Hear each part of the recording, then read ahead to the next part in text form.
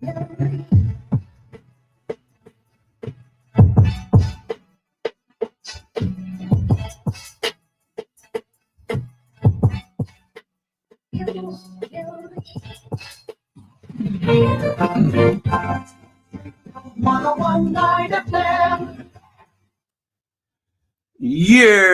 a little Sunday sauce on the fan.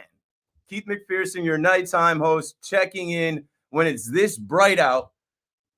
It's just a little odd, but I like it. I love it. Working on the Lord's Day. Dial 888-808-1019. I've been in here for like 2 hours. I didn't know when the Rutgers game was going to end. When OT. Balling like March Madness. From OT to BT. BT will join us in, let's say 2 hours, but I think I'm going to start with what everybody's talking about because it has affected both sides of New York today. And I just have to come through with positive energy. I have to try to not go doom and gloom before I even go to spring training, before any of us see a regular season game. So this morning, if you're on the interwebs and Twitter and whatnot, David Lennon put out a tweet that said, Brian Cashman on Gerrit Cole's elbow. And the quote from Brian Cashman was, I'm prepared for the worst, but we'll see how it plays out. I was on air Friday. Paul, who's producing right now, was also producing with me. And it was like deja vu. It was like back to last year, the similar feeling of no. I sank into myself when I heard news of, Gerrit Cole feeling something in his elbow and having to go for an MRI. And I spent Friday night, I think I joked that I was going to sleep under my bed until my wife or my son came to find me. I spent Friday night into Saturday thinking about the long journey of the baseball season and how none of us know what's going to happen. And obviously, spring training, when guys start to ramp up and do baseball activities, these things happen. They happen across baseball. Jurickson Profar is shut down with a wrist injury for the Braves. Braves fans excited about signing him. George Kirby, starter for the Mariners, he's shut down. There's a scare with Gunnar Henderson and the Baltimore Orioles.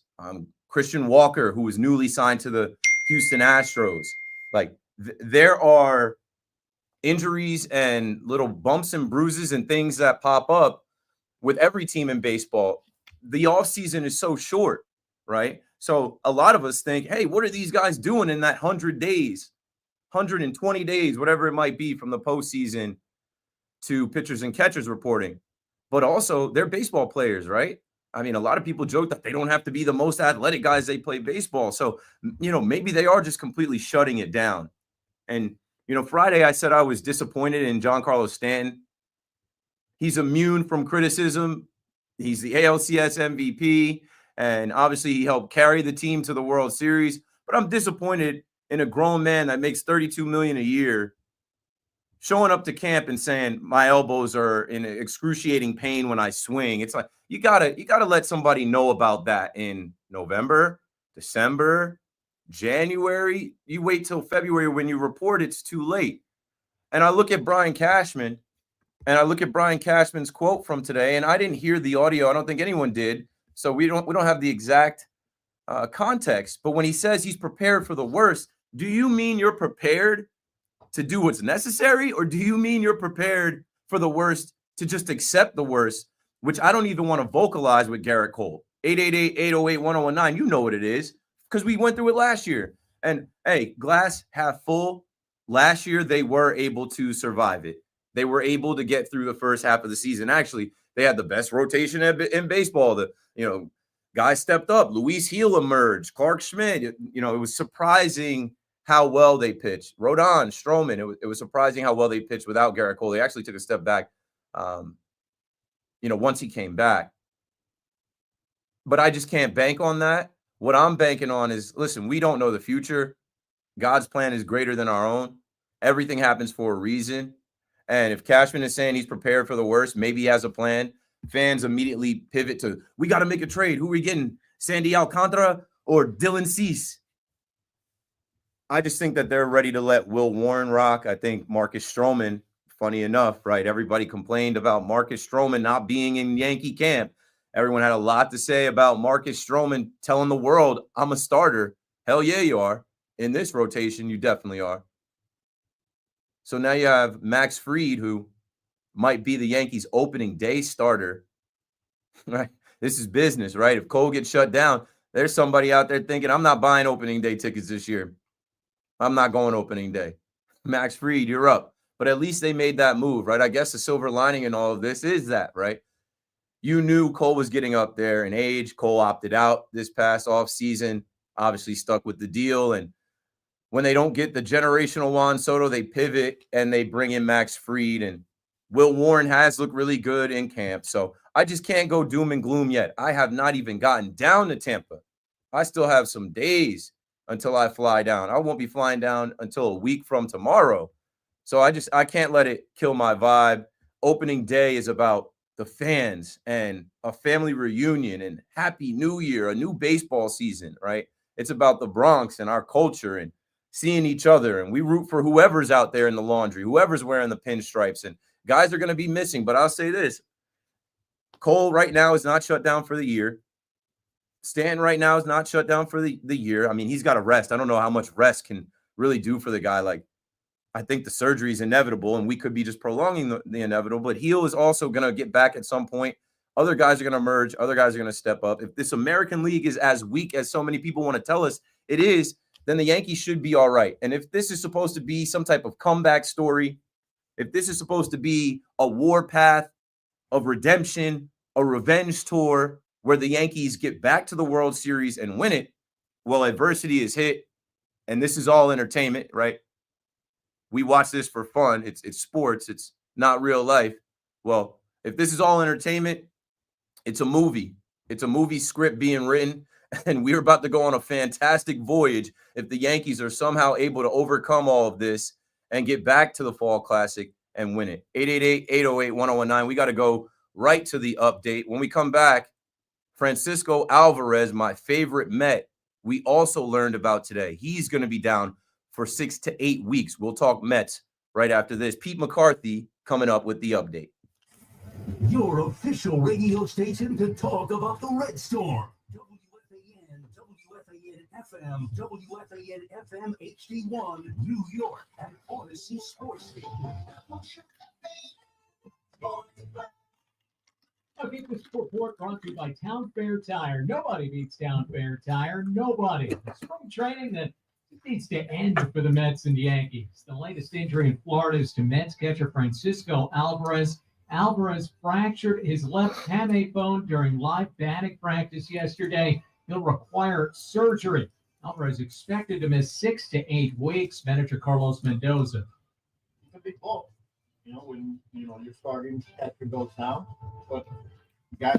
I guess this was already in the system. We won't play this now. This will go with what we have in the house.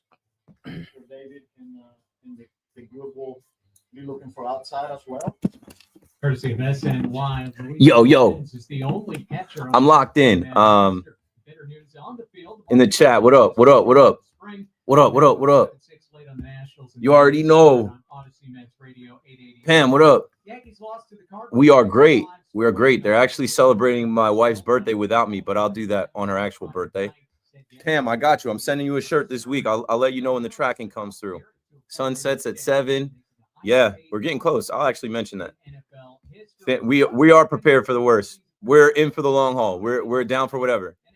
If Judge is Judge, we're going to be good. If we have no Stanton and Cole for the playoffs, though, the playoffs are a long time from now. Nick, what's good, man? Thanks for pulling up again. Hey, I'm going to talk that talk. Thanks for pulling up, Steph. St. John's in the playoffs. Well, tournament. Hey, let's go, bro. About to talk Mets for you right now.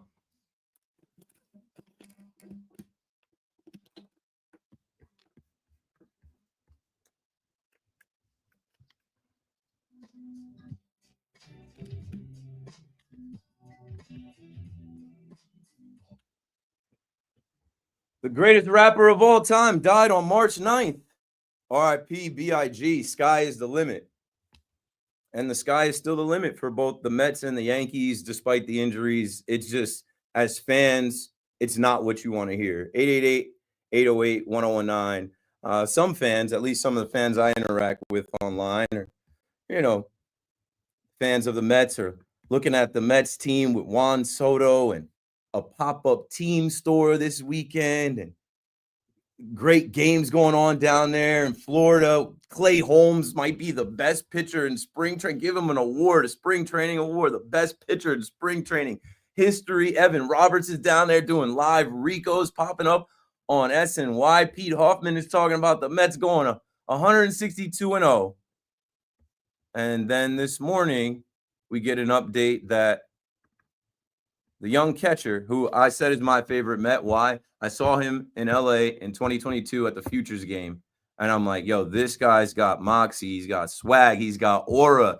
El Troll on his catcher's gear. The best tatted on his neck. Francisco Alvarez will undergo surgery due to a fracture in the hamate bone on his left hand. And let me go to my notes and read exactly how this went down. This latest injury took place while Alvarez was taking live at-bats at the Mets complex on Saturday. He felt something after taking a swing during the second at-bat, immediately retreating to trainers. The X-ray later revealed the fracture for the 23-year-old. He will undergo surgery tomorrow on Monday.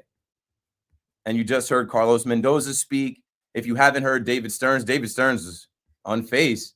And I guess he's not going to show his hand or anything, but he's like, yeah, we'll have to see. I think we'll go with internal options.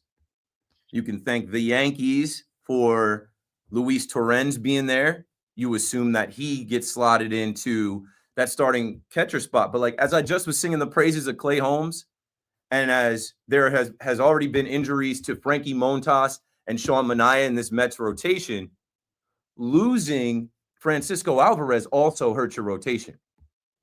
He's the guy behind the plate. He's calling the game. He's the one. I mean, how many times have we heard pitchers, whether it's Max Scherzer or Luis Severino or guys just last year kind of just singing his praises about, how good he is as a catcher. And I know his bat will be missed too because he changed his swing. And I mean, he was talking. I said, I wish he said less. He has quotes out there from a couple months ago, not even a couple weeks ago. He says, I think we are better than the Dodgers lineup. He said, I think we have the best lineup in baseball. It's like, hey, be careful with that. In New York, we say less, say less, say less. You always got to say less because you never know what could happen. The Dodgers are chilling right now. Literally, with their deferred payments on ice, they're chilling right now. They don't have many injuries. If I haven't heard of any big injury, they have too many players to put on the field. But, the mission here is for the Mets to knock off the Dodgers, or, if the Mets can't, the Yankees knock off the Dodgers. How many seasons go the same back-to-back years? They don't. But I think the Mets are in an all right spot. I don't know about Paul Blackburn. I guess in the back of that rotation, it's between him and Tyler McGill and Griffin Canning. And, obviously you're going to roll with Kodai Senga and David Peterson. And Clay Holmes has looked really good transitioning into being a starter. But as far as this catcher position, I think it's spring training. I remember when the Yankees only had Kyle Higashioka, and they were able to go out and get a catcher in Trevino. And when they got Trevino, he became an all-star and platinum glove catcher. So somebody's going to shake loose. Somebody's going to be available. And, young guys will get an opportunity as well. David Stearns leans into, hey, we want an opportunity for young guys to play. Let me go back to my notes and find the names. Luis Torrens will assume the starting catching duties, while Hayden Sanger, Jackson Reitz, and Chris Williams will be candidates to serve as the backup. You need a backup catcher in Major League Baseball. You know it. I know it. Let's get to it. We'll start with the injuries. We'll start with just spring training. I don't know. Maybe they need to shorten it. Maybe they need to play less games. They play a game a day, 2 games a day. I don't know. It is what it is. It's baseball, and it's a long road. And that's what I'm saying. We're going to go on a fantastic voyage here to get to the postseason. Nobody is ruled out for the year yet. It's not time for doom and gloom. But I understand if you're feeling some kind of way as a fan that, your excitement got knocked down just a peg. Ryan is in Fairfield, first on the Fan. You got it, Ryan. Yeah, how's it going, man? I think you just hit the nail right on the head. It's a 162 game season. It's not just the Yanks. It's not just the Mets that got to go through it. Every team in Major League Baseball has 162 games that they got to get through. You know what I'm saying? Yeah, and it could be, we could get this, if we got this news in September, that'd be different. Yeah, it's a totally different thing. And you get to see who steps up, you know? But what if they, you get a couple of guys that go down, and you got Austin Wells and his giant mustache going to the one spot, and he bangs 35 home runs. And we're like, oh my gosh, Austin Wells is the man, and he's our guy, and he ends up being our new Giancarlo Stanton in the postseason. Yeah, who knows? Fingers crossed for that. Somebody will emerge. Somebody will get an opportunity. Somebody will rise. It's a team sport. 100%. It's a slog, and it's all about how you react to it. It's not about what happens to you. It's how you react to it and get back up. And I think if the Yanks or the Mets, for that matter, writing big checks this offseason, if they react to stuff properly, both of them could be pretty dangerous. Thanks for the call, Ryan. We've got so many weeks and months and things to go through. It's so far down the road. Time heals all wounds, and you just hope that guys can heal up. And we are in present day time where the medicine and the technology and all this stuff is great.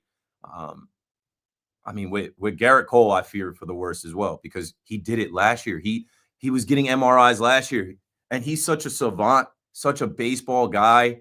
He's looking for a second opinion, but if he's looking for a second opinion, that means the first opinion was bad. I don't mean to laugh, but I'm just like, we did this last year. That's another reason why I can't get so deep into the sorrows. The season's over. Woe is me. Oh my, why us? Shut it down.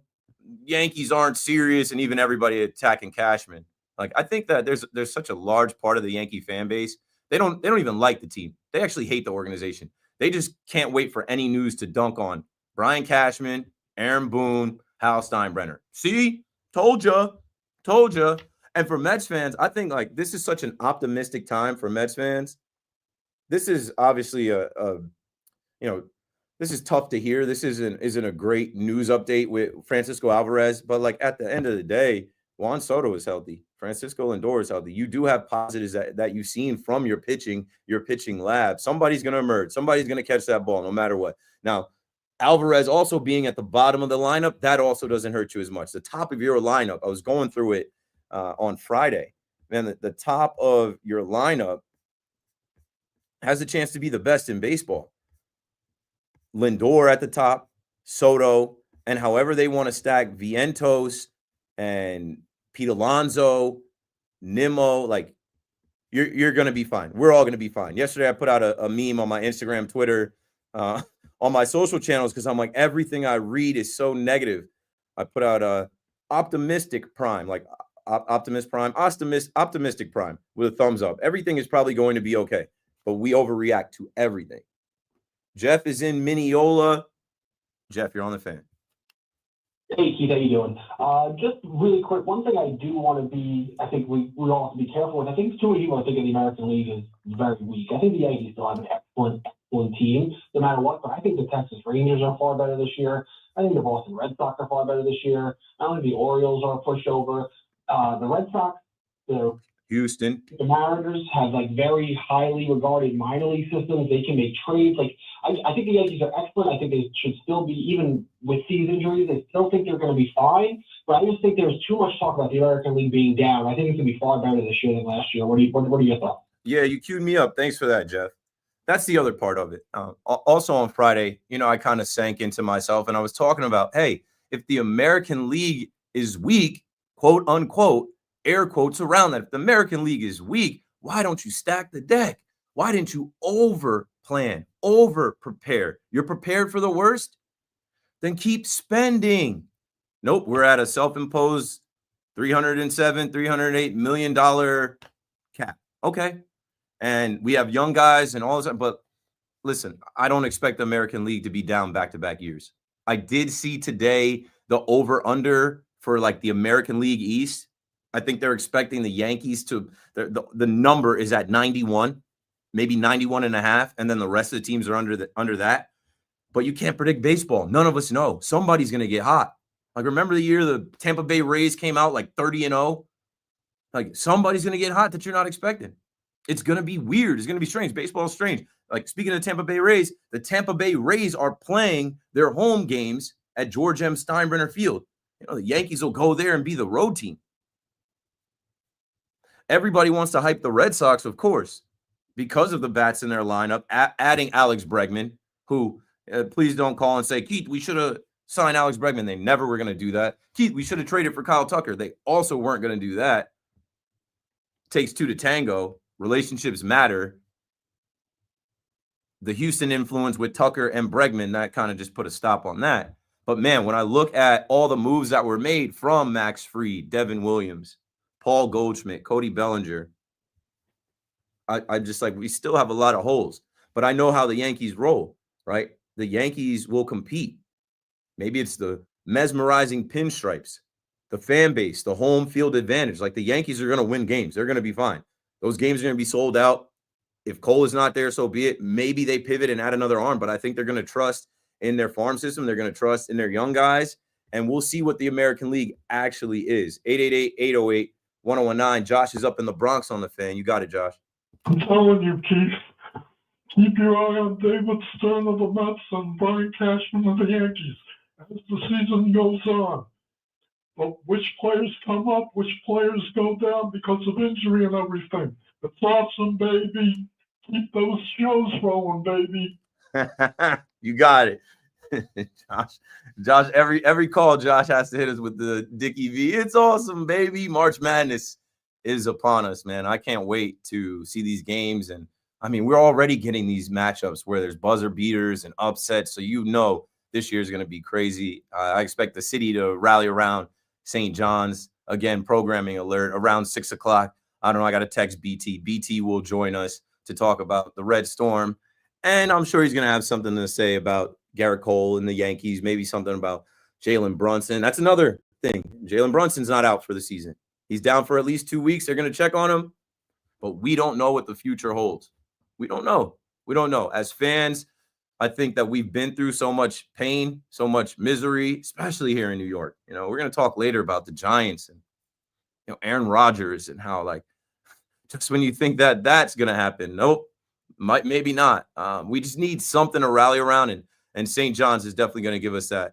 They've got home court advantage in the Big East tournament, and it might be their year. But anyway, we don't know whose year it's going to be in Major League Baseball. I laughed and said the Dodgers are chilling, but that's another thing too. It's not a guarantee that the Dodgers repeat. No one repeats anymore.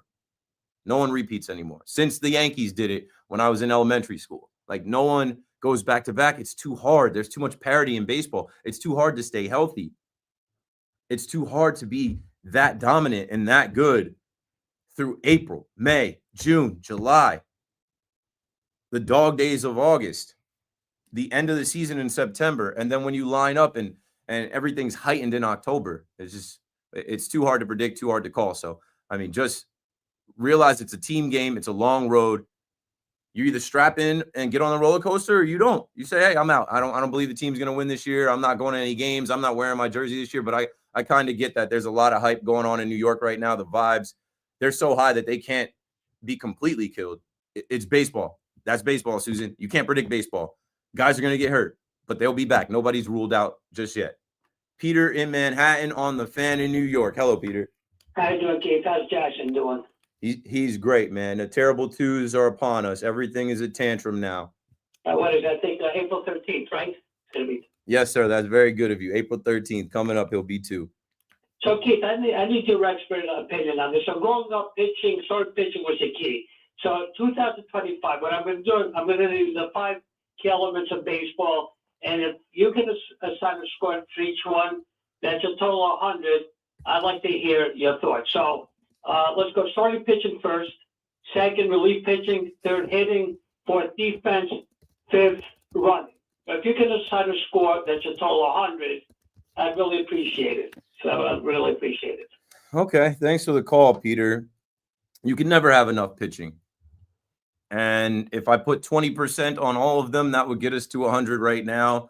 I would put the starting pitching and the importance of starting pitching up to let's say 30 right now. Let's say 30%. And I leave myself some wiggle room in case, I get down to running and I'm like, the running is not that important running into outs. Relief pitching. Yeah, well, you got to have a good bullpen. What's the quote? Everybody needs a good friends and a strong bullpen. I'm checking that. There's a quote like that. You need a strong bullpen, especially in this day and age. Guys do not pitch complete games. They do not even smell the seventh inning, most of these guys. So I'll put relief pitching at about half of the starting pitching at 15. So we're at 45. Hitting. I don't know. I mean, you got to score runs. But in the postseason and in the World Series, let's even say, you got to hit home runs and you got to have clutch hitting. I don't want to say that the hitting is more important than the starting pitching.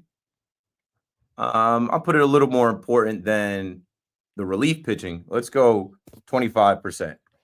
And defense. Coming off the Yankees defense and how we'll never live that down, and how the Dodgers wanted to peacock and tell the whole world their scouting report and how they absolutely knew that the Yankees were, going to play Yankee defense. I guess I'll put that at a 20. I'll put it at a 20. And you know what I'm going to do here? I'll reserve the right to go back, and I'll put relief pitching at 20. Or no, I was at 15 for relief pitching. So we're at 50, 65, and then running is 5%. No, my math is off. 15. It shouldn't be 15. You put me right on the spot. I'm at the whiteboard in class right now. So starting pitching is 30. Relief pitching 45 when you add that 15. We're at 60 with the hitting. I can't do the running to be that much, so I got to go back and put relief pitching to a 20 and running here. So starting pitching at a 30, relief pitching at a 20, that puts us at 50%. Hitting puts us at 75. Defense at 20, running at 5. Got to get on base to run. Got to get base on base to run. There we go. Did I pass the pre-calc exam? 888-808-1019. Eli is in Waterbury, Connecticut on the fan. What's up, Eli? You know. I'm a diehard Mets fan, but I'm not one of those Mets fans who are ready to promise champions yet. Juan Soto has not even stood in the box in a regular season game for us, right? So we can't clown ourselves until we prove ourselves. And, to be optimistic and all that good stuff is, yeah, that's good. But we still have to prove it. Now, as I called before, I'm not that big of a fan of the Yankees. But the Yankees will be fine. They find a way to be fine every single year. That's it. Have a go. Okay, Eli. Yeah, I guess you expect history to repeat itself. Does history repeat itself? Aaron Rodgers going from Green Bay to the Jets, back to the Minnesota Vikings. Stay tuned for that. If history repeats itself, if the Yankees are the Yankees, they'll be good. But the bar is not set at being good. The bar is set at getting back to the World Series and winning it now. You feel me? Like, Yankee fans will be pissed off if they are out in the DS. We'll be irate if they lose in the wild card round. Even if they are a wild card team, they're going to be Yankee fans putting their fandom up. Nope, I'm done with this team. I'm never going to a game. I'm done watching these games. A waste of time. I'm not a diehard anymore. I can't believe this. And then when you talk about Juan Soto, I mean, this is a Juan Soto week. I was on talking about how this week Juan Soto misplayed a ball. Every Yankee fan couldn't wait to say, told you, he's terrible in right field. He's not. That ball was laced. It's spring training. He's not going to run into the wall, whatever. He's playing in the Houston Astros. I think they might have been playing in the Houston Astros park, whatever. It doesn't matter. It's spring training. It's exhibition. Same way I'm saying, like, don't tell me that, Clay Holmes is a new DeGrom after, a couple days of striking guys out in spring training. It's a good look. It's better than the opposite. But like, with Juan Soto, he's going to be fine. He's going to work on right field. He's not going to be terrible. And I don't think he's a terrible fielder. I think he might be average, maybe a little bit below average. But then also this week we heard that Juan Soto, he didn't pick the Mets because of the money. A few months later, you find out, no, it wasn't the money. Stop. No. Sweets, clothing allowance for my mom? No. No, I love the Mets. I grew up a Mets fan. Yeah, so much so, I wanted to be Mr. Met. Like Juan Soto is automatic. Juan Soto is one of the best players before he even steps foot in the box like you're talking about. Juan Soto is one of the best players Mets fans have ever seen, and he's a Met for the rest of his career. Andy Martino reports that he misses the Yankees. Okay. I didn't hear that audio either. I didn't hear that on the podcast. Like, what is there to miss? It was 1 year. I can't wait until we're in 2026, 2027. And when does Juan Soto become a Met? And we could stop talking about the 1 year that he was a Yankee. That's another thing with the Yankees. Before we get back to the phones at 888-808-1019. If you don't get back to the World Series, the cloud hangs over your head that you only got there in the last 15 years with Juan Soto. If you don't get back, Juan Soto was the difference. Aaron Judge, help us. Please, you have to hit in October. That guy's going to hit in October. That guy will hit in October whether there are 3 people watching or 3 million people watching. That guy is automatic. That guy is Soto-matic. Shout out to Ricky Ricardo. Like, every Yankee fan that is coping still and trying to tell yourself, like, just get that out of your head. And every Mets fan that doesn't understand, like, this guy's going to win you games. He's going to change the dynamic of your entire lineup and clubhouse. Guys will be better because they get to watch his BP. Guys will be better because they get to watch his work ethic. And he's home now. So you think he's not going to do everything in his power to help the Mets win a championship? Of course he is. Of course he is. So, yeah, I understand there's a lot of premature celebrations going on. But at the same time, like, Juan Soto chose the Mets, and he's going on podcasts telling you it wasn't the money. The Dodgers are involved, the Red Sox, the Blue Jays, the Yankees, and the Mets, and 2 teams offered more money. Well, it wasn't Hal Steinbrenner. We can cross that off. It wasn't the Dodgers. Maybe the Dodgers did actually. Maybe they actually offered him $800 million with 80% deferred. He's like, hell no. And I remember being on telling you guys, Scott Boras may not live long enough for the Dodgers to defer all that Juan Soto money. They're not doing that. 888-808-1019. Mets fans, enjoy Juan Soto. It's going to be a great year. He's going to hit some home runs that win you games. And you're not going to care about a couple misplays in right field when he's driving in runs, when he's intimidating pitchers and umpires. And Yankee fans realize Juan Soto is not a Yankee. He was not impressed by the pinstripes, was not wowed by the bleacher creatures in the roll call in Yankee Stadium, did not see himself in Monument Park because he got offered $760 million. That's plenty if you actually wanted to be down with the Bronx Bombers. He did not. And that is okay. He is one man, and one man's opinion and decision does not change the past. And it could potentially change the future. But again, we come back to it being a team game. Gary is in Waterbury on the Fan on a Sunday. What up, Gary? McPhair the Cavalier. You're Oh, nobody puts more work in social. You're on. I have to. Who's gonna do it for me? Who's gonna put the work in for me? But whatever. You're at the top of the list. Smash teeth, FUBs, no relief. I'll step on step. The girl scream like I'm Keith. Hopefully my brother Doug gets us tickets for opening day. I'm gonna put that out there. I know he's listening. He better get us tickets. Yeah, maybe wait for the Cole news to break, and the tickets might drop a little bit. Somebody might drop their Oh, he ain't starting regardless. But yeah, we're gonna get Stroman, right? No, just kidding. Stroman might be the back-to-back home opener starting pitcher. That's what we're looking at. Yeah. But it's a marathon, not a sprint. You know this. I'm just going to keep echoing it till it starts. But it's a marathon, not a sprint, and the AL is whack. Those other teams, the Rangers in Houston, they're on the downslide. I know they're not going to be down. In Boston, too. You got to prove it. You know what I mean? They got to prove something before I actually believe that they're actually going to do something. Yeah. Injuries too. It's very early. Did you know they're going to get injuries? Of course, especially when they ramp up to actual gameplay, it's just heightened, more adrenaline. Somebody's going to pull a hammy. Somebody's going to tweak something. One of their pitchers is going to have an elbow, shoulder, lat. It's going to happen to everybody at some point. Yeah, we're not exactly. We're just because everyone wants to dump on the Yanks, but they're going to get hurt too, and we're going to make moves at the deadline. You know what I mean? Cashman will do what he's got to do, at the deadline to try to make it happen. We're not going out like that. I'm not going to play the sad song. Nope. Not yet. We've had enough of that from the end of the World Series, losing Juan Soto to now. Thanks for the call, G Makes. Gary, you're the man. 888-808-1019. All right, so it's the Bob Lemon quote. The two most important things in life are good friends and a strong bullpen.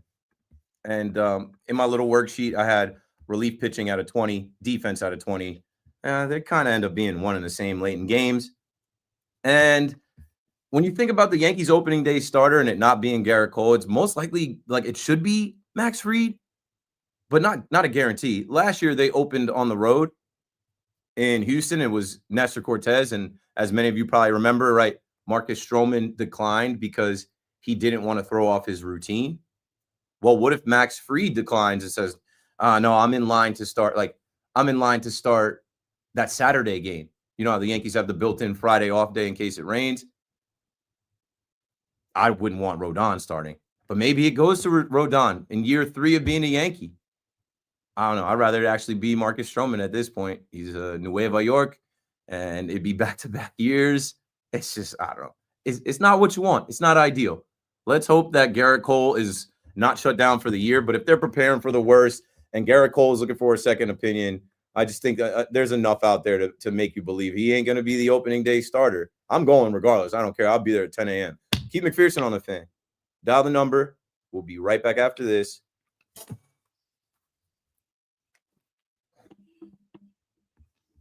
All right, yo.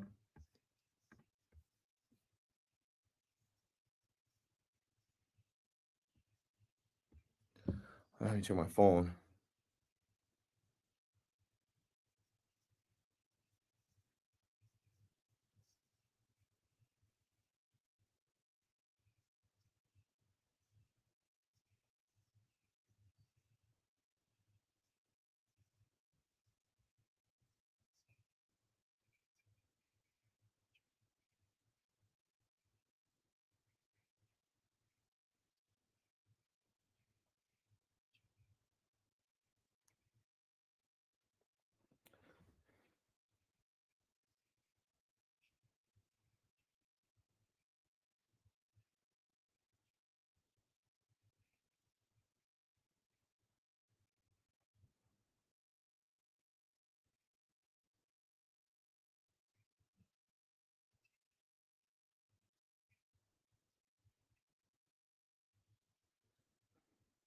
One second, chat. Clearing my text. I always end up starting the show and then I get like 5 texts. I'm like, do these people know that I'm live or are they just all at the same? How does that happen? Almost every time the show starts, it's like ding, ding, ding.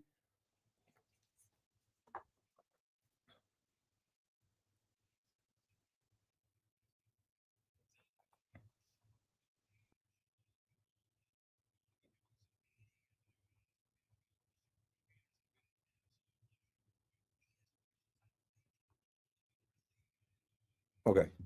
I need to charge my phone.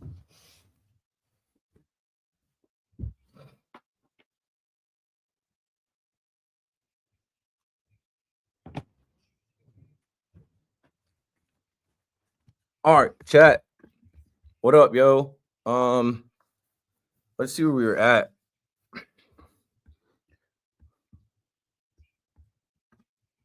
Spring training will be lit. Yeah, 17th through the 21st. I'm putting in the chat. I'm going to Tampa for spring training, March 17th through 21st. Oh, it's a great point. I'll come back with that. Tomas Nido. I did see Andy Martino put out a tweet about Tomas Nido. Maybe they go that route. Maybe they try to bring him back. What up? How tight are you that the Mets took the Yankees' 2 best players, Soto and Holmes? I'm not tight about that at all. One of them they didn't want. And one of them that they didn't want was not one of their best players at all. Judge would be in that top 2 best player. Soto, would have loved to see Soto on the team, but more and more we realize like this team is in theory, like especially now, and that's another thing. I'm gonna put a pin in this one too. This theory or this team in theory didn't need Juan Soto. Imagine they got Juan Soto. Well, I'm gonna come back with it. You'll hear me talk about it on air. Keith crashing out. I'm here for it. I'm at work. What are you talking about? How am I crashing out, bro? I'm hosting a radio show for New York City, bro. What are you on? Like, I'm not crashing out anything. I'm talking to a full rack of calls and everybody that's doing their laundry and running errands on a Sunday. I'm not crashing out, bro. I just said I'll be at opening day.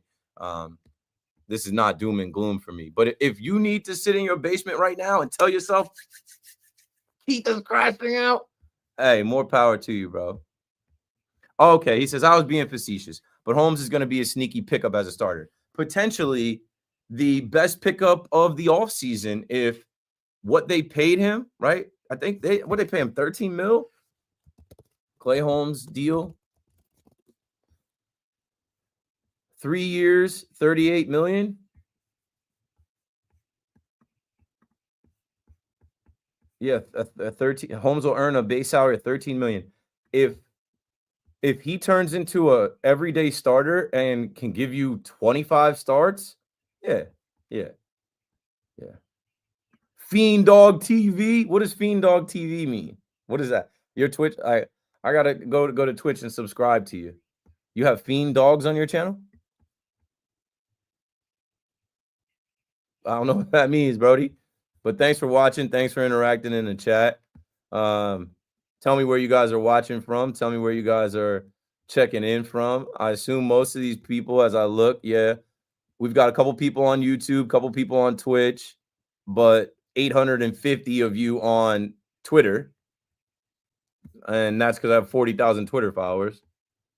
Mama's Basement, like you said. Hey, nothing like Mama's Basement, boy. Nothing like Mama's Basement. Not having to pay rent. I'm going to go straight through these calls.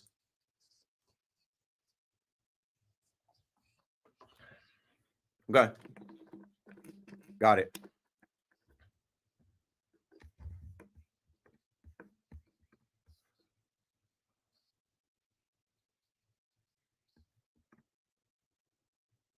See, do we have any Mets calls? We don't.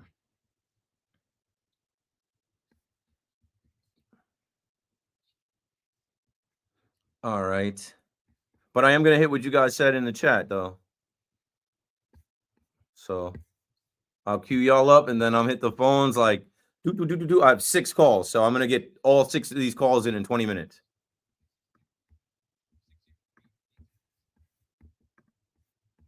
All right, here we go.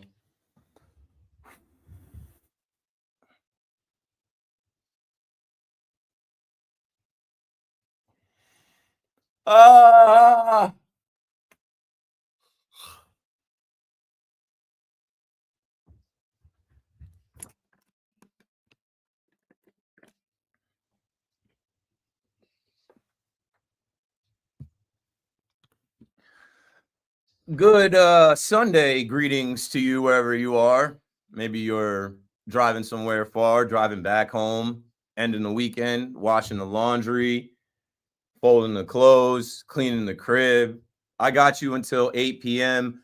This is Keith McPherson, your nighttime host on The Fan with a little Sunday sauce. I don't usually do this. I think I was doing some of these during last baseball season.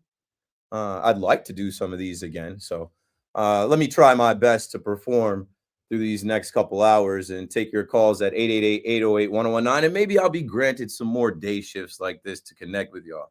Speaking of connecting, I've connected with a bunch of people. There are 900 people or so watching in the live chat, just on my social handles at Keith_McPherson on Twitter, Keith McPherson. Just search the first name, last name, and it'll pop up. And my guy DJ brings up the return of Nito. You know, in regards to the Francisco Alvarez injury, I did see Andy Martino mention it. Carlos Mendoza did not mention it. David Stearns did not mention it. I know fans immediately thought, where's Tomas Nito? He's in Detroit. There's a few former New Yorkers over there. Jahmai Jones is over there. Gleyber Torres is over there. Javi Baez is over there. Andy Martino writes, my speculation, what about a trade for Tomas Nito? He's currently in Tigers camp. It takes time to learn a staff, and Nito has relationships here. Torrens and Nito would be a fine stopgap combo until Alvarez returns. So we're talking about the injuries. We're talking about the long road. As today we learned Francisco Alvarez will be out 6 to 8 weeks. He's going to get surgery on his hamate bone. That's the like small bone in your between your like wrist and hand. If you remember, Andrew Benintendi was hit by pitch and hurt his hamate bone a few years back. And then, of course, you know, we're talking about the Yankees with Garrett Cole. We're assuming it's not going to be good news. Somebody text me or tweet me if, I don't know, that news breaks for sure. If there's a verdict on, you know, what is going to happen with Garrett Cole. The MRIs aren't looking good. Brian Cashman says he's preparing for the worst. Cole says he's looking for a second opinion. And you already know Stanton is down. Stanton's back with the team, but, you know, he's just out. He's just going to rest until, I don't know, hopefully, let's pray for him that his elbows are fine in a couple months and he can swing. And he comes back. Luis Gil is going to be down probably until sometime in June, July, maybe not even back until after the All-Star break. And, yep, here we go. Baseball. Can't wait for it to return. And as soon as it returns, the misery returns. I'm just kidding. It's not that serious. Let's try to enjoy this as we go through the rest of spring training, as people like myself still have spring training trips ahead of us. And once we get back to opening day and having baseball in our lives every day and every night and watching these games, whether it's 105 or 705, right? The sun is starting to go down later and later. I think tonight the sun sets, I don't know where my phone is. I think shout out to Barbara in the chat who said the sun sets around 7 p.m. today. And then that starts to make you feel, you know, she says sun sets at 7 p.m. reminds us that baseball is coming. Yes. So 888-808-1019. I've got about 15 minutes here. I'm trying to clear these calls. Ray is in Brooklyn early. What up? Yeah, you during the day, man. That's a good look. To call in about the Yankees, but before I go there, you just brought it up, Keith, that about the Juan Soto thing. This is how I feel about that. I was speaking to Al last night, right? And to me, there's a tinge of fraudulence here because the timing of it when he comes out, you know, with his interview and everything else, is just a couple days after, you know, Andy Martino put out there that he misses the Yankees. And, you know, I just think that he was probably trying to do a little bit of public relations. Saving face. But Ray, you know what I said last week? You don't got to save face, bro. Just say you took the bread. Say you did the right thing for the Supreme Court of Soto. You don't have to save face. You're saving money. The money, you don't even have to save money. The money's going to save itself. Right, but I guess he realizes how sensitive the little brother Met fans are, so he probably felt compelled. You are absolutely right about that assertion, though, that you just provided. And here's the other thing about teams that offer him more money, Keith. When the hell do we not ever hear? Are you kidding me? That's such BS, bro. Because we're talking about the richest contract in history, that information would have leaked, and at the very least, it would have leaked by now, if not immediately. Especially, and don't tell me that Scott Boras is going to take a penny less. Right. To get it. He must have told John Heyman, "Hey, John, don't tell him about the other two teams. Let's give it some time." And Juan's going to drop that on a podcast in Espanol, where half of these fans can't even understand it. Nah, he set that up. He set up that interview. It just stinks and smells fishy. But as far as the Yankees team, I didn't catch the beginning of the show, bro. So I'm not sure how optimistic or pessimistic you are in light of these previous two injuries. But I'll tell you this: I'm not. Of course, initially, just like with the Brunson injury, you're devastated. You know what I'm saying? Then when you have a few minutes to breathe, you're like, you know what? You know, Cole only pitches every 5 days. We showed that we could survive without him last year. That's when we didn't have Max Fried. I know we lost Hill, but still, these guys only every 5 days. The everyday player is far more significant and important in the grand scheme over 162. I will not panic. Is there room for concern? Absolutely. But I will not panic until, God forbid, we get some crazy news about Aaron Judge. Anything short of that, I have full faith and confidence in Aaron Boone, who's already proven he can get buy-in from a team in 2018 and 2019 that was devastated by injuries. Stanton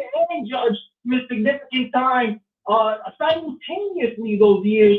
So I have full confidence in Boone, that he can get buy-in from the guys who are here. And, even if we don't get Cole back or whatever, or Stanton, we can make moves at the trade deadline. Keith, I'm going to leave you with this, and I appreciate the time as always, my Yankees brother. Yeah, I am pretty pissed off at Stanton for not doing this in the top. Yeah. He felt it last year. He should have said something. And Cole also, it smells fishy with Cole, bro. I got to call it how it is. He opts out, and then he realizes he probably has to take a physical. Yeah. Come on, just do it in the time he's irresponsible. Thanks for the call, Ray. I just had to stop you there because I saw people online doing that with Cole. This Cole injury is not connected to him opting out. Let's not do that. Let's not act like there's some type of conniving, some type of back channeling, some type of Scott Boras, baseball's Bond villain. I'm going to have you opt out. And then you're going to opt back in and just take what they give you, because if you were to check or you were to hit free agency and check your different teams and check on your options, and they were to check on your physical and elbow, it would be no. I don't think it's that deep. Cole is a Yankee. Cole is a Yankee fan today, tomorrow, forever. He wants to pitch. He wants to compete. He wants to win. But he's another year older. He's not getting any younger. And have you guys watched Garrett Cole? He's the most dependable pitcher in baseball. He pitches more than any of these guys over the years. He's never out. He's never hurt. It's inevitable that he's going to start breaking down at some point. It sucks because there's $36 million a year attached to him, but I cannot go down the road of like, oh, it's fishy. Cole wants to compete. Cole wants to win a World Series. Cole is a guy that even like when asked about the beard policy, he's like, I don't know. I guess I'm going to grow it out, but like, this is the Yankees. I love the Yankees. It's a Yankee thing. Like, he feels like almost like wrong for doing it. Go ahead, Paulie. It's the tradition thing. I would say that I don't think there's a connection with the opting out, but I think you have to question, because this is the same elbow that he got hurt last year. That I think is a fair question on if they handled that properly and if that was the smart thing to do. I think that What do you mean? Like letting him rest and not taking, maybe they thought this would be better with rehab and they didn't need the surgery. Maybe they knew surgery would be an outcome and this could always happen because of how he pitches. But I do think there's an argument to be made that maybe they should have just gotten the surgery last year. Yeah, I just think that you can't know. This guy was awesome in the postseason, and he came back in the second half. You can't see. And what I'll say to tie both of those together, nobody has X-ray vision. Like, we can't look at Cole and know that we don't know what's going to happen with the tennis elbow with Stanton. These guys are grown men. They got to speak up. Cole spoke up. I watched that game against the Minnesota Twins that everybody saw on ESPN. When he was getting rocked, I'm like, what's going on, Cole? And then after that, hey, I'm not feeling so good. So, hey, whatever. I don't want to say the two letters. I don't want to say the operation that comes. DeGrom had it. All these pitchers have it. Like, I don't want to say that for Cole, but like that might be where we are. And if you're looking at last year and how he went down last year, and some people are going to say that too, like Paul said, maybe they should have got it done last year. Nah, man. We needed him. We needed him in the postseason. If you remember correctly, he was pitching his ass off in that fifth game. He didn't cover first, but he was pitching his ass off in that fifth game. Moose is in Jamaica, back on the Fan. Yeah, King, what do you do? What up, man?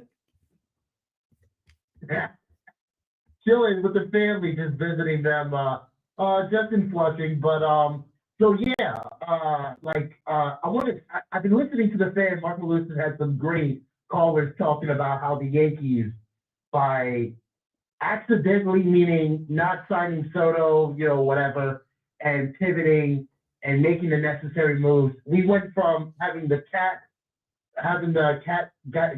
get our toe, whatever the saying is, to jumping the shark. Hear me out. Cole and Heel get hurt. We keep Stroman, sign Max Fried, Devin Williams, and losing Soto, Dominguez will have a full chance to show he could be 40-40 in a year or two, but show, flashes in the pan like he did 2 years ago and all this stuff. So I'm really as much bad news as we've been having, I'm almost as optimistic this year as I am last year, because it seems like we are like steps ahead of the past mistakes we kept making, considering the roster construction and the overspending on bad players. But we're still covering up for the DJ LeMahieu's and the previous mistakes. Yeah, I haven't even been mentioning him in the injuries. It's really just Cole and Stanton because DJ is a non-factor. They tried to sell us on, well, if DJ's healthy, well, 2 at-bats later, he's not. But I don't know what you're talking about with the Cats and the Sharks and stuff, but I do understand. I think I was listening to Moose's show, right? If we sign Juan Soto, we don't have Judge back in right field. If we sign Juan Soto, Max Fried is not here ready to be the ace of the staff in an event that Cole goes down. If we sign Juan Soto, maybe Devin Williams is your closer because Clay Holmes is a Met and you needed somebody to close games. And supposedly Cashman said they've been looking at Devin Williams for years. Paul Goldschmidt, Cody Bellinger. Sure, go on. Yeah, and Cody Bellinger and Paul Goldschmidt. But the thing about Cole is, like, what I've noticed in him pitching, I'm no exact scout, but whether it be the miles per hour going down or just the pitch effectiveness in certain situations, he's looking like DeGrom did in his last year with the Mets before he went to Texas and then had the surgery. DeGrom for the last 3 years of being with the Mets, constant elbow problems, overthrowing, rehabbing, coming back, and then it finally gave out. So it might be time for Cole to shut it down for 18 months and come back with a brand new elbow. Thanks for the call, Moose. But no. No.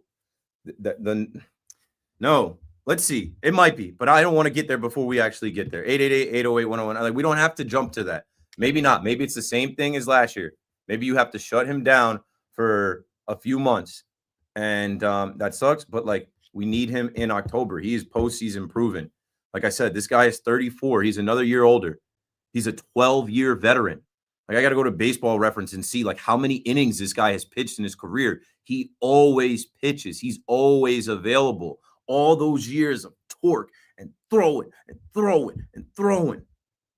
It's going to wear on you at some point, and we're here.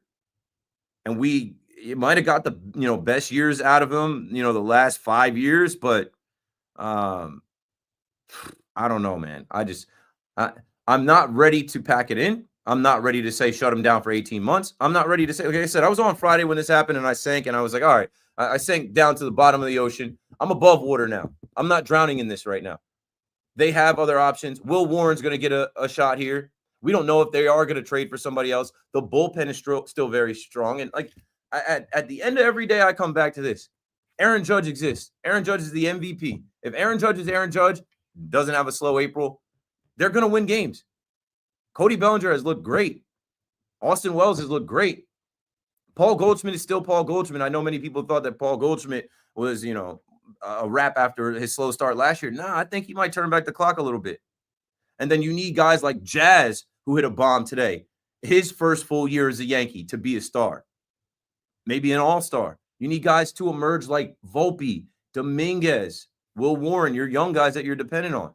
Volpe's got to have a big year. He's got to, in year 3, he's got to like actually be a consistent hitter and make the easy outs and just be a force for the Yankees as their shortstop. And Dominguez, I told you I'm off talking about him in left field. They're going to play him in left field. He's going to figure it out. It might, be a bumpy road, but like he's the guy. There are other guys. It's a team game. If they got to shut down Cole for the first half of the season, so be it. They did it last year, and guys will get a chance to emerge and compete, and they'll figure it out. Let's go to Mitch in East Windsor. You ready, Mitch? My wife just came home. My apologies. Okay. No problem. With Dodgers fan, I think the National League East is going to be a great division. 3 teams. There's going to be a lot of offense from this conference division. And you got to say, Soto, he almost doubled his money. Washington, in good faith, over 450. any gambling stuff. I hope he hits like 60, 180 RBI, but I doubt that's gonna happen, right? Right, Keith? I don't know. You said 60 to how many RBI? 180. 180. 60 to 180 is a big jump. But 160? get 60 home runs and 100 up. 60 home runs? Thanks for the call, Mitch. Tell your wife hello. You guys enjoy your Sunday. I don't know where we were going right there with that.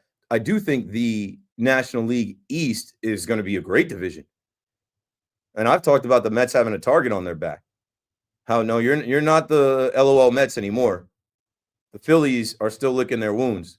And they've got a bunch of star players. They've got a bunch of good pitchers and a good manager and a great fan base that, like, they want some get back every time they see you now. The Braves, they were banged up last year. They're looking to return to being the Atlanta Braves, a winning organization in the postseason, winning that division. Now, the Marlins, you can factor out because Juan Soto is making more than their entire 26-man roster. Not even, they're 40-man. Juan Soto, I think I saw their 40-man roster all together is like $48 million for the 2025 season. Juan Soto is strolling into Marlins Park, Lone Depot Park, like as myself, I'm worth more than your entire team. So, I the Nationals, whatever. I don't know. The Nationals have some young, scrappy guys and whatever. The division is between three teams, and the Mets aren't a team that we expect to be holding the third spot. We expect now the Mets to compete for first place with the Braves, with the Phillies. It's going to be a fun year. 888-808-1019. We'll come back. It'll be after 5 o'clock. We'll talk Yankees, and then I do want to sprinkle in some of the Knicks. Ray mentioned Jalen Brunson's injury, and we've talked so much about what these guys are going to do and their toughness. Well, here comes PJ Tucker. Here comes some toughness, some just defense, maybe some 3-and-D. I don't know, just a guy that you can add to this team that maybe helps them during this stretch without Brunson. Keith McPherson on the Fan. Stay with us. Don't go anywhere. We're coming right back. All right, man.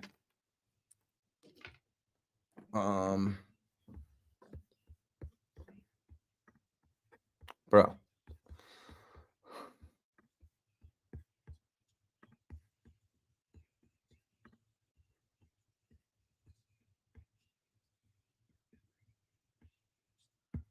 All right, got a lot of.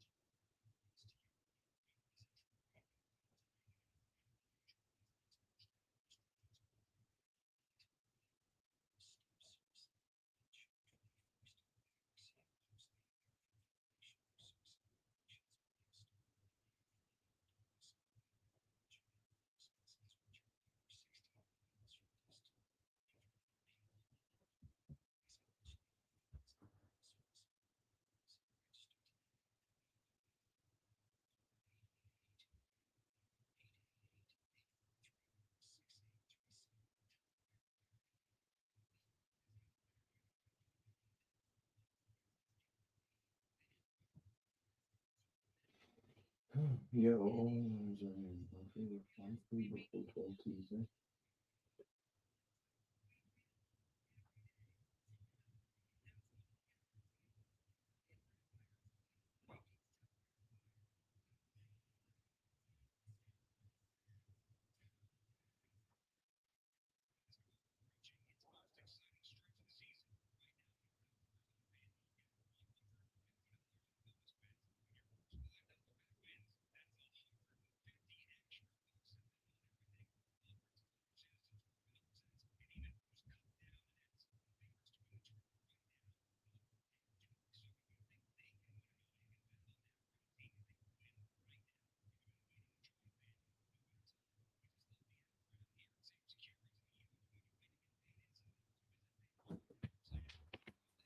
All right, doing a lot right now. I had a call that dropped off that I wanted to take. It always happens. Like I'll have somebody's topic that I want to get to, and I never end up getting to it, and then they disappear because they've got to go along with their day, and I'm like, well, see you on the next one. All right, you guys hit a bunch in the chat. Let's see.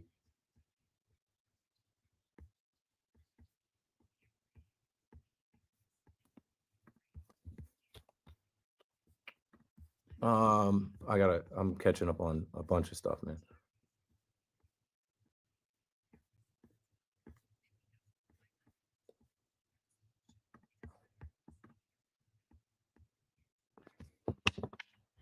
All right, here we go. 07083 on the check-in. Love this live streaming of your shows. I'm gonna bring back Talking Nets at some point. We're gonna do like a random Talking Nets episode on the channel with some other Nets fans.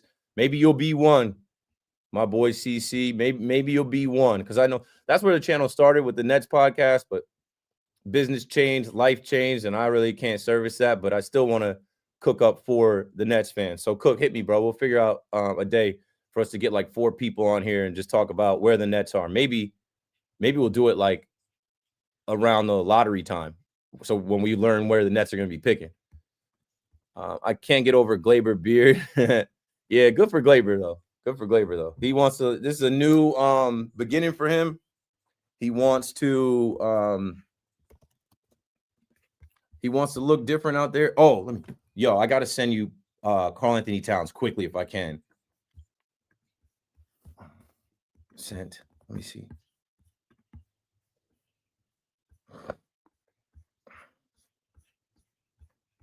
I just thought of something I wanted to play.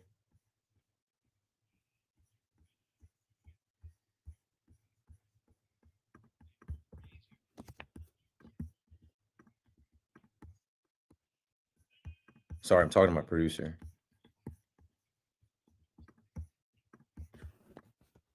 Cat. Audio. All right, so I just sent you that, but I'll cue it up.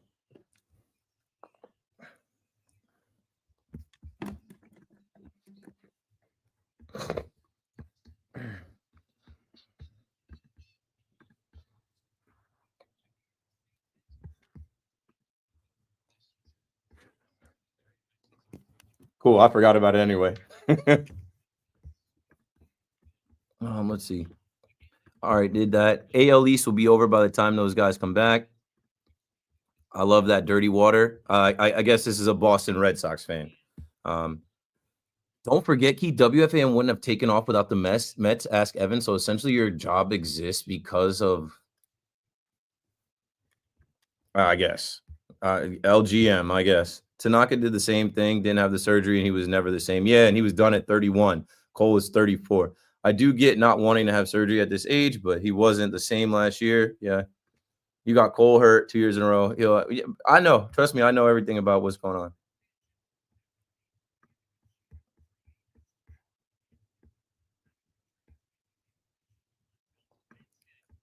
You think Garrett Cole's not postseason proven? You might be a fiend, dog. You might be a fiend, dog. Hey, fiend dog, go touch grass, bro. What are you saying?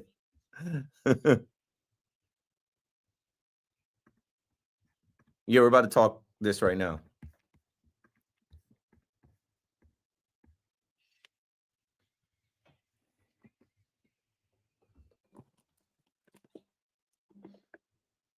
All right, here we go.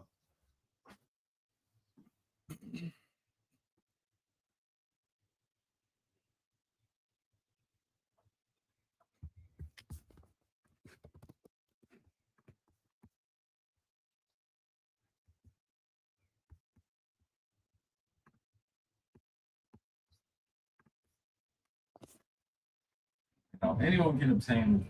So, I mean, you could say that just because you got a nice car, so I'm like, oh man, it's something that kind of comes and goes. Sauce. Sauce is forever.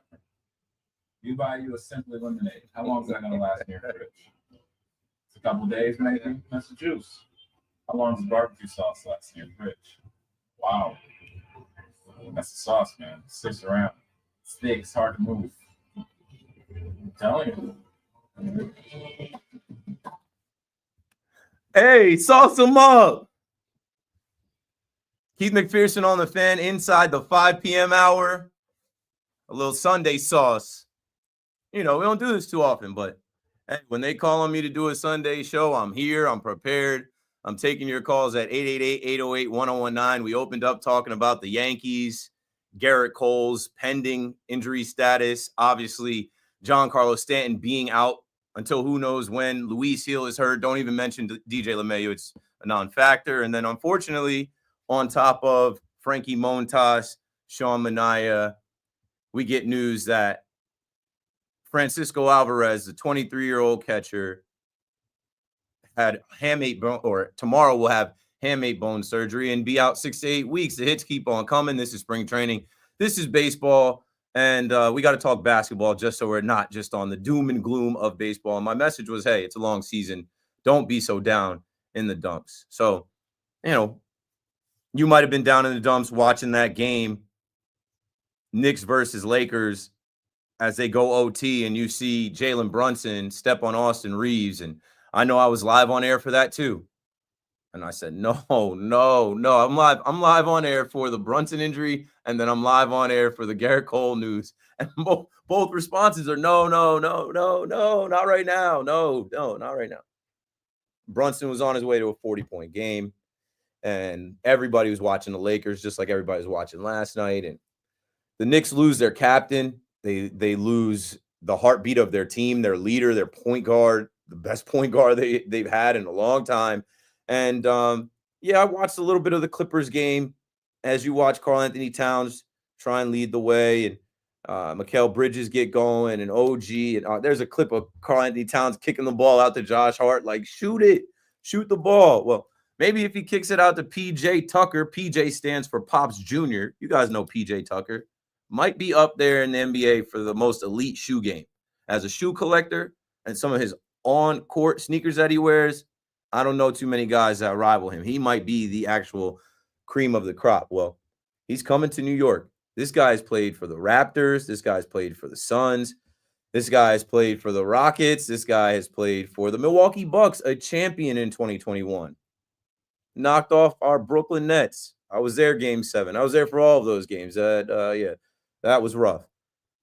He played with the Heat. And most recently, the 76ers and the Los Angeles Clippers. Again, he's a champion. He's a defender. He's a bulldog.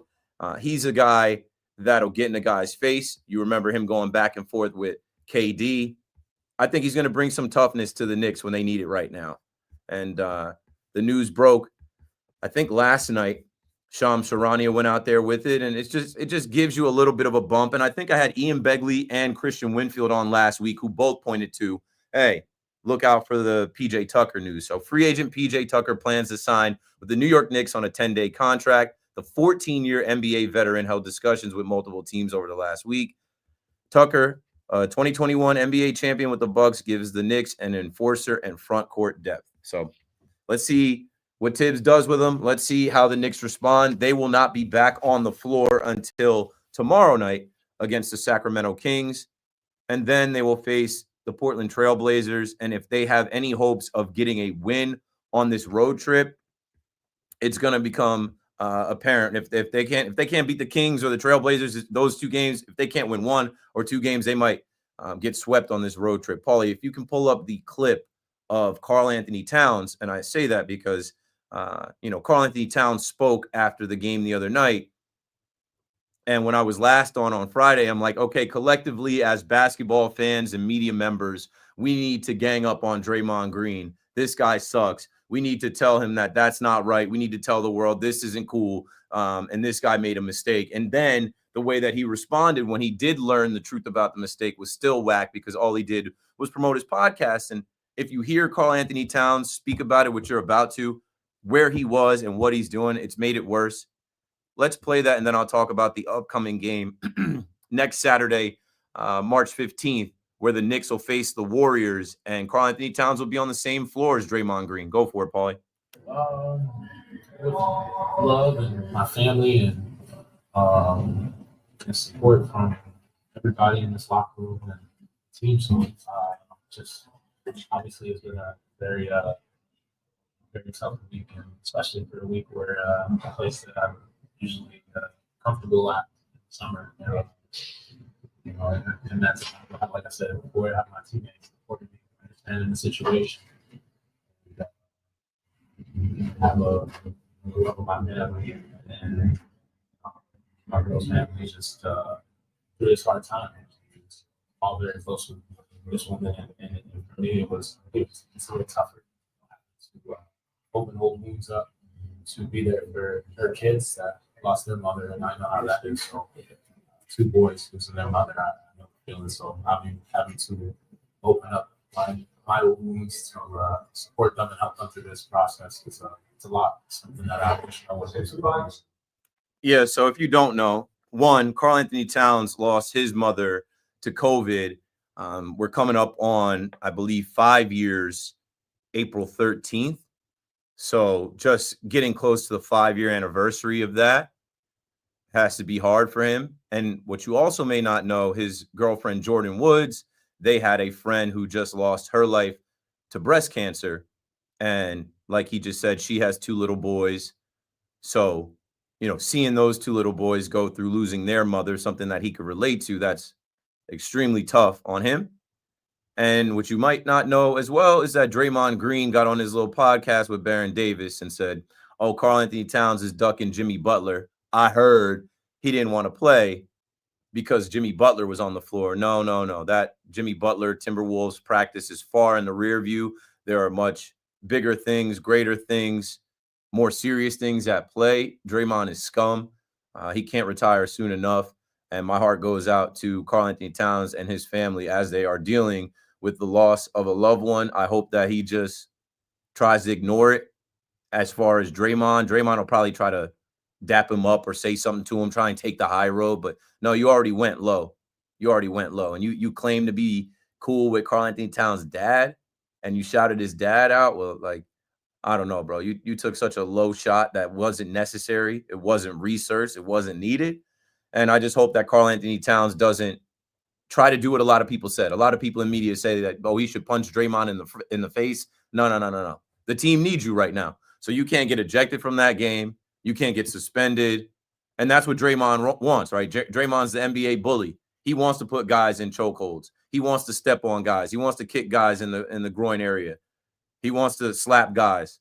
Valanciunas, Sabonis. He punched Jordan Poole in the face in practice. So I would leave it alone and I would channel it. And if you've been watching Karl-Anthony Towns, like that Lakers game, man, it looked like he was emotional. It looked like he was carrying the weight of the world on him. Kind of shook it off a little bit in the Intuit Dome against the Clippers. And they're really going to need him to take over and drop a 40 ball or, just really be a dominant force. I know he's got the knee he's dealing with, but the Knicks need him to be a leader. That's what they traded to get him for. And I hope that he can, help them get a win here, whether it's against Sacramento, Portland, or both. And then when you got to see Steph Curry again and the Warriors, pay Draymond no mind. I wouldn't even acknowledge him. I would just channel any type of frustration and negative energy into dunking that basketball. 888-808-1019. Now it's open for Knicks calls if you guys want to talk Knicks, but we still have Yankee fans on the line, Mets fans on the line, reacting to the Yankee news, the injuries around Gerrit Cole, Giancarlo Stanton, and then, of course, the Mets as well with an injury to Francisco Alvarez reported today. Brian is in West Palm. Brian, you're on the Fan. Thanks for holding. How you doing? You know me. I'm a Florida State Senator. Yes, sir. I love the Yankees, and Gerrit Cole has a great heart. I met him over in Tampa. He loves pitching for the Yankees. Let's calm down until he gets a second opinion. If they have to shut him down till after the All-Star break, you know, Yankee fans out there, just relax. Because, you know, this guy loves putting the pinstripes on. And if there's any way that he can pitch this year, you know that the Correct. player on the Yankees that loves playing for the Yankees as much as Garrett Cole. That, right on. you know what I'm saying? Yeah. Yeah. I remember Susan talking about him skipping to the plane when he was back with his suitcase, how giddy he was when he was allowed to come back and pitch. So, yeah. No, it bothered me a lot. I got very emotional because I met him. He's a great guy. You know what I'm saying? He loves pitching for the Yankees. And Yankee fans that are listening all around the United States, Garrett Cole loves pitching. If there's any way, if you have to shut it down till after the All-Star break, you have to shut it down. Yeah, that's why I had to pour cold water on the take or assertion that, oh, he opted out and then he didn't want to go to free agency because he knew his elbow was messed up and they would have had a physical with other teams. That's nonsense. He's got 2 little boys. He's got 2 young boys under the age of 6, I believe, that show up to the games and watch him pitch. He definitely wants to pitch. So. Yeah, turning over to the Knicks, you know, I love DiVincenzo. It's just the perimeter defense of the Yankees, for the Knickerbockers, they have to step it up. Like, I watched the game 2 nights in a row. Nick Batum, wide open 3. Austin Reeves, Gabe Vincent, wide open 3. Yeah, you're putting wounds in my wounds. Right? I watched the games too, yep. You know, I love the Knicks like everybody. I've been following the Knicks since we had Clyde and Willis Reed and DeBusschere. You know, but they have to tighten up the defense on the perimeter. They can't be letting guys shoot threes all the time. No, not in this NBA. That's what these guys are coming into the game to do. Even like there was a shot that I saw Harden drill where I'm like, this is James Harden. You know he's about to knock that down. Like, you got to have a hand in his face. You got to be right on him. You know they're standing on the 3-point line. Yeah, it's been an issue all year. Perimeter defense, defending the 3 for the Knicks. Yeah, but our coach is a defensive-minded coach. Why doesn't he tell them? Effort, want to. They gotta want to do it. Maybe PJ Tucker can help. Mikal Bridges got to be better. When I talk to you, you know how much I love. I grew up in West Carolina. You know how much I love the Yankees and how much I love the Knicks. And watching the 2 nights in a row. When Brunson went down on Friday night, I got really emotional because I love Brunson. The guy has the heart and soul of the Knickerbockers. You know. Yeah. And if there was any chance that they were going to win, thanks for the call, Brian. If there was any chance that they were going to beat the Lakers, you knew. The Knicks were undefeated in overtime until that point, 5-0 in overtime. Brunson wills them to wins late in the game, in the 4th quarter overtime. And you knew once he went down, who's going to shoot the ball? Josh Hart can't get a shot off. These guys are playing hot potato. Karl-Anthony Towns, Mikal Bridges, you take it. Miles McBride coming and beat Jalen Brunson. It's not that easy to do. This team, they fought hard against the Clippers. They were in the game, but like even after the game, Nick Batum is like, yeah, they clearly missed Brunson. No kidding, bro. Like, obviously they miss the guy that has the ball in his hands most, this guy that can get a shot at any level, this guy that can run it up to 40 for them in their first game without him and without Mitchell Robinson. I know Mitchell Robinson just came back, but he wasn't in that game either. It's tough to go out there on the road and compete and get a win. Let's see if they can do so in Sacramento and in Portland. I think those are 2 teams they could potentially beat like this. They got to bring it though. They got to fight though. They got a day to rest, some time to rest. The last thing I'll say about this before we get back to the phone is like, again, we don't know the future. We don't know what will happen. We don't know if they lose some games here. Will they fall into the 4-5 seed matchup? We don't know if that's a better path for them. I'm not sleeping on the Cavs. I know I've been vocal about, hey, the Cavs got to prove it in the playoffs. Like, you don't want to see the Cavs. Nobody wants to see the Cavs. Nobody wants to see the Celtics. But like, I don't know. You want to see the Knicks not be a 2nd-round exit for the 3rd year in a row.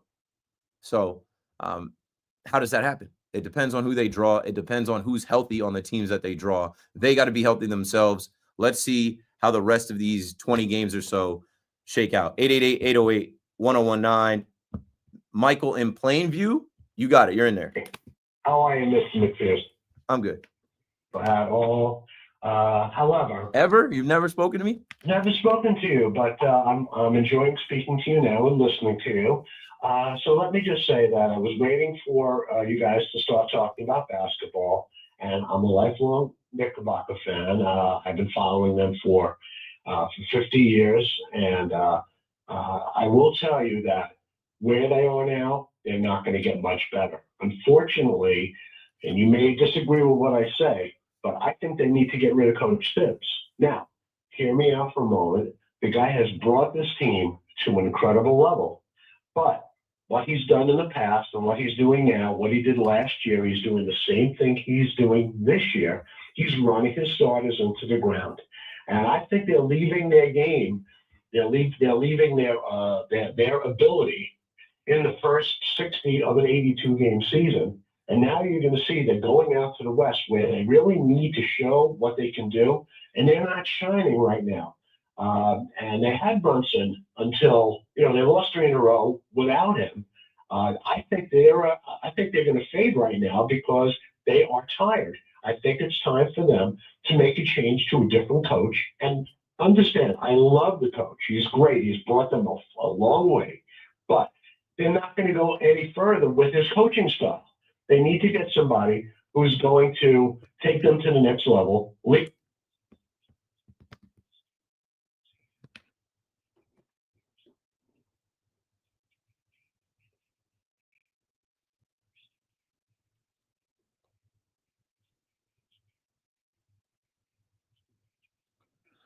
Of course I do, Michael. Thanks for the call. The Minutes Police. Who is it? Is it Rami that does the Minutes Police siren on the fan?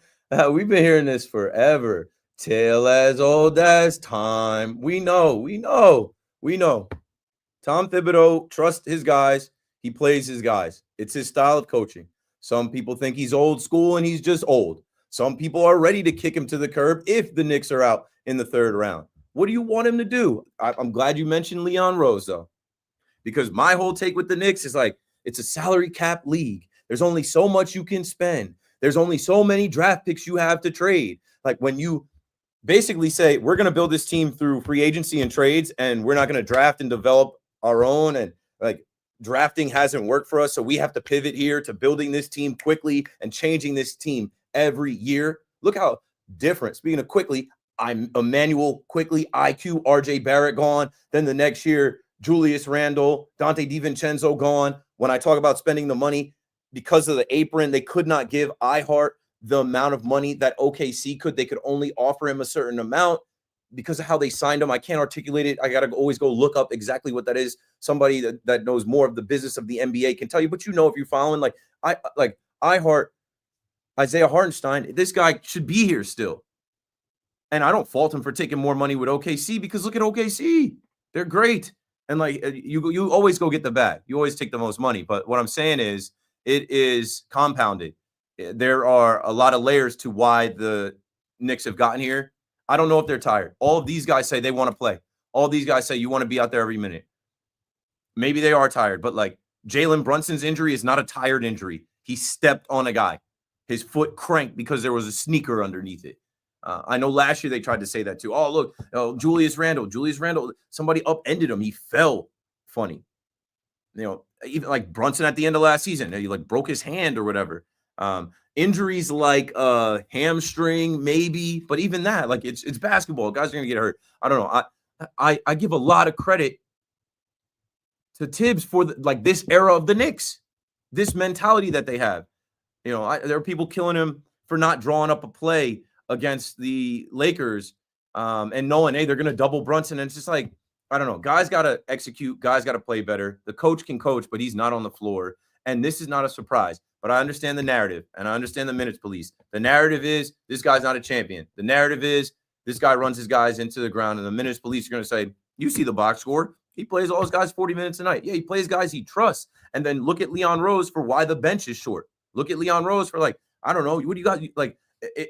What's the converse? You play Landry Shamet and Cam Payne and Precious Achua and these guys for more minutes, they're gonna go on runs. You're gonna lose. You're gonna be down. 888-808-1019. Back to the conversation around the Yankees, around the Mets, around baseball, but I did just want to sprinkle in a little bit of Knicks. We are definitely going to talk about Aaron Rodgers and how this whole week on the Fan, I'm thinking, oh, he's a New York Giant. Aaron Rodgers is the song that doesn't end. Well, it might end. It might end. Stay tuned for that. 888-808-1019. Let's go to Matt in Floral Park. You got it, Matt. Hi, Keith. Keith, I'm going to ask you 2 questions about Judge, and I'm going to hang up and listen to your response. With Soto gone and Stanton on the shelf till who knows when, do you think between working his way on, getting pitched around, and just 4 fingers right away, do you think Judge might approach 150 walks this season? And also, do you think he might try to steal more, to at least put something in the pitcher's head that, hey, if I put the guy on first, he's going to go to second? Thanks for the call, Matt. I don't need Judge to try steal bases. I need him healthy. I don't need him sliding. He's a big dude. I don't need him. I don't need him to steal bases. I need him to hit home runs. If he gets walked, I understand, right? If he's walking all this time, like maybe put the threat. I know he's such a baseball mind. He's going to try to put pressure on the pitcher and catcher, but I don't necessarily like. I don't know how many steals Judge had last year. 10. We got enough guys to do that. Jazz is going to do that. Volpe is going to do that. Bellinger is going to do that. Dominguez is going to do that. Now, as far as like, I don't know, he's going to bat second. I don't know the number of walks he's going to generate, but like it's on him. He can't have a slow April like he had last year. He's got to be an MVP out the gate. He's got to carry. And he's been able to carry. He's been able to be all world. Well, let me go to my notes. There was something that I picked up in my notes. I was like, this is such a like Judge stat because there's always these Judge numbers that we come across. Doyle Media put out the best player in MLB last year when their team was winning. Aaron Judge had a 1.217 OPS when his team was winning. The best player in MLB last year when their team was losing, Aaron Judge with a 1.133 OPS. Like Judge has to be the guy. He knows it. You know it. The opposing manager, pitchers know it. Are they going to pitch around him? Yeah, but there's also times where they try him. There's also times where I'm like, why do they keep pitching the Judge? They try to get him out. So let's hope that they do some of that. Let's hope that they, they pitch to him and he's able to hit home runs. And without Soto and without Stanton, guys like Bellinger and Goldie and Wells and Jazz and the rest of them can pick up the slack. In Jersey City, it's Joe next on the Fan. Joe, go. Hey, Keith, what's going on today? Doing the Sunday show. It's cool to be in here with sunlight out. Excellent. I had a quick question for you. So the NFL has one MVP for the whole league. The NBA has one MVP for the whole league. Now that baseball has, interleague every day, as well as uniform, rules across both leagues with the DH, do you think that it's time for baseball to go to one MVP for the entire league? No, I don't think they will. Maybe they'll go to a most outstanding player. We're never going to be satisfied. We're never going to be like, yeah, this guy's, especially in the era of Ohtani. Ohtani wins every year. If we go to one MVP, Ohtani's the MVP until he retires. He's about to start pitching again. And even last year when he didn't pitch, what did he do? Give you a 50-50 season the first time you ever seen that. So it's like, just write Ohtani's name on the award if we want to do that. No. And when you say leagues, there's the American League, there's the National League. And I know that, it's the balanced schedule, but just history. I like that there's 2 MVPs. And I mean, in the NFL, they do Offensive Player of the Year, Defensive Player of the Year, MVP. That's different, though. It's just a different sport. There's some years that they feel like the Cy Youngs could be MVP, depending on who it is. But I don't think they're going to change anything with that. They're going to change a lot of things about baseball. They may realign. They may add another franchise. They may add this ABS, automatic balls and strike system next year.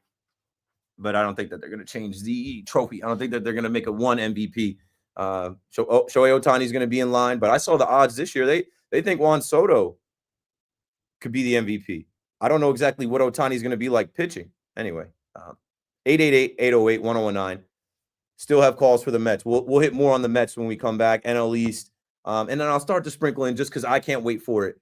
And BT's coming on at 6. I'll start to sprinkle in the conversation around Aaron Rodgers, the Giants, the Vikings. I had a whole different open. I was going to start Vikings, or I was going to start Giants with the news of the Vikings being interested in Aaron Rodgers because it's a Sunday and We'll get to it. Stay with us. Keith McPherson on the Fan. BRB.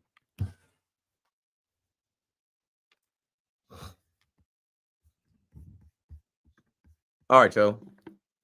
Oh, we booming on a Sunday. We got almost 1,200 in the chat.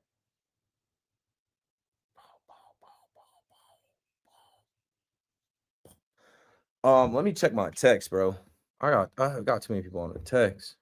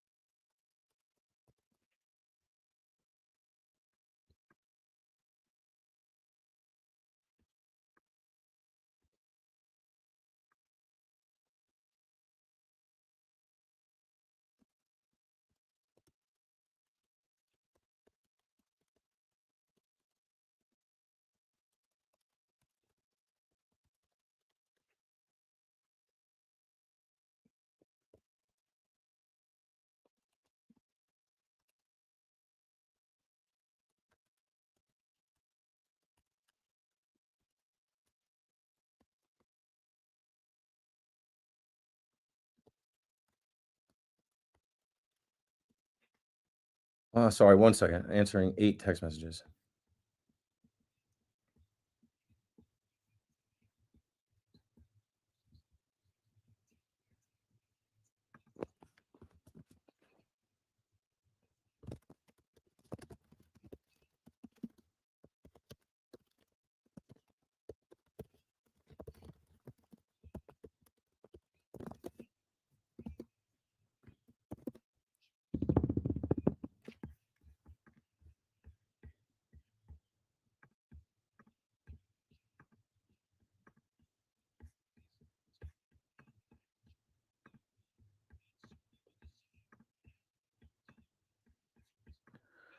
Okay, chat. Yeah,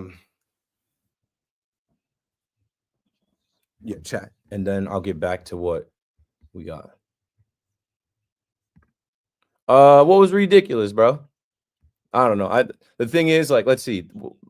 I need these like timestamp. That was at 5:02. It's now 5:30. I have no idea. No idea what we were talking about at 5:02. I think I was coming in actually talking about the Knicks.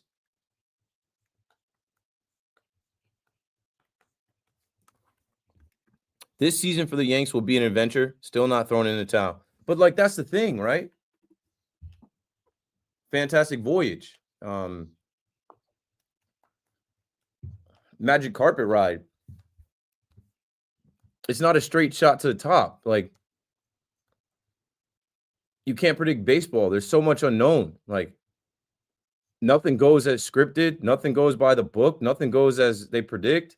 Even Vegas. Like if you're a fan, you got to be down. Like if you're a fan, you got to ride with the team no matter what. And it's the team, not just Garrett Cole. It's the team, not just Stanton. It's the team. There's no I in team. There's an M and an E, but I'm not on the team.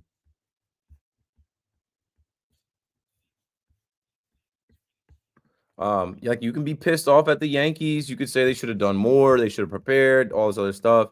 At the end of the day, if they come out of the gate, 25 and 9, without Garrett Cole, what are you going to be like? Oh, I hate the Yankees. You'll be like, cool, let's roll, let's ride. Like, keep on going. Keep doing it, man.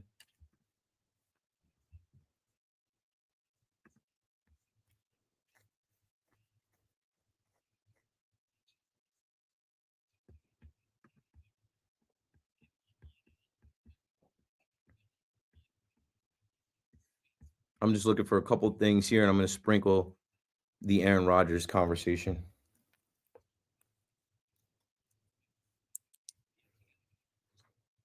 You know, because we love football. Everybody loves football. Got to talk football.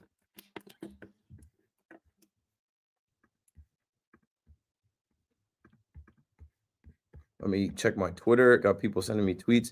Someone says the Yankees are a bad organization. They don't develop talent. Incorrect. They don't recognize adjustments that players need to make. Okay. They don't scout prospects very well. I don't know about that either. They are always underperforming and will never amount to anything with this current front office ownership combo. So that's packing it in. That's season over.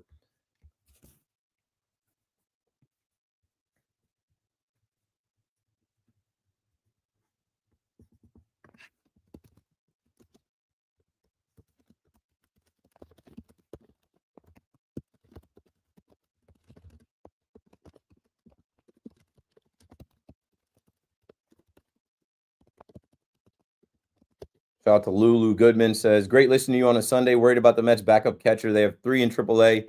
Never heard of them. Who would they have to give up for Tomas Nido? Johnny Bench is too old. So I said, yeah, Johnny Bench is out. Tomas Nido may be in play. I think he's on a minor league deal with the Tigers. They should be checking on that.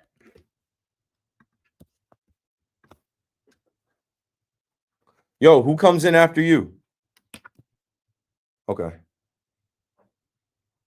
I'm texting him right now. He said he's good for 6.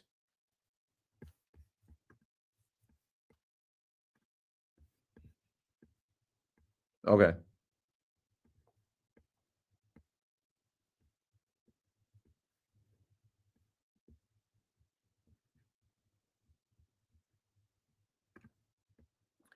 Rodgers might not be a Giant, might not be a lock. Not guaranteed. Not so sure yet.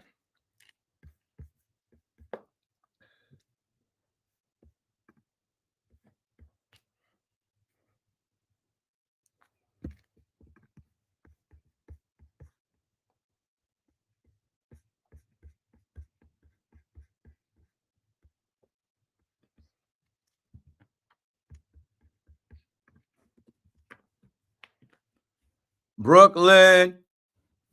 RIP BIG. Notorious. All right, we're rolling right along here. This show goes to 8 p.m. A little bit after 6 p.m., BT will join us. Brandon Tierney from BT and Sal, the voice of the Red Storm. We're going to talk a little college basketball with BT. And, of course, we'll probably talk about the Yankees and the Knicks and maybe the Jets. Like, isn't it crazy that the Jets have drafted and let go 2 quarterbacks that this offseason are about to make $40 million? Geno Smith and Sam Darnold. Like, isn't that crazy? You kind of got to think that Zach Wilson is next in line to, like, come up and have a breakout year and then make some money elsewhere. Only the Jets find a way. Only the Jets can out-Jets the Jets, right? That's the same thing they say about the Mets. We'll get to it. 888-808-1019. Henrik is in Bayside, Queens on the Fan. What's up, man? I think that the Braves and Phillies are overrated this year. I don't think Acuna and Strider are coming back to prime strength. I mean, we've seen this with Acuna where he's been injured. Following year, has a mediocre season to okay. I think it's going to happen again. I think that the NL East is wide open. I think the Phillies are overrated right now. They're running the same team again. Very few additions in the offseason. I think it's the Mets to win this year. Really do. Yeah, it sounds good calling from Queens, right? Mets fans are riding. Like I said in my open, I'm like, Mets fans are, look at the Mets. We're going 162-0. Before the Francisco Alvarez news, we got Juan Soto. Juan Soto is a Met. He chose us. It wasn't for the money. look at Clay Holmes. Clay Holmes going to be the steal of the offseason. LFGM. Pete Alonso's back. Mark Vientos is going to do it in year 2. And Francisco Lindor, any day now, he'll be named the captain. Like the Mets right now. Yeah, the Make It Happen Mets right now. It's a good time to be a Mets fan. You got it. The Braves and the Phillies aren't going to be anything. Don't worry about the past. The past is done. And Juan Soto is here. And Brandon Nimmo is going to be an all-star this year. And Kodai Senga's got a Ghost Fork song. You don't need OMG. You don't need Candelita. They got a Ghost Fork. They got a Ghost Fork song to play. And Hoff did. Nobody said that. If you're, I think I saw Hoff put that out there. The host of the Rico Bronya. should Rico Bronya. Rico Bronya. Nobody said that. Listen, I keep telling people the most important thing in the preseason and any sport is getting out healthy. And both the Mets and the Yankees are getting ravaged by injuries. It's not just Stanton Cole. It's Mania for the Mets. It's Francisco Alvarez just now. It's Nick Madrigal. Nimmo's got the knee. Deadnil Nunez. Just like it does go both ways. The Mets fans are on a sky high after Juan Soto chose to come to Queens over the Bronx and anywhere else, which is great. But it does come down to health and staying on the field. Juan Soto is not going to make this team win 100+ games. That's not happening. You need other things involved. We're also banking that Francisco Lindor is going to have the same exact season he had last year, which was an MVP caliber season. I just think that's an automatic given, and it's just not. But see, here is the time for it because you have to dream big. You have to hope. You got to go off of last year. I had a show this week where I came in and I said, last year is over. We keep referencing last year is over. Speaking of last year and staying healthy, Aaron Rodgers was able to play all 17 games. Aaron Rodgers stayed healthy. They didn't win a lot, but now we're on a perplexing Pegasus here in New York.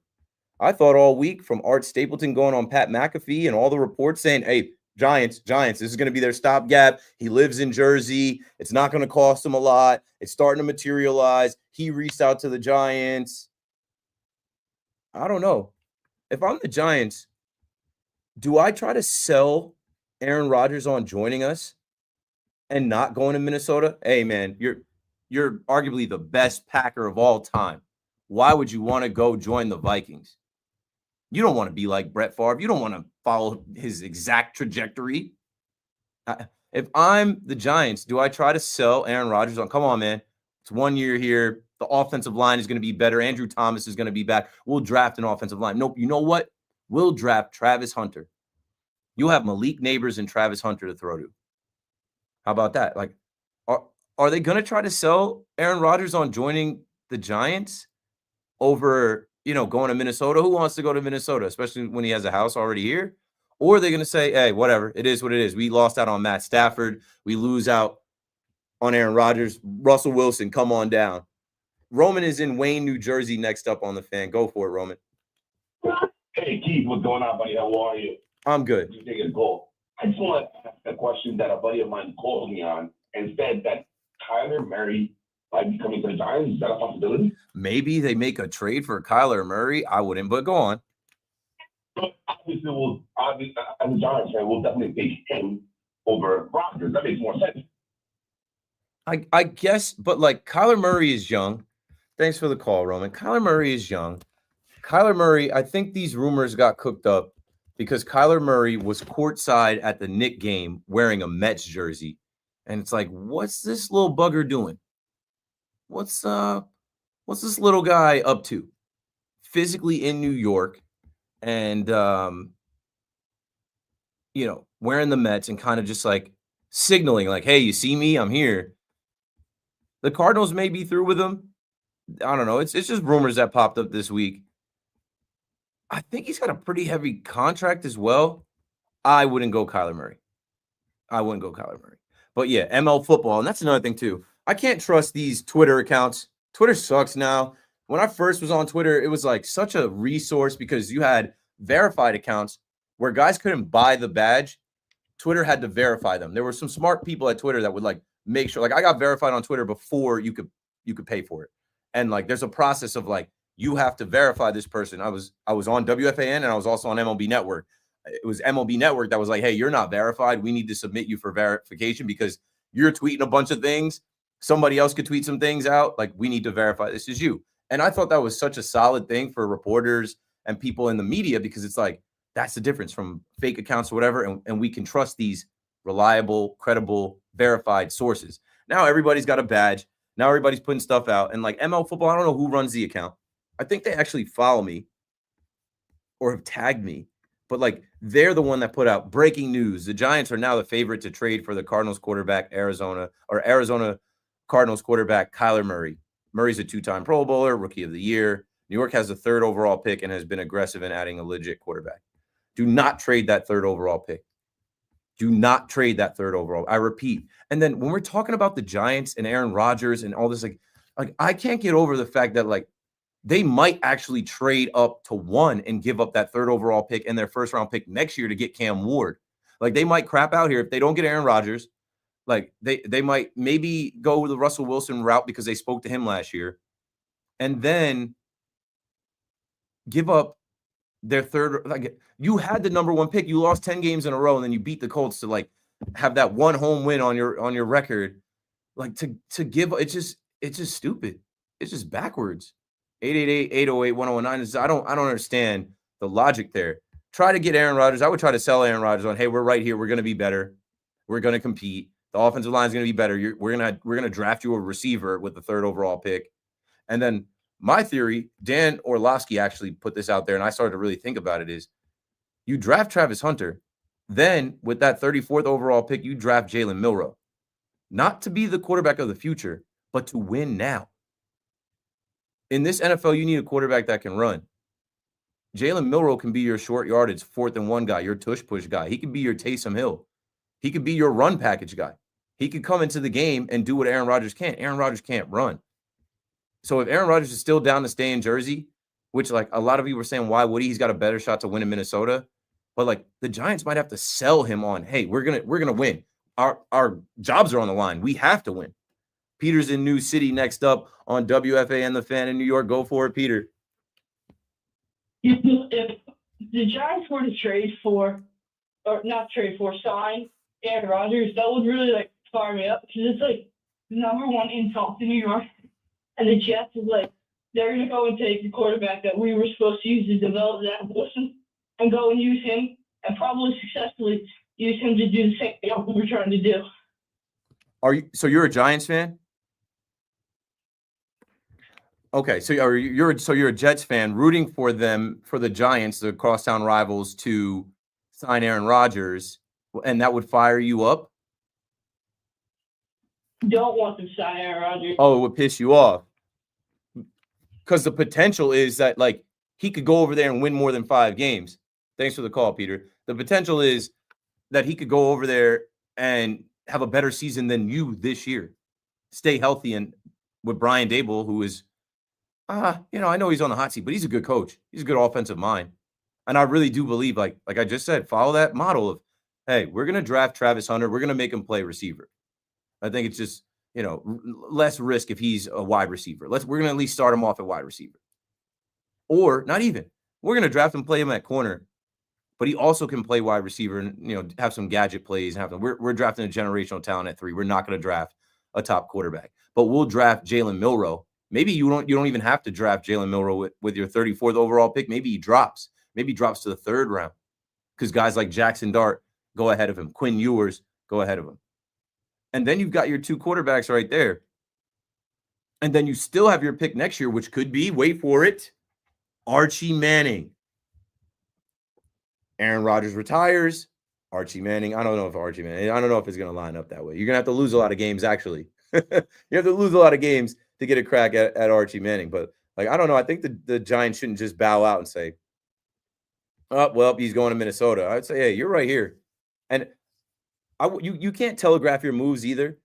I think it's more Tennessee putting out there that the Giants, or even like the rumor about the Jets or whoever, is looking to trade up to number 1. And like they're looking to trade up to number 1. Like the Tennessee Titans would put that information out to make it more appealing to whoever else, or not more appealing, but like more competitive, right? Oh, right. Well, the Giants and the Jets. And do we have anybody else looking to trade up to the number 1 pick? Send us your best offers. 888-808-1019. I don't think the Giants should do that. I think if you're there at 3 and you have Aaron Rodgers and you could get a Jalen Milroe, I don't think Jackson Dart's going to be available. And Jackson Dart out of Ole Miss just might be a good Ole Miss. You might be looking at the next Anthony Richardson. I think Anthony Richardson's about to be competing for his job with Daniel Jones this year in Indy. Jackson Dart is the quarterback rising up the rankings. Like Will Levis had that hype a couple years ago. Oh, Will, the arm talent. He played in the SEC. We'll see. I think also, like, the Shedeur Sanders dream is done with the Giants too. I just think there's too much that comes with it, and it's too much of a risk. I think he's going to be a decent player, but like, I think the Browns might just take him. I think Cam Ward could be a Titan at 1, and then Shedeur could go 2. The quarterbacks always go quickly. And I think the Browns could take Shedeur because I don't know what they sold Myles Garrett on, because I heard David Njoku and Denzel Ward say we're just a quarterback away. It ain't Deshaun Watson. He's not going to play this year. It's also not Bailey Zappi. It's also not Dorian Thompson-Robinson. They might have sold him on, hey, we have a quarterback. We're taking Shedeur Sanders. He wants to be here. We want him to be here. He will be there at number 2 no matter what. In Brooklyn, Swami on the Fan. What's up, Swami? Mr. McPherson, Keith, I love you. I remember you having your baby and all that. It was wonderful. So I've been listening. Yeah, crazy. It's about to be 2 years. So like around this time, 2 years ago, I was like going on paternity leave. Yeah, it's wild how warp time is. God, you were freaking out about doing this, that, and the other. Yeah, I didn't know anything. I know a lot more now. Awesome, man. I got 2 boys that are in college, so it's all good. God bless you. I can't imagine those days, but I know you've gone through hundreds of days. You're good. It's easy. You're a good man. Listen, I got a question. What the Browns are doing? Why did they sign this guy for a $40 million contract when you could have gotten at least a first-round pick for this gentleman? Myles Garrett, right? I you know what? He is Defensive Player of the Year. He is arguably the best defensive player in the game. They drafted him with their number 1 pick years ago. They didn't want him to go anywhere, and he was trying to force his way out. And you know what they did? You know what the owner did? He wanted a meeting with the owner to force a trade. The owner took the meeting and said he flexed his wallet. He said, "You want to talk? Let the money talk. You want out? I bet you don't want out once we drop this wallet on you, once we drop this new contract on you." And he didn't. Well, I asked the question. I'm a Washington fan. I wanted him. Unfortunately, I grew up a Dallas fan, and I'll always root for them to figure it out. And today I thought 2 things. Well, at least he's not a Commander. He's not an Eagle. And now what are they going to pay Micah Parsons? They can't afford to pay Micah Parsons. Man, Keith, I love you, man. Thank you. Thanks for the call. 888-808-1019. So going back to my notes, Adam Schefter reports, from trade to truce and beyond, the Browns and Myles Garrett reached an agreement today on a record contract extension that averages $40 million per year. It includes $121.5 million in guaranteed money, and it now makes him the highest paid non-QB in the NFL. Like, wasn't that Max Crosby was like the highest paid non-person? Jamar Chase. The Bengals are probably sitting there like, how do we pay Jamar Chase? Joe Burrow, please, can you restructure your deal? We don't have the money to pay Jamar Chase. And when I look at Myles Garrett, Paulie and I were talking about this because we were laughing about this pre-show when we were sitting here listening to the Rutgers game go on and on. I was like, remember Myles Garrett came out and said this? He put out a whole statement about, growing up watching the NFL, wanting to win Super Bowls. He even went on the Rich Eisen show at the Super Bowl and he said this: I have a lot of love for Cleveland, but it's always for me been about competing for championships, winning those big games and winning Lombardis. We haven't had the opportunity to do that. That's all I'm asking for. The goal was never to go from Cleveland to Canton. It's always been to compete for and win a Super Bowl. It's never been about the Hall of Fame for me. It's not about money or records. You're remembered for winning, bringing a trophy back home to your city, whichever city that is. That's how you're remembered in your community, by your peers, your teammates, your friends, all of that. We want to play the game. We want to do things to be remembered. And I'm sure his owner and GM heard all of that, and they said, what about $40 million? No. $123 million guaranteed. And he said, I can't walk away from that. I'm healthy right now. I can make that in the off season. Done. Forget it. Hey, yo, forget everything I said about we're gonna win. We're gonna win the Super Bowl. Cleveland, this is for you. Like that, like I just thought that was hilarious that this guy did all that talking about Super Bowls, all that talking about winning, and they won him by dropping the wallet on him. You can't turn down your first fortune. Somebody offers you $123 million to shut up and go to work. You shut up and go to work.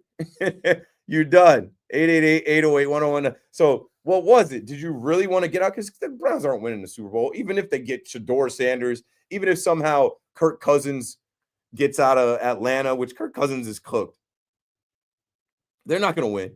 But he can tolerate living in Ohio and losing. This kid is from Texas. This kid, when he was coming out in the draft, he was lobbying for Jerry Jones and the Cowboys to draft him. There were rumors, which today I'm like, dang, there were rumors that the Eagles were going hard for a trade with this guy. And I'm like, you can't put him on the Eagles. $40 million a year, $123 million guaranteed, like an $88.8 million fully guaranteed, $123.5 million injury guarantee. He will make $100 million in the next 2 years from 2024 to 2026. That's sports are incredible. It's so much money. I can't imagine. I literally can't. And this guy's a freak of nature. I'm sure you guys are familiar with Myles Garrett, but like these owners can literally just be like, you're not going anywhere, dude. We're not trading you. What do you want? I want a quarterback. I want to win games. I want to go to the playoffs. I want to be in the Super Bowl. Well, we can't guarantee you that, but we can guarantee you $123 million. Okay, well, when you put it that way. 888-808-1019. BT should be joining us after this break. So we're going to talk a little St. John's. We're going to obviously probably talk about the Yankees and the Knicks and the Jets, with Sam Darnold and Geno Smith, two former Jets making big money. You guys know him from the midday show, and he's the voice of the Red Storm. So fun conversation coming up. Pulling in BT on a Sunday. This is Keith McPherson on the Fan with a little Sunday sauce. We'll be right back.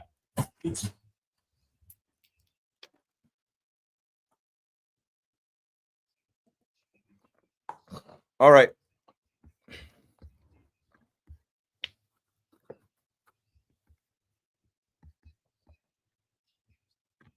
Yo, what up? BT about to join.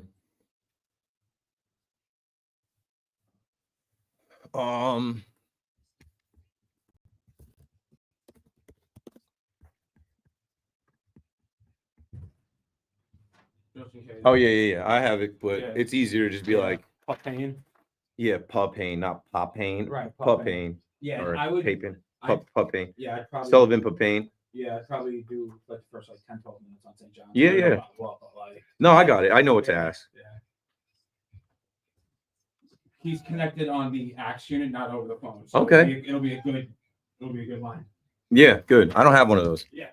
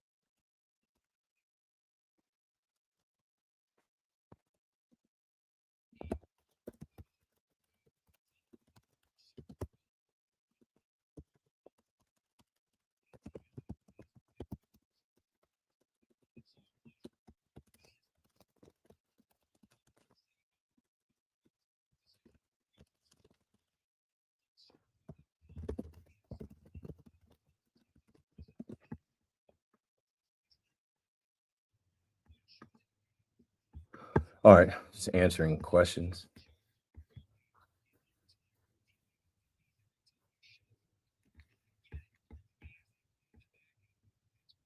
MLB lurker, can Geno Smith win a Super Bowl? Hell yeah. Jalen Hurts just won one. You need a defense. You need an offensive line. You need a defensive line, a good run game. Go draft Ashton Gede and use the rest of your pick on the trenches. Max Crosby is there. You already got a couple receivers. Why not? Chip Kelly's offense. The Seahawks are about to pivot to Sam Darnold. Like, not for nothing. Like I don't know. I'm not hating on Geno. I got to work with Geno in 2018 when I worked at Rock Nation. I got to work on his social accounts. I got to connect with him, talk to him. Like, I'll root for that guy. Thanks for live streaming this all the time. I like the radio, but prefer to watch. A lot of people do. So what I had a conversation with somebody about, hey, you're on at night. People are home. I mean, I'm on during the day right now. But someone was like, you're on at night. People are home. They're stationary. The radio is good and the app is good when you're moving, you're working, you're driving, you're doing stuff. They're like, why don't they have a show for you? Why don't they have like a stream for you? I'm like, I can make the stream. Here we are.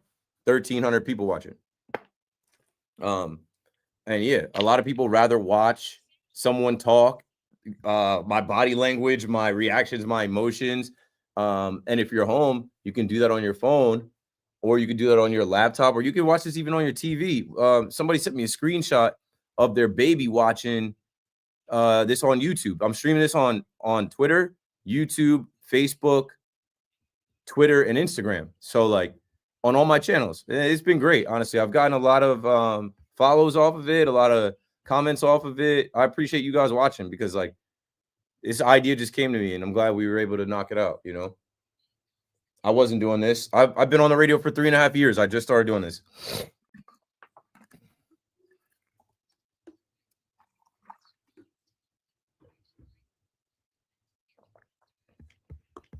Yo, my guy from Twitter, what up?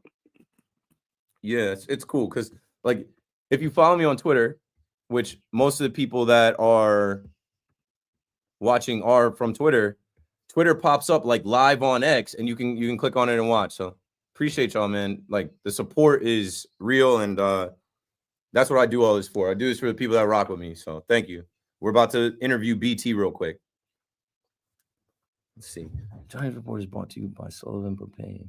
We welcome in the voice of the Red Storm and co-host of BT and Style, our very own BT himself, Brandon Tierney. All right. I have a read to do to like introduce BT.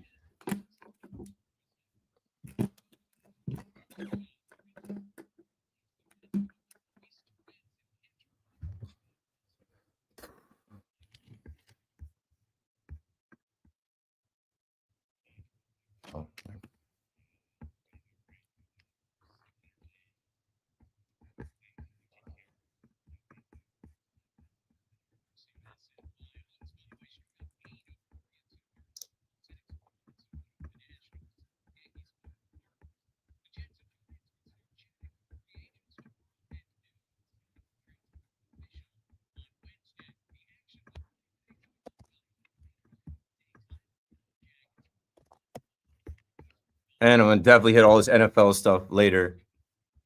The show's flying. I got 2 hours left. I do 5 hours a night, so like this 4-hour show, easy money.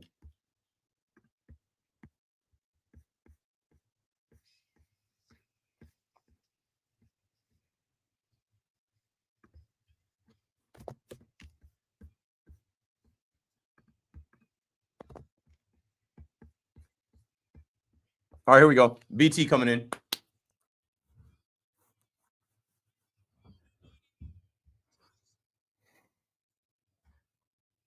Ah!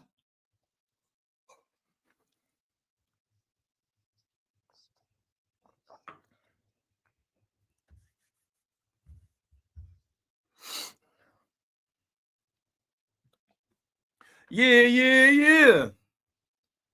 The Johnny's Report is brought to you by Sullivan Papane. We welcome in the voice of the Red Storm and co-host of BT and Sal, our very own BT himself, Brandon Tierney. What's up?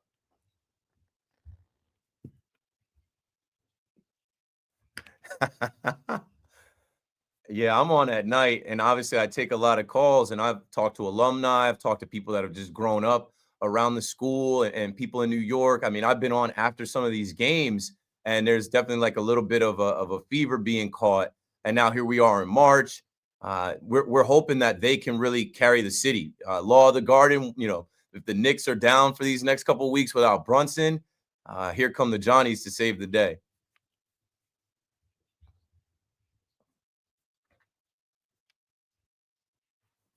Because my perspective is unique. Obviously, I grew up a big St. John's fan. I've been around the program for a long time. And, you know, I'll tell you, Keith, there were a lot of times where I left that arena, whether in Queens or in the city, and I'm like, it's over. It's dead, you know, and it was kind of sad.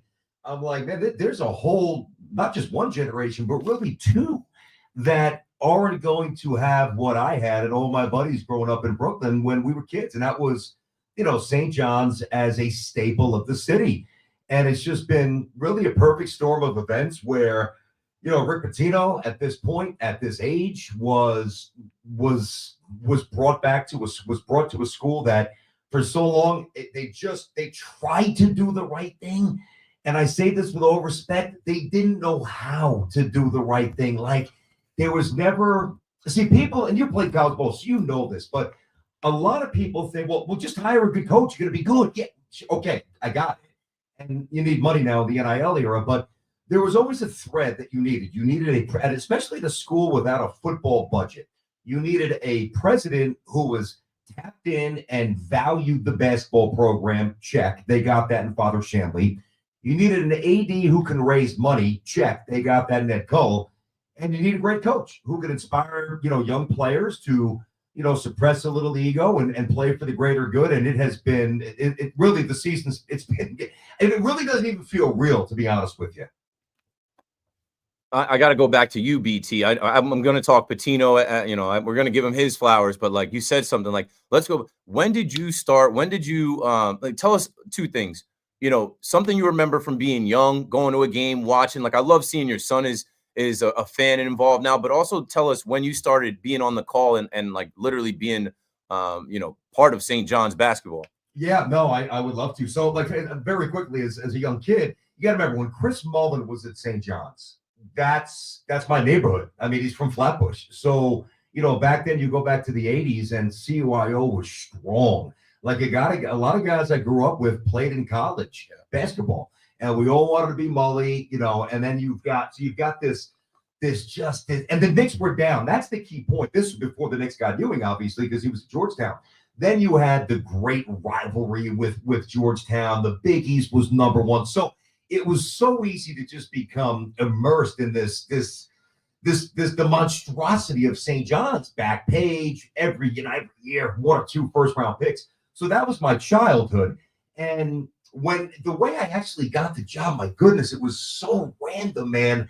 I'm at the other station at that point, 1050, and I came back from Detroit. You know how it is, trying to get you hustle on, work your way up. So I was in Detroit, I was in Vegas, I was in Pennsylvania, and I get hired at ESPN in New York, and I'm doing like weekend shows, and I'm doing updates on the afternoon drive, blah blah blah. Again, long story short, St. John's, I think they heard me and doing updates or maybe even mentioning St. John's, and they were looking for a broadcaster, and they brought me in and they interviewed me, and I had done some high school football games. I really didn't have any practical experience, quite frankly, I didn't. And I remember going into the office of the executive, they're not there anymore, and I'm like to myself, I'm like, all right, you know, from an experience perspective, you've got nothing to sell here. In my own mind, I'm like, you've never done a college basketball game, but there's nobody in the city who, you know, your age that's got a microphone that knows more about this program than you. Sell it. Speak from the heart. And, you know, by the grace of God, and that, not to sound overly corny, but I walked out with the job. And this was 2003, 2004. So my first game is Mike Jarvis's last season.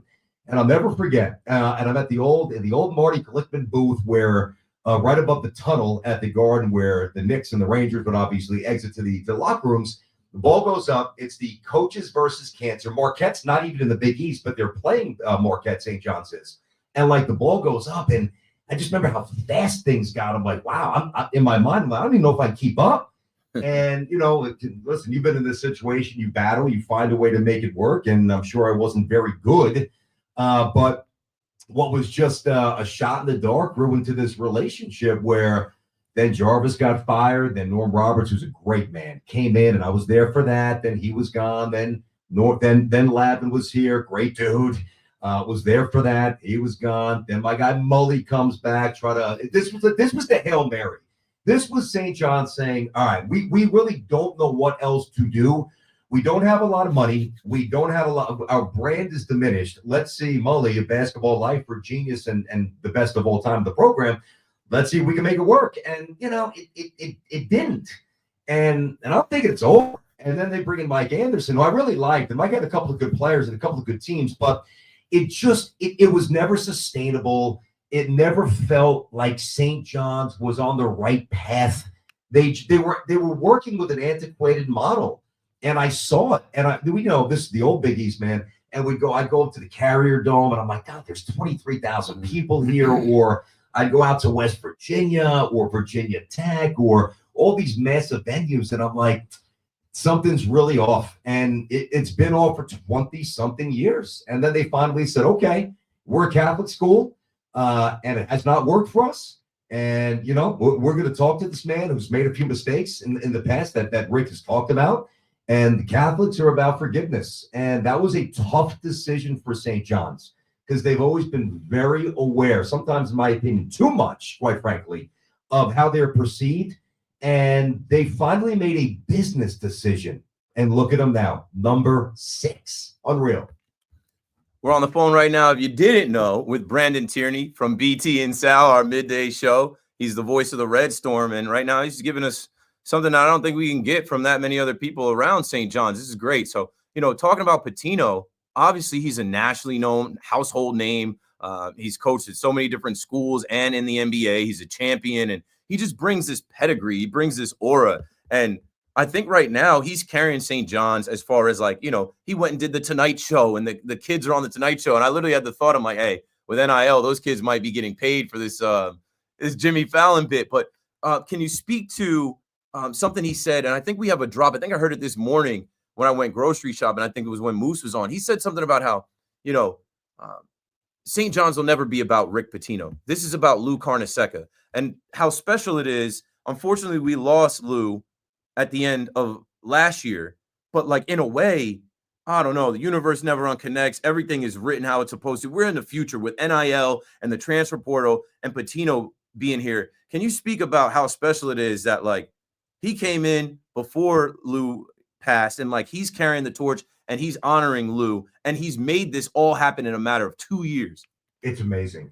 And, his level of humility throughout this entire process is amazing. Not that you would want to see this, but in a lot of ways, he's got every right to kind of put the thumb at the chest, that's me. But that's not what he's about. And listen, maybe, and he's even told me this on and off the record, maybe a younger Rick, where he wasn't humbled, maybe projects a little differently. But I love how fast he is to connect the past. I've heard you say this many times, the universe never unconnects. I love that you say that. And you're onto something. And then he doesn't quite say it like that, but the gist of the premise remains the same. Yeah, I mean, do I have words for, how Lou Carnesecca at the age of 99 can just short, basically 2 months of his 100th birthday, we lose him, and we just happen by, the grace of certainly God, but also the basketball gods, everything aligning where they're not in the midst of a 13-17 season. It just so happened that when Lou left us, Rick was here. And, to me, I'll tell you, man. So the Providence game, and I've said this to my wife a few times. I've done a lot of things, and you've done a lot of cool things as well. And by the way, you appreciate them. So when I hear you say that, and I catch you a lot, I text you a lot, you know that. I like how you never forget your roots. But when you go through something that is cool, you don't take it for granted. Man, I'm talking to Aaron Boone, or that should never get old. Even though you're in this business for a minute now, I'm in it for a long time at this point. And I said to my wife the other night, I said, Jen, I said, and I've done mixed games, and not many, but I've done a few. And I mean, man, I've gone to Super Bowls and Final Fours. You did the Yankees. Yeah, true. Yeah, somehow you're right. I don't know how that, but I did. The conversations that I have with Rick Pitino when we do the TV report and before we go on camera and off are the most amazing conversations of my career. His mind is so fertile. His intelligence and his acumen is unmatched, and he's the perfect combination of old school. This is gonna sound odd, like old school, tough, little mafia man, like you name it. Like that's why every single age group can relate to him.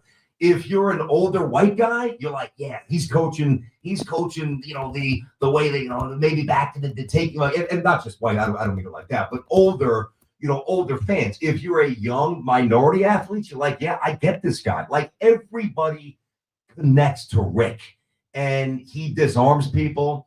It is so refreshing. I think he's the greatest college coach in the history of basketball.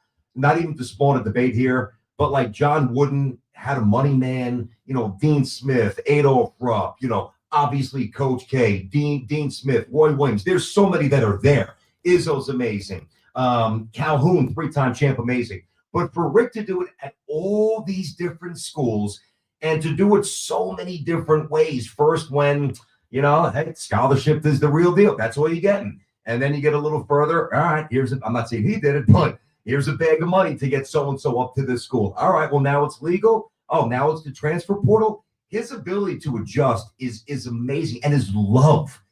Dude, the way I hear you talk about college football, like you would love, and I would, as a broken down athlete, would have loved playing for this guy. It's unreal, dude. Yeah, I saw the clip and I texted you about it. You posted the clip from I guess the Vice special. I still haven't gotten to that, and I will. I never have time. I'm always watching games and then watching my son eat garbage off the floor and changing his diapers. Like I never have time. But that clip, I'm like, he's talking about who raised you guys. I don't care about your missed shots. Lock in, play defense. Like a little bit of adversity. Like I'm like, wow. I'm like, it's refreshing to hear that old school mentality and like not babying guys, not sugarcoating things, not being too afraid to like get under anybody's skin or call anybody out. And it's effective. This team is scrappy. This team will win a game by a bucket. They should have won that Villanova game. I saw the game at the ending yesterday. I'm like, you can't kill these guys against Marquette. I think you were out at a bar. So we'll talk about that. Here we are now, right? Like they win the Big East. They don't cut down the nets. But here comes the Big East tournament, home court advantage. I think they've got a great chance to win this because of how gritty they are. And then once they do that, it's just another step up. So tell us what you're expecting to see out of these players, out of this team and this coach in the Big East tournament. Yeah, you got it. Listen, I'll start with this. And you can't say this about every team. There are certain teams, whether it's the Big East tournament or the actual big dance, there's certain teams that get off the bus, and if their 3-point shots not dropping, they're done. The one thing, and that's the essence of the tournament. You win, you move on, you lose, you're done, you cooked, it's over. The three things that are always walking off the bus with St. John's: speed, tenacity, and defense. And that's the only reason you can navigate, all right, a cold spell from behind the arc, or you missed 3 out of 5 free throws in a critical stretch in the second half. Now, by the way, I'm not saying it would be nice to hit a few more threes, a little higher percentage for them, make your life a little easier. I'm not saying that wouldn't be nice, but you just know that no matter what the score, no matter what the situation, they are going to impose their physical will. And by the way, not just length and speed, the intellect. And that gets lost because, you see these players pressing and trapping, but the attention to detail and the ability to recognize and the intelligence and the intuitive nature that you have to do what Rick Pitino is demanding you do. You're not just an athlete. You are a well-oiled, perfect combination of physical, mental, and intelligence, and it's great. So having said all that, I think that St. John should, I'm not going to say easily, but they should certainly advance from when they play the winner of the 8-9 matchup on Thursday. If they're not playing Saturday for the championship, I would be surprised. They will be. I know a lot of people ask me this, and if you were going to get to this, I don't mean to jump you, but I think it's important. A lot of people say, well, if they win the Big East, especially since they beat Marquette yesterday, how could they not be a 1 seed? They're not going to be a 1 seed, and it doesn't even matter. The metrics are not to bore you, but the metrics of some of the SEC teams, and obviously Duke, and even A&M a little bit, are just like quad 1 wins. They just got more. The way I see it right now, because they won yesterday, as long as they beat the winner of the 8-9 matchup on Thursday, I think they're one of the lower. They could be like the either the 4th 2 seed or the absolute number 1 3 seed. So the seeding is going to be tremendous. I thought yesterday was a big bar to jump over, and I think they're in a position, man. Again, anything can happen. We've seen wackiness, which is why we love it. St. John's could get to the Final Four, and as Rick said, they could lose the first game. Like it really, and I know that sounds, well, no kidding. I mean, who can't say that? Well, I'll tell you what, there's a lot of coaches who could say they can lose one and done. Not a lot of coaches can say we can get to the Final Four. He can. Yeah, that's great. I mean, I'm getting goosebumps. I'm getting fired up because like we're a week from Selection Sunday. I didn't think they were going to be a 1 seed. I didn't think they were going to be a 2 seed. And I was going to ask you about that, and I'll go into like, my last question about the, St. John's and March Madness, and of course I got to ask you about the Yankees. But with this tournament, let's say they do win. Let's just assume they win the Big East tournament and they're a 3 seed. Like we've seen March Madness. They call it March Madness for a reason. Like we've seen UVA get knocked off in the first round as a 1 seed, then come back the next year, win the whole thing. It's crazy like that. Like what I always look at is matchups where it depends on the region they put them in, right? If they'll have some of their home fans, and shout out to the St. John's fans. Shout out to my guy, John Broder. Even my boy Patches that I know, like we're going to St. John's games for years. Even asking me, yo, you want to go to St. John's game? I'm like, nah, I'm good. But like, stay down till you come up. They've rode with this team. They're gonna have fans behind them in Madison Square Garden. But when we get to the 64, what region they're in, what seeding they're in, it's so much of it is going to come down to who they're playing against. We saw the kids from St. Peter's in Jersey City get hot a couple years ago. And what I felt like was they took on the identity of their coach, and they were just tougher and nastier than some of these kids, even these kids that go to UNC, because some of those kids are soft. Can you speak to these kids, their coach, their mentality, and them embodying Queens in New York? And they're just going to get on the floor with some kids that they're going to be able to punk. Yeah, they are going to walk, and it's a different kind of punk. Like, this, man. You look at generally, all right, what do they look like getting off the bus? What are they? And it starts when you're like 7 or 8, though they're not more like Mom's station wagon, whatever it is back then. Your first glimpse of the opposition is the layup line. All right, who do we got tonight? Who are we playing? Oh, look at that kid, he's big. That kid looks quick, man. All right, so they're going to cut through our press. Like you could tell right away, even going back when you start playing ball. St. John's has a look in terms of length and obviously an incredible athletic profile, and they got dogs. So let's get that out of the way. But it's in a very classy and understated way. They're not smack talkers. They are just physically strong. They are they're not incredibly deep, which could be a little bit of an issue. And I know the coach has talked about that a lot. But it's very similar. You go back to Shane Holloway, and I love Holloway. I feel bad for what's happening to him at Seton Hall. They just don't have the money with the NIL. So, but he is a coach, and you want to take something like the St. Peter's run and try to see can that possibly be mirrored by St. John's? Well, it could. The difference would be you've got much better players. Like they've got pros on the team. Say now, where will they get drafted? How long? I don't know. St. John's has multiple NBA players on the roster, so I think that. When I watched them play, and I've really gotten to know this team, and listen, this might not mean a lot for everybody, but I want to get this out there about the young men. All these years, and I told you before, all the years I've been around St. John's, I've gotten to know, almost all the play. Like I knew Shamari, I love D'Angelo Harrison. I'm not name dropping, but I've known most of them well. I've gotten to know this group the most, and the other day, about 2 weeks ago, I love Sim. My son's favorite player is Sim Wilcher. Loves him, right? And my daughter's favorite player is Zuby because he gave her a towel, right? So my son's got a playoff game, and I'm taping the Red Storm report, and Sim was finished working out. I'm like, hey, Sim, my son's got a big game this weekend. He can drop him and he's like, yeah, get the phone out, man. And he's just so smart and such a good young man, right? And I showed him, my son's eyes light up. Then I'm at the game and I bump into Sim's dad. And I said, Mr. Wilcher, right? I said, can I just tell you? I said, I've been around, young players. My son's 10. I've been around young athletes for a long time. I said, your son is an amazing human being. He is the perfect combination of poise and class. And I'm like, whatever you guys did to raise him, you did it right. Now, hand to Bible, Keith, hand to God, right? Tears were streaming down his face, streaming. And I don't mean like eyes getting a little moist. I mean, like I wanted to give him a hug. You're a father. You're raising 2 young kids. That was probably so unexpected and so genuine. It just hit him in the heart. Yeah.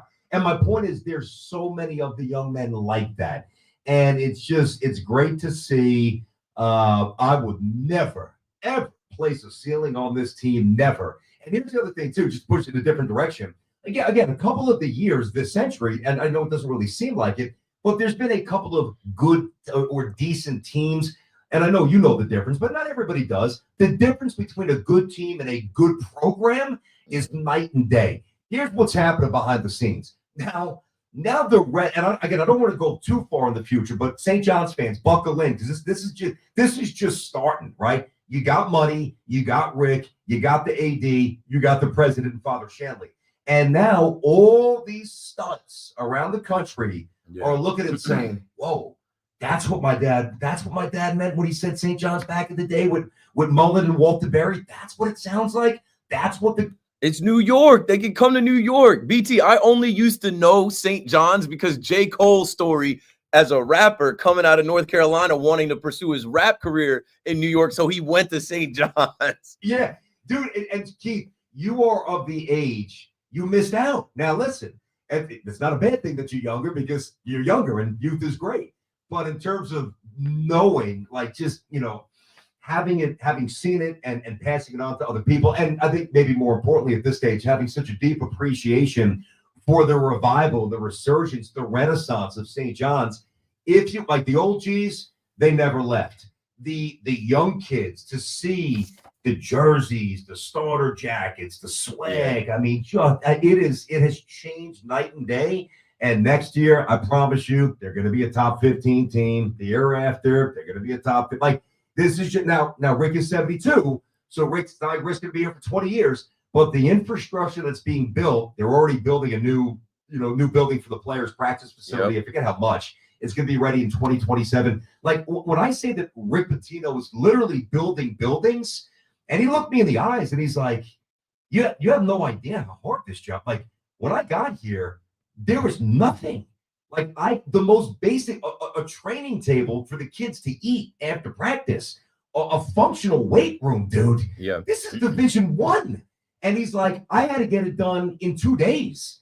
And he has. And he's a godsend. If he doesn't come, if he goes somewhere else or stays at Iona, yeah, maybe St. John's would have had a good year or 2 eventually. I'm telling you right now, I can't prove this, but in my heart, I think there was a better chance that St. John's would have been in a different conference, like the A10, or more so than being a power again and a top 10 team. That's the direction they were going in. Yeah, it's great. The future is amazing that we have all of this for this to even happen. And here we come with the Big East tournament and March Madness to really on a national stage. People are going to be putting in brackets and putting in parlays and bets. And as the Red Storm make a run, there are some kids across this country that will see them and their vibe and be like, yeah, maybe I want to go and hoop out there. All right, one thing for you before we let you go, and I don't want you to get too deep into it because we know we got a fresh BT and Sal at 10 a.m. With the injury news to Francisco Alvarez, 6 to 8 weeks, he'll be shut down, Mets catcher.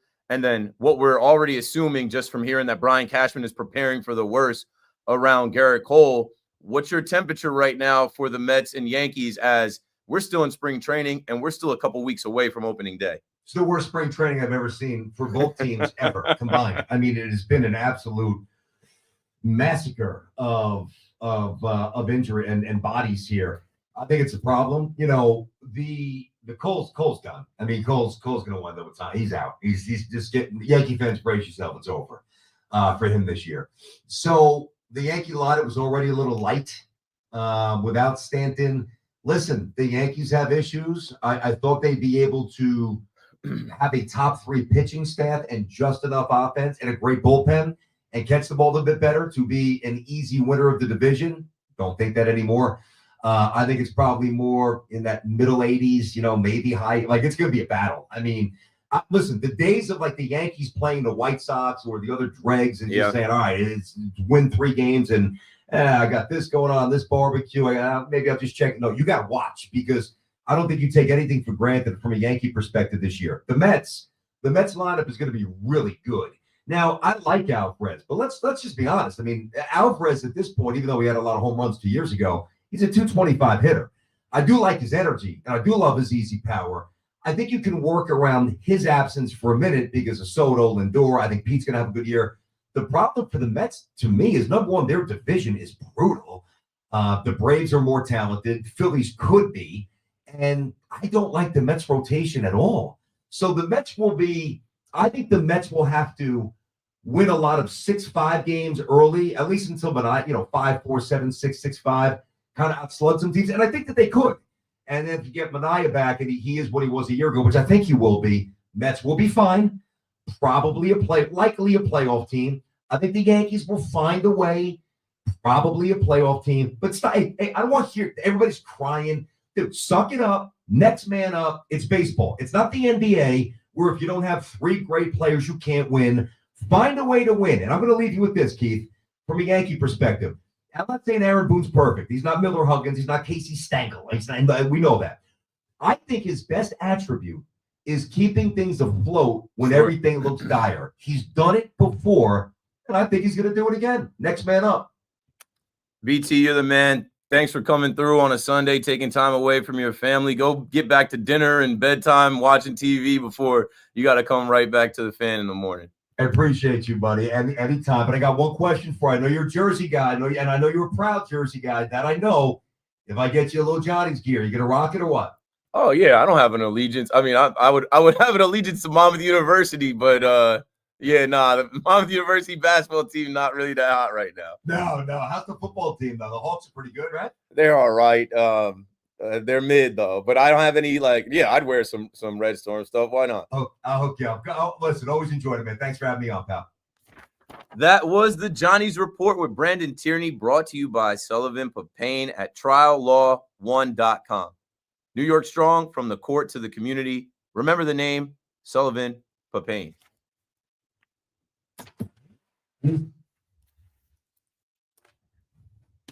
All right. BT interview done. Let me pull this banner. Let's see. Dial 888-808-1019 if you'd like to join the show. And yeah, I got to go to the bathroom real quick. I'll be right back though.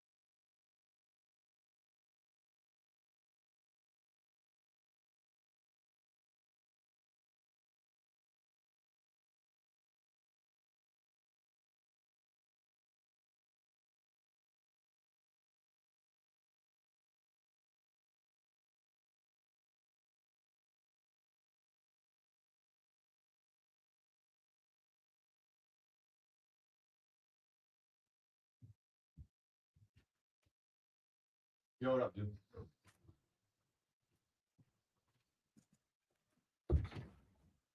Had to get me some ice. You feel me?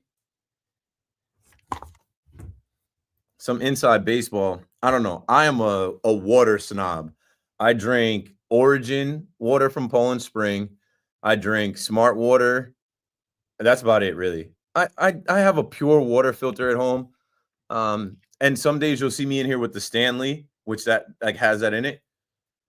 Today I'm rocking with this because this is what they had at the bodega. This was like $3.50, and the like sport bottle was $3. So I'm like, just give me the biggest jug. I don't like the water in here. I don't think there's anything wrong with it, but the one machine in our break room right here, nah. And like not for another night. Like one day, like I saw like a piece of like dirt fall, and I looked under and it was dirty, and I didn't clean it. And I was like, I don't want that. And then like the other water cooler, like I don't know how long this radio station's been here since 1987. Well, not physically here, but this radio station's been here for I don't know how many years here, physically in this place. I don't know like when those water coolers are from. I don't want to drink the water in here. That's just me. I'm a water. So I don't drink the water at many places. Like I was just at MLB, and I'm like, do you want to get some water? And I'm like, yeah, but I kind of was like, I'll take the Poland Spring. I don't know. Water snob. Drink a lot of water though. Gotta stay hydrated because like, what'd you think, bruh? What'd you think these are full of? Water. So, and yeah, I'm from Jersey, so I say water. Not water. I'll get roasted when I go other places with like friends that I have from other places. They're like, ooh, water. I'm like, yeah, but you guys be like water. Like what? Like, is it like I don't know why people say it like that. I'd rather you say water.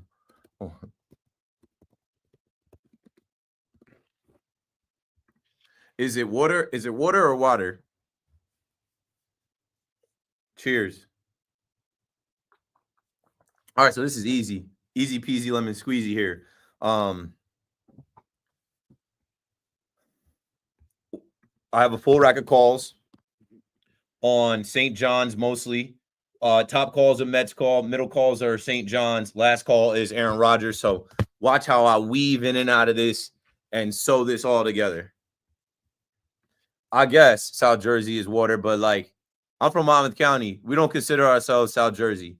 We consider ourselves the shore where I'm from. I'm from the Jersey Shore and not the South Shore. Like I grew up in Asbury Park, Ocean, Long Branch, Pier Village, like that area, exit 105, 07712, where like we're not South Jersey. We can get to the city in an hour. If I'm driving, I can get to the city in 45, 50 minutes, boom, from where my mom's crib is at. Yeah, I've seen that too. I'm not like, so I drink, shout out to Caffeina. I drink because I'm up all night and I have a baby and I don't sleep. I put this like Caffeina powder into my water, and then I also have Caffeina sometimes. Shout out to them if they're listening. This is a free plug. They've done an ad with me on WFAN. They have flavored caffeine water, which is good because it's like coffee too much is crazy. Energy drinks too much is crazy. I'll sleep like 4 a.m. to 7 a.m. And then my wife and my son are up. I might get up and help and then go back to sleep from like 8 to 10 and then get up. Like that's like a normal night when I'm on the air till 2. All right, here we go. We're coming back.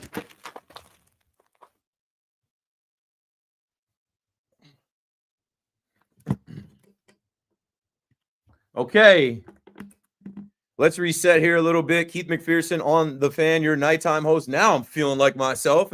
The sun is setting. It's getting dark out. Dial 888-808-1019 if you'd like to get on the line.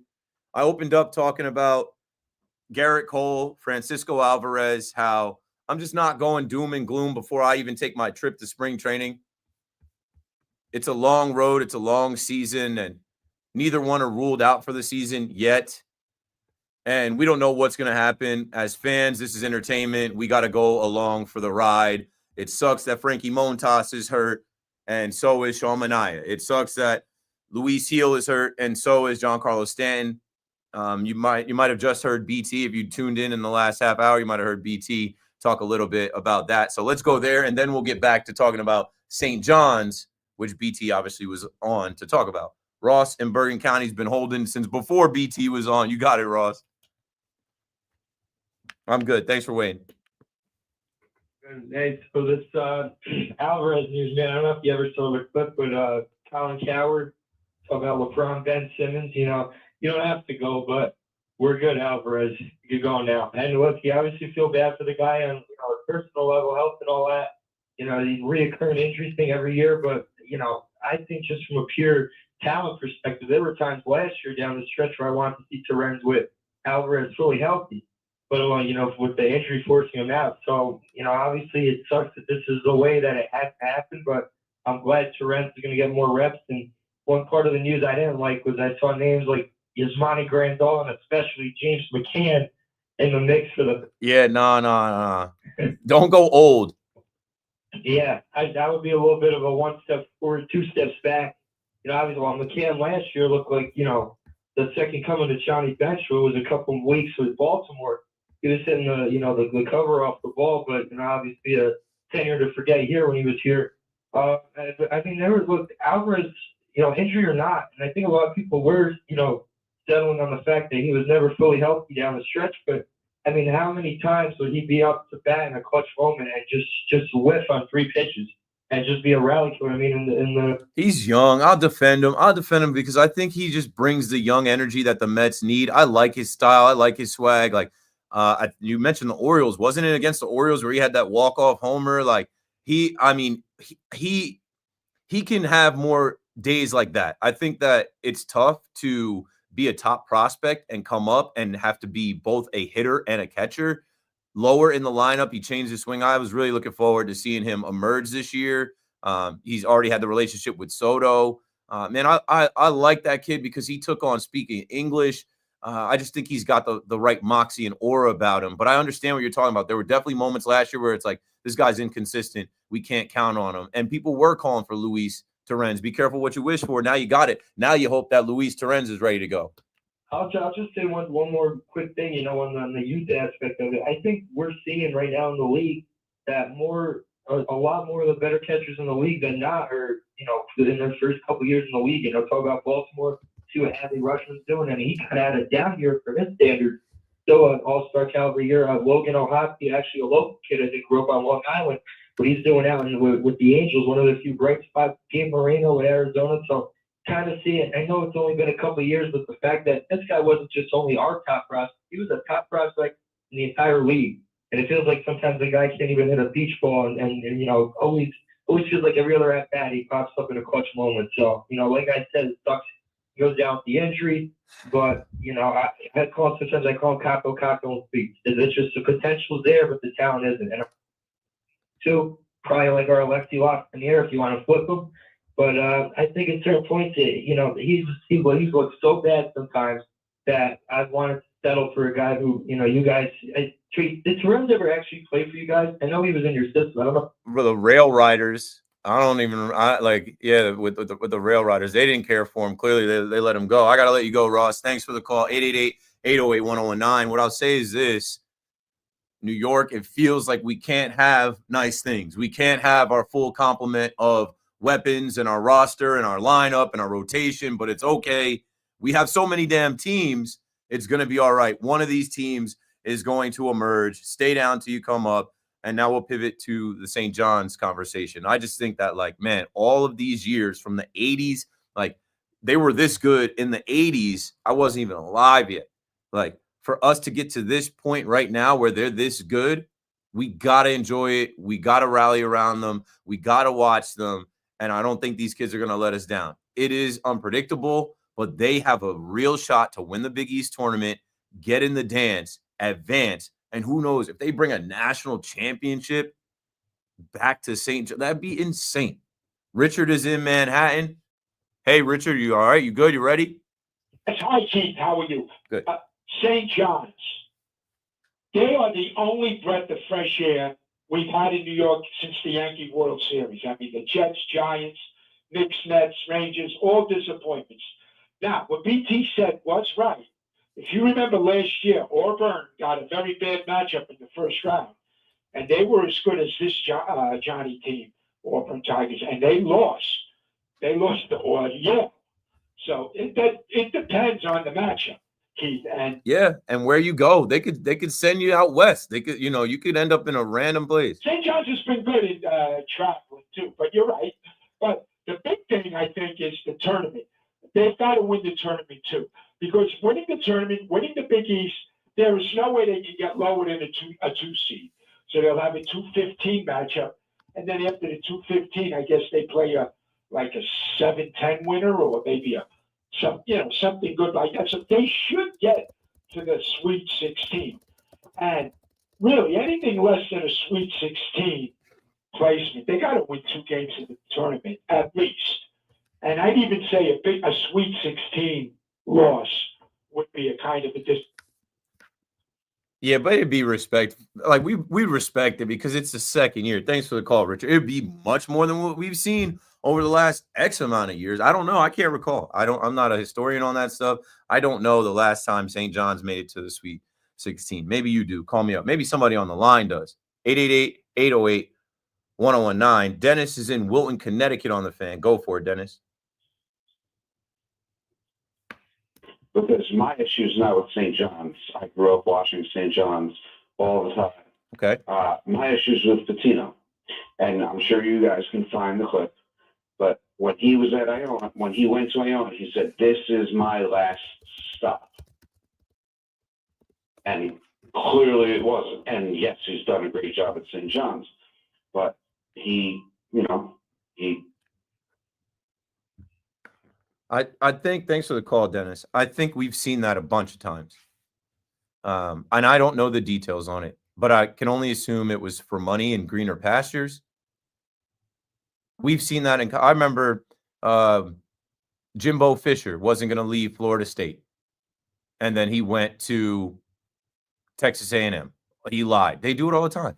I'm sure there's someone more recently that took a head coaching job that I'm not thinking of in college, specifically college football. Oh, this guy's not leaving, and then they leave. Like that, it is what it is. It's business. It's not personal. But I mean, if you feel some type of way, Dennis, root against them. Teddy is in Yonkers. Teddy, you're on the Fan. Hey, Keith. Keith, always like to listen to you, and you have good perspective. Keith, a while back, you've always said you played college football, but you had to go to class, Keith. You had to maintain grade. Yeah. Twice you were put on probation, or you were taken off the team for a while. I was never close. Yeah, I was never close to that. Okay. Keith, I don't care for college sports now. I heard another commentator, I'm not sure if it was from the Fan or somebody, he hopes that NIL disappears. It's ruined college sports. It's not college sports anymore. These guys, I didn't realize until I read today, they're making mid-six-figure salaries in the college athletes. They don't go to a math teacher. I'm retired. You know this. They don't go to class. They don't go to class, and they still maintain their eligibility. Okay? And we would have to pay. And the professors know it. It's a joke, Keith. It's a joke. I don't care who wins. It's a farce. And Keith, most of the people in the country realize this, and they don't care for it. I'm speaking up. I worked these basketball camps, Nike, with Sonny Vaccaro. I was the math teacher. In the morning, they took the math prep for SATs. Afternoon and evening, it's all basketball. Sure, I ate and I got clothes when I was there, but just because I was there working in the camp. It's a joke.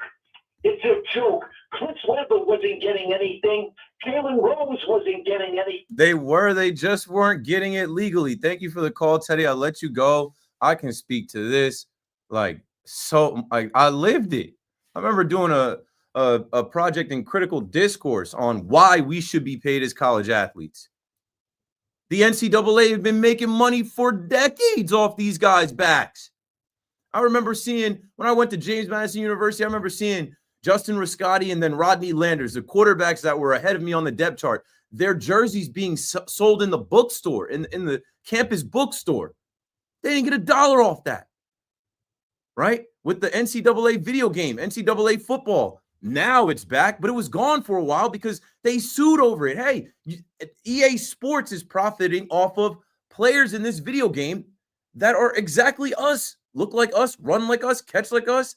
Like, some of these kids come from nothing. They come from nowhere. They come from welfare, poverty, and this money is changing their lives.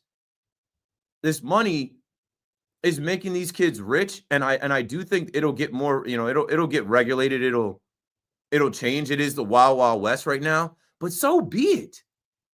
It's back pay. There are guys like Quinn Ewers just had a quote. He said it was funny. We started talking about my major. It's like what Cardell Jones said, we didn't go to college to play school.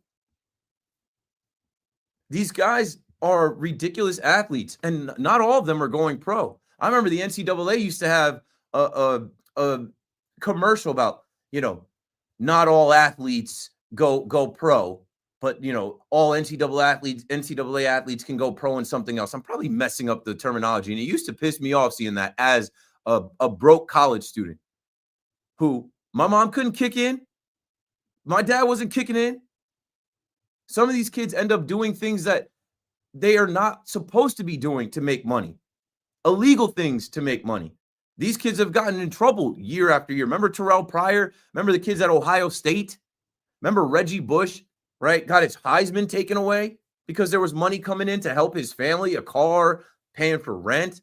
Like, now they're doing it legally, but it's been going on forever. I could honestly talk the next hour of this show about why this is good and this is okay. We're talking about going to class, and you don't know all of them don't go to class, right? Deion Sanders kids out in Colorado, they just had a average 3.0 GPA for the football team, which is the highest ever out there. You don't know all these kids aren't going to class. You're assuming. You don't know every situation. Some of them aren't going to class. Some of them are big men on campus. But when the call started, you talked about it. I said, I never got close to that. I remember it was a 1.8 GPA. You're cooked. I never got close to having a 1.8 GPA in college. I always went to class. I had coaches that said, hey, you better be in the front of class.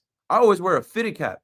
I had a coach come check on me. Hey, don't wear your hat in class, and you better be in the front. And we used to have class checks and text messages. Hey, yo, if y'all skipping class today, coach is sitting outside the building. Like, y'all better be at class. Like, you don't know. I can't imagine. I wish I was born a little bit later. I would have been able to get some bread. I would have been able to get some paper for real. And what they're doing, like out in BYU, they are regulating it. They're setting these kids up for success. All of them are not going pro, but they're showing these kids how to invest this money, how to save this money, how to put this money into their own personal brands and LLCs. So we can't just say that it's a joke. We can't just say that they're not going to class and it's not professional or it's not amateur athletics anymore. It's never been. You know how much money these schools make off of, like, look how much their coaches make. Their coaches are making millions, but you know how much money they make off the TV deals? You know how much money they're about to make just off of March Madness on True TV, CBS? Like, come on. Like, I have no problem with these kids getting paid. I have no problem with these kids getting paid. Because when I was in school, man, they had regulations on how much we could eat on campus.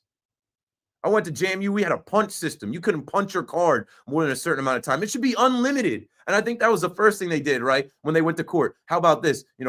Room, tuition, and board, and unlimited meals. Oh, okay.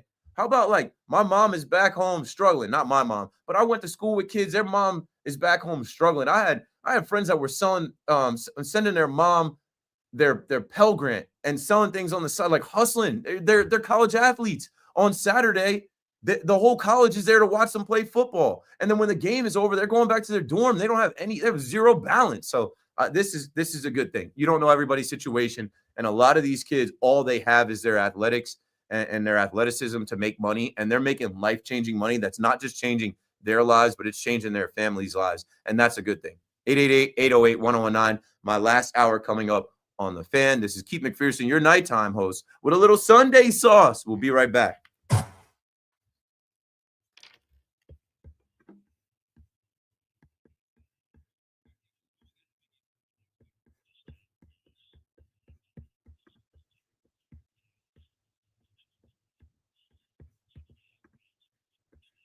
Okay.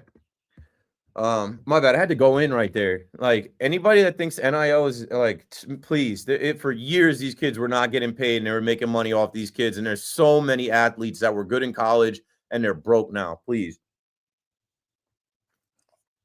let these kids get that paper, bro. There's enough money to go around for all of us. For all conferences, only the first division programs with conference records of 500 or better, the top 8 in the SEC's case, should be in the field of 68.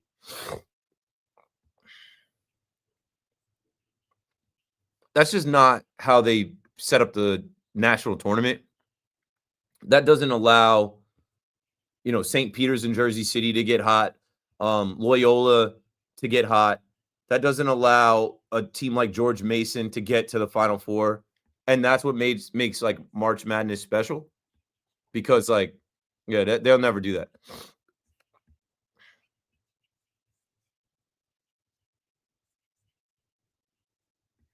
that. Yeah, well, they should be. They're still making a small fraction. Why are we worried about these kids going to school? Listen, education is singular. Your education is your education, nobody else's. I'm not worried about anybody else's education at all. When my son starts going to school, what are we talking about, bro? Imagine if he knew the levels of Carson Beck getting a Lambo still. Bro, like Carson Beck went from Georgia to Miami because they offered him $5 million. He's got Lambos, and like you said, I saw the police cam footage. Idiots. Him and his girl millionaires. Dummies. Like somebody broke into the garage, stole their shit.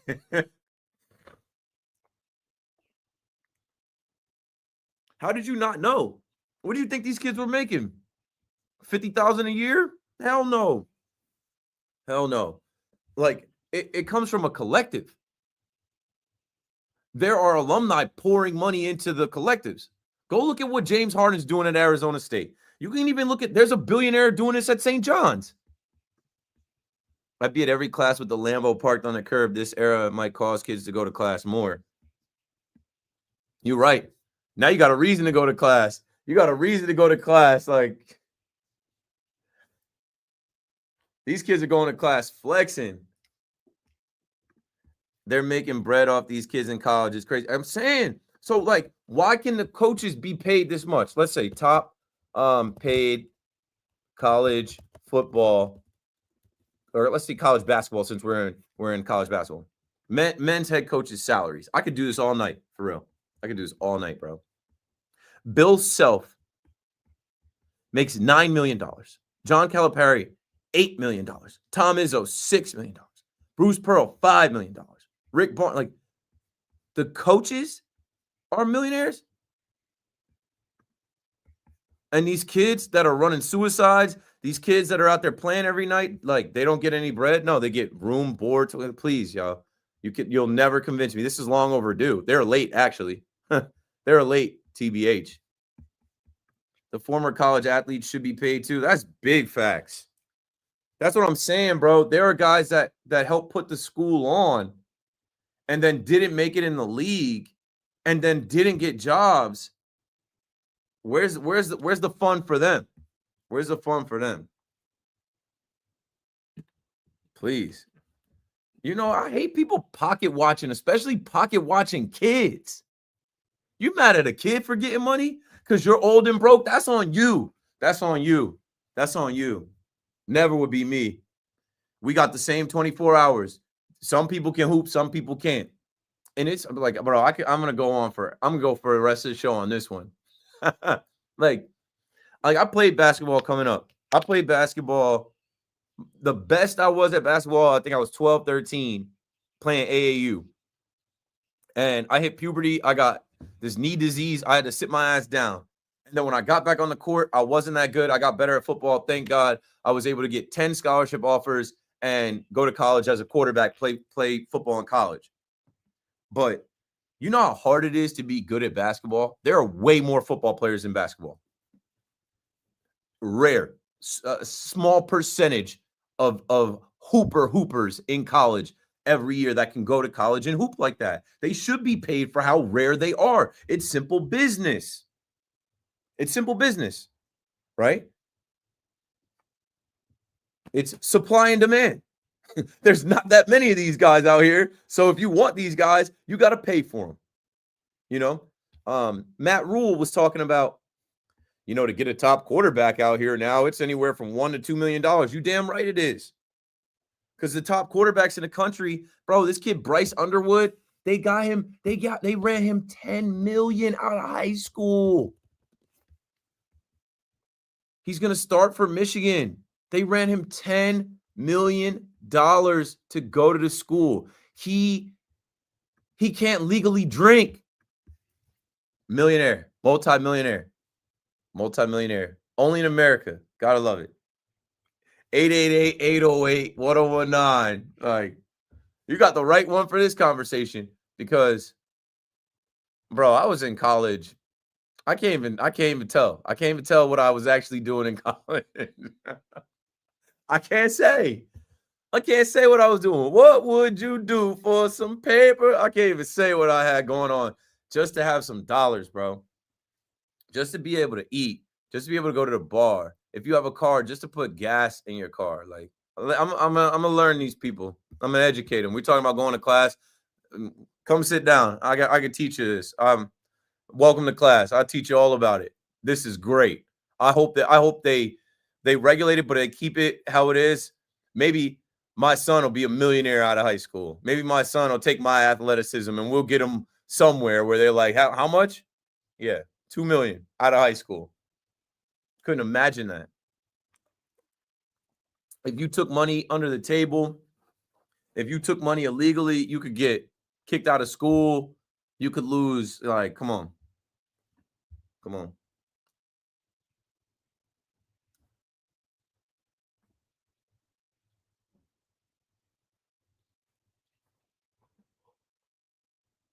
Yeah.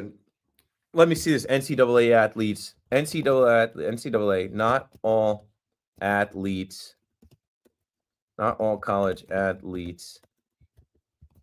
Oh, pro. Commercial.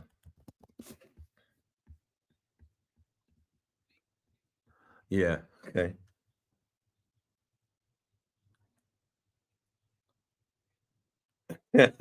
I got it now. All right, here we go. Coming back. I don't play the commercials because if I play the hip hop beats, it triggers YouTube to flag me and I can't monetize the video. I'm getting money off this. Watch on YouTube so I can get more bread. Where's the YouTube channel?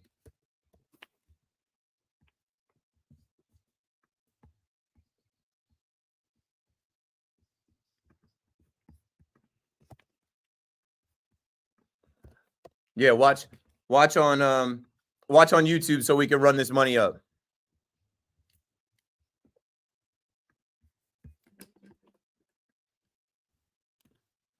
Oh boy. Okay, it's dark outside now. Inside the 7 p.m. hour on the fan. Usually I'd be starting up a 5-hour KM to AM, but this is my last hour tonight. Just a little special Sunday show, just sprinkling a little Sunday sauce on you.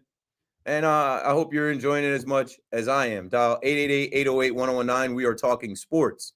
You know, I heard a caller call into Moose, and he's like, what happened to the fan? What happened to guys talking sports and taking calls? That's what, you know, Mike and the Mad Dog used to do. And I'm like, what? Like, that's what I do. That's the whole crux of this thing. We talk sports, we say things, we wait for you guys to call. And specifically when you're a solo host, you need the callers, right? I remember watching that 30 for 30 where Mike was saying, like, you know, we don't need the callers and some along the lines like callers want to be a part of the show. I need you guys because, like, I know everybody doesn't agree with what I'm saying. Like, you might not agree with me on these college athletes as we were talking about it before the break. Like, I am all for these young kids getting paid. I am not pocket watching some 18, 19, 20-year-olds. You know, I'm live on my YouTube and Twitter. Shout out to the 1,748 of you guys watching the show. And during the whole break, we talked about it. You know, a lot of them laughing about, like, older people getting mad about kids being millionaires and like not going to class.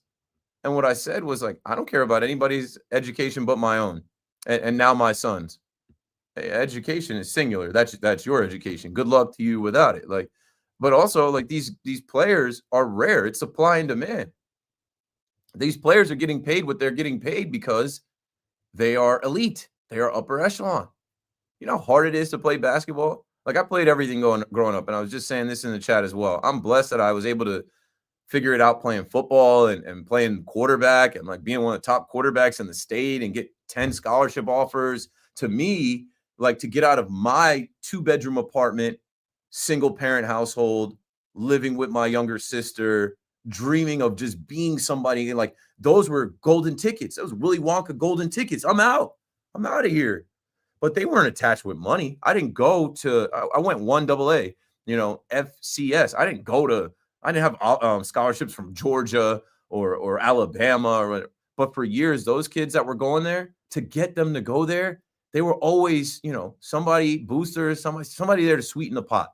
So they were always getting paid. You just didn't know it. And now that they're legally getting paid and boosters can add to the NIL collective and fund, and it's all good. It's not under the table. Yeah, I don't care that these guys. And then like other brands can come in. Brands can come in with a budget for this stuff and pay these kids. Good for them. Good for them. Someone brought up a great point in the chat. Man, the college kids that didn't make it pro, and I did find the NCAA thing that used to piss me off. It was like they had a commercial. NCAA's not all college athletes go pro. It was intended to remind student athletes that most do not go to play professional sports. No, they don't. And that's why I talk about how rare it is. It's such a small percentage of these athletes that get to go on and make that their career and become millionaires. It's great. There's 2% of college athletes go on to play pro, right? Bro, these girls that are playing college basketball through NIL, they're making more money than they will in the WNBA. This is a good thing. And the commercial said, almost all of us will be going pro in something other than sports. I guess I end up going pro radio, but it took me 11 years. It took me 700 Lyft Uber rides.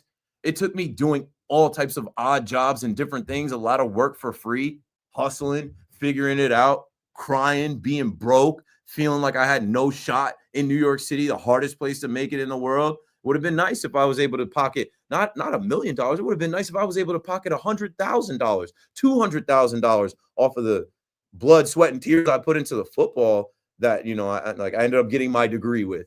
But now these days, a degree in this job market, you want these kids to go to class and get a degree in exchange for what they're doing for the universities when these coaches are making millions, when there's $1 million TV deals. No, I'm telling you, I could talk the rest of the show on this, but I'll move on. Richie's in Queens. Richie, you're on the Fan. I'm good, but I disagree with anyone saying that these kids shouldn't be getting this money. It's overdue. It's late.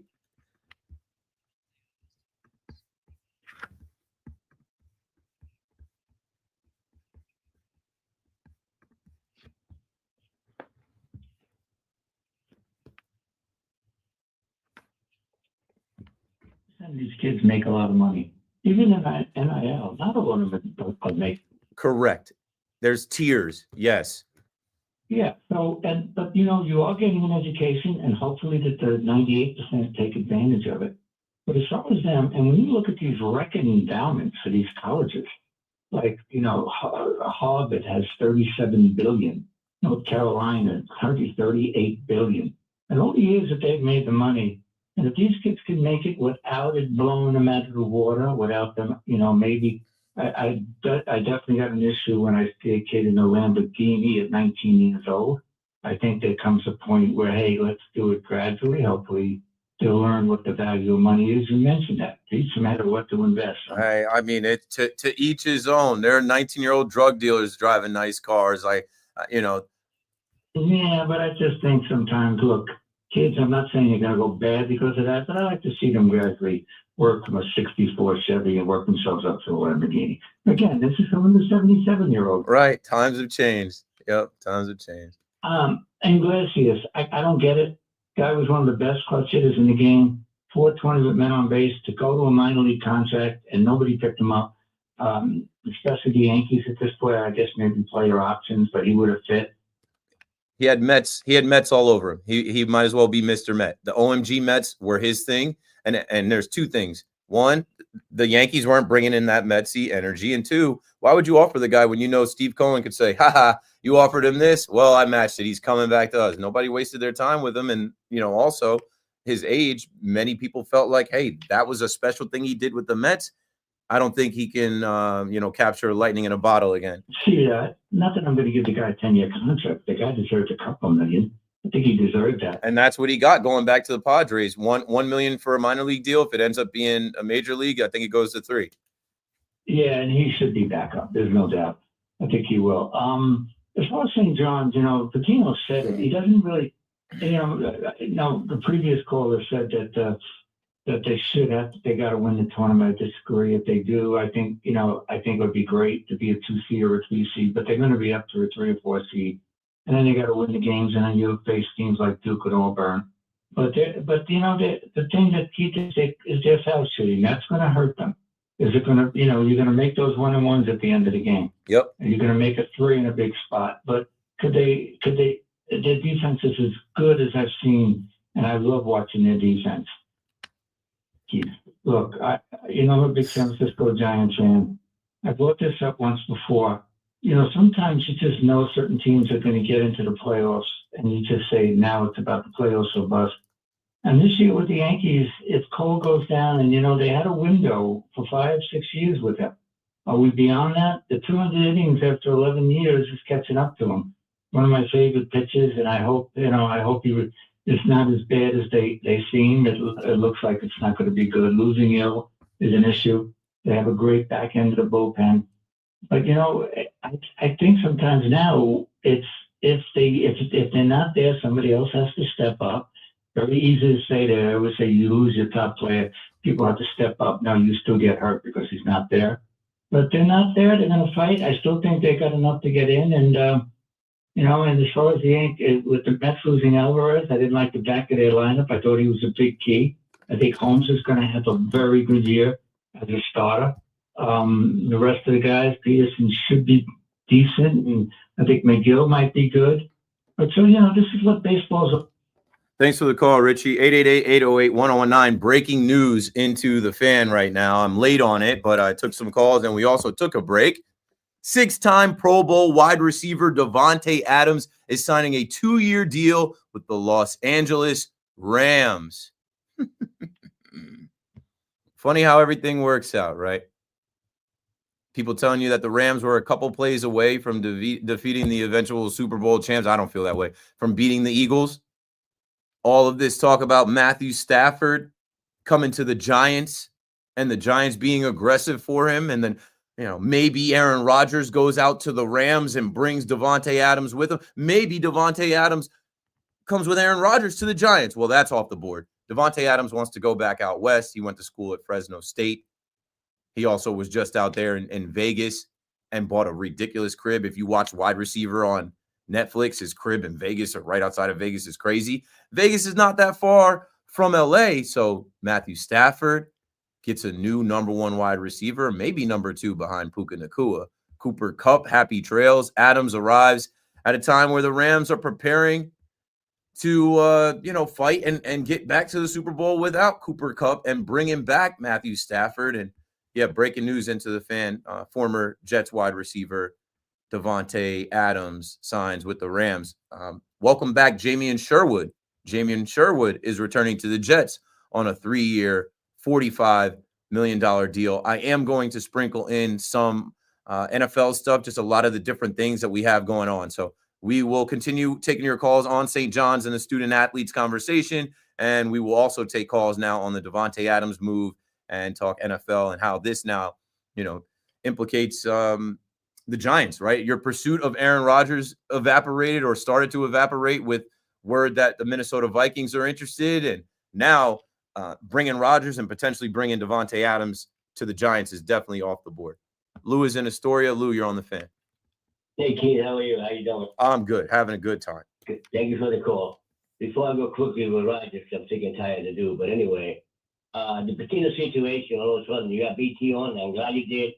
because maybe tomorrow they're not going to talk about what's going on and the heat is on, it's an athlete, and they don't take no callers. But anyway, and that caller was right, okay? I mean, BT right now has to understand that it's all about the money, that Patino went there and now he's winning, he's fine, okay? But this is a Catholic school, okay? And his past is not very perfect, okay? So let's not forget that. He said Catholics believe in forgiveness. They forgave him. Go ahead. Yeah, they forgave him. It's in the past. All of us have mistakes in our past. People are saying you guys don't get into it, but you know what? Maybe you can be Bowers, and if he's 8-0, he'd probably be a hero too. You know, I mean, it's unbelievable how the world changes, and they don't want to bring up stories. Okay, I mean, BT, fine, okay. Oh, he's the greatest coach that ever lived. He's just saying. Yeah, it's a bigger story what's going on right now than what went on in the past. Hit us with your Aaron Rodgers take. Tired of it. I hope that another year goes by. I don't want to hear anymore. I know this is show. You can wait your time. But I don't want Adams is gone. Okay? We should have Baker Mayfield if it wasn't because of him. And we'd be a better team. I don't want to hear anymore. He's cooked. He's done. He's an MVP. I don't care. Hall of Famer. That's in the past. That was then. This is now. Last year, he had 4 games with the ball in his hand to win the game. And he's going to blame the kicker. If you put that ball where it's supposed to be, we would have won this game. We don't need to keep on. Take care. Thanks for the call, Lou. 888-808-1019. Aaron Rodgers is the song that just might end. I'm down for it to end. Go to Minnesota. Do the Spider-Verse. Do the, pointing at Brett Favre Spider-Man meme.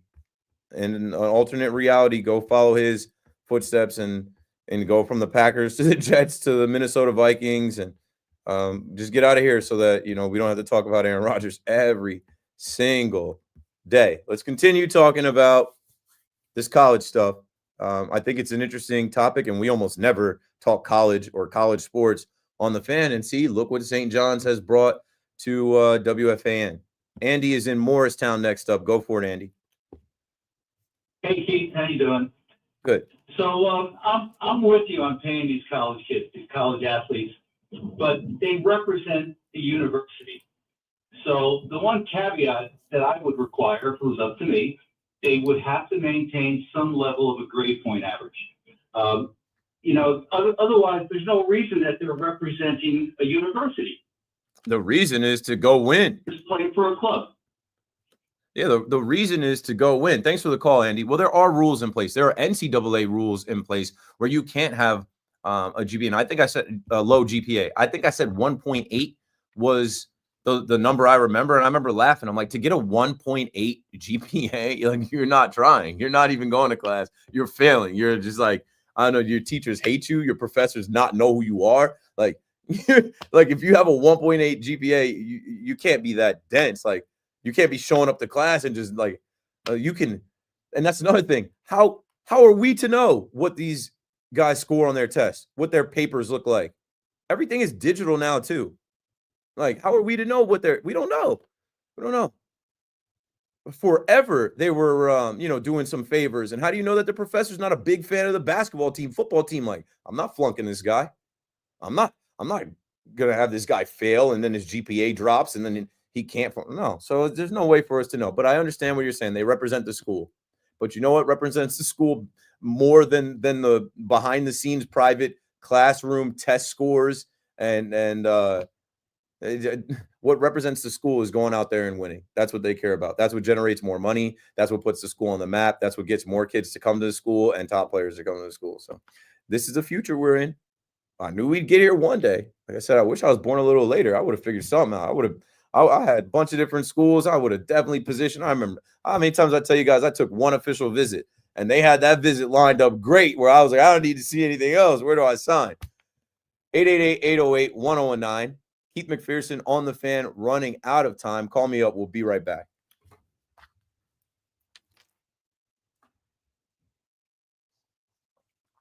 Yeah, they have my official visit to JMU lined up. So lovely.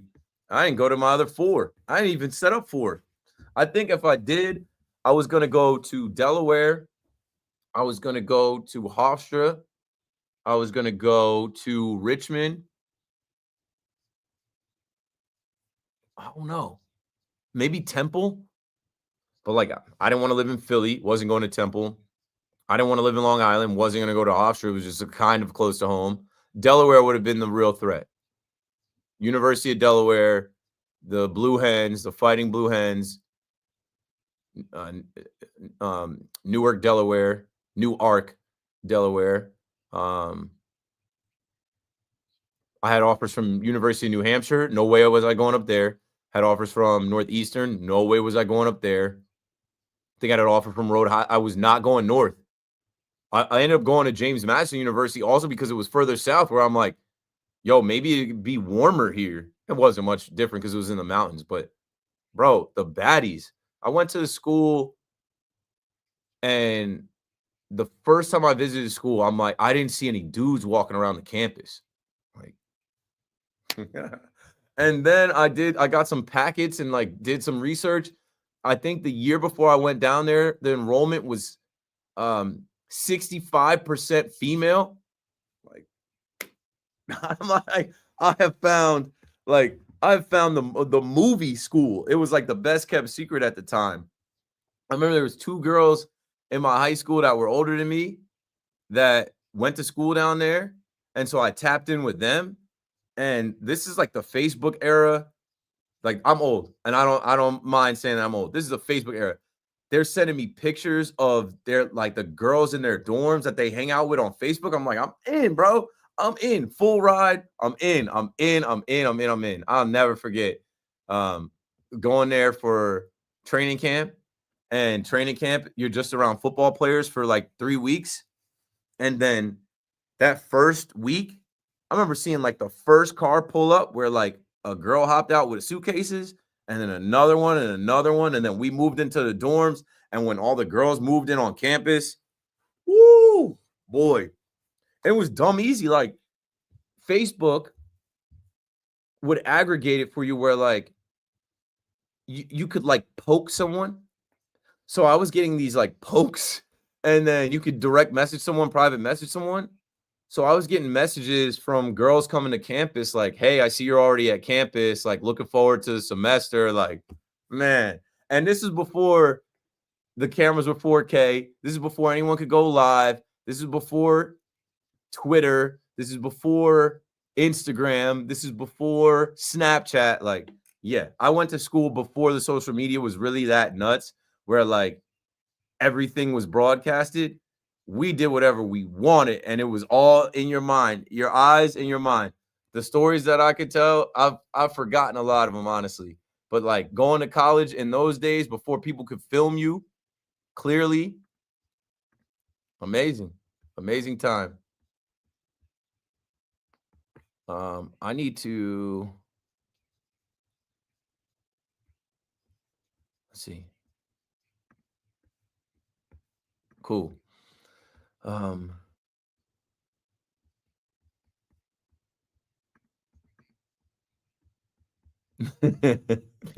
People be hating on Twitter, and it makes me laugh.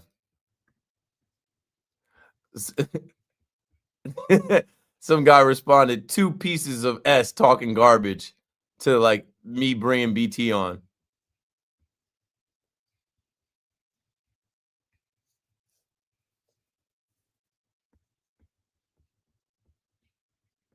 And someone says, does he know about St. John's? Come on, bro. I said I'm the one on at night.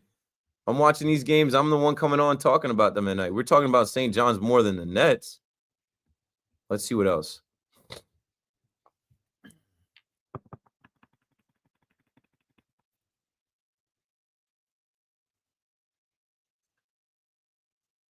The Jets veteran offensive tackle Morgan Moses is expected to hit free agency. We knew that. I think we knew that was coming. I'm almost out of here, bros. Let me check my phone.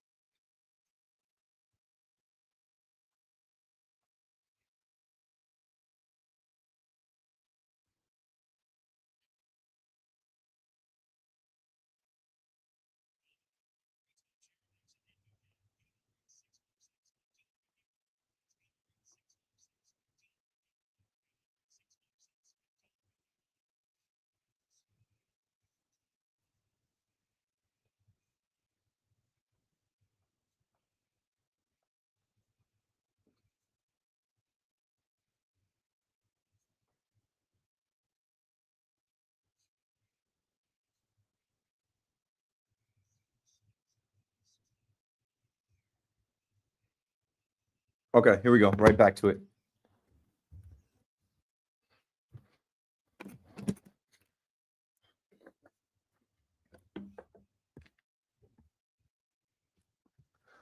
Oh yeah. Sunday fun day it was. I'm probably out of here in the next half hour. So again, I hope you had fun like I did. Let me take the rest of these calls at 888-808-1019. This is Keith McPherson, your nighttime host. Usually doing the KM to AM or KM to 2 a.m. But as we get closer to another baseball season, I was doing some Saturday, Sunday shows last season. I think I was swapping out the Friday night late and doing the weekend vibe, which is always cool.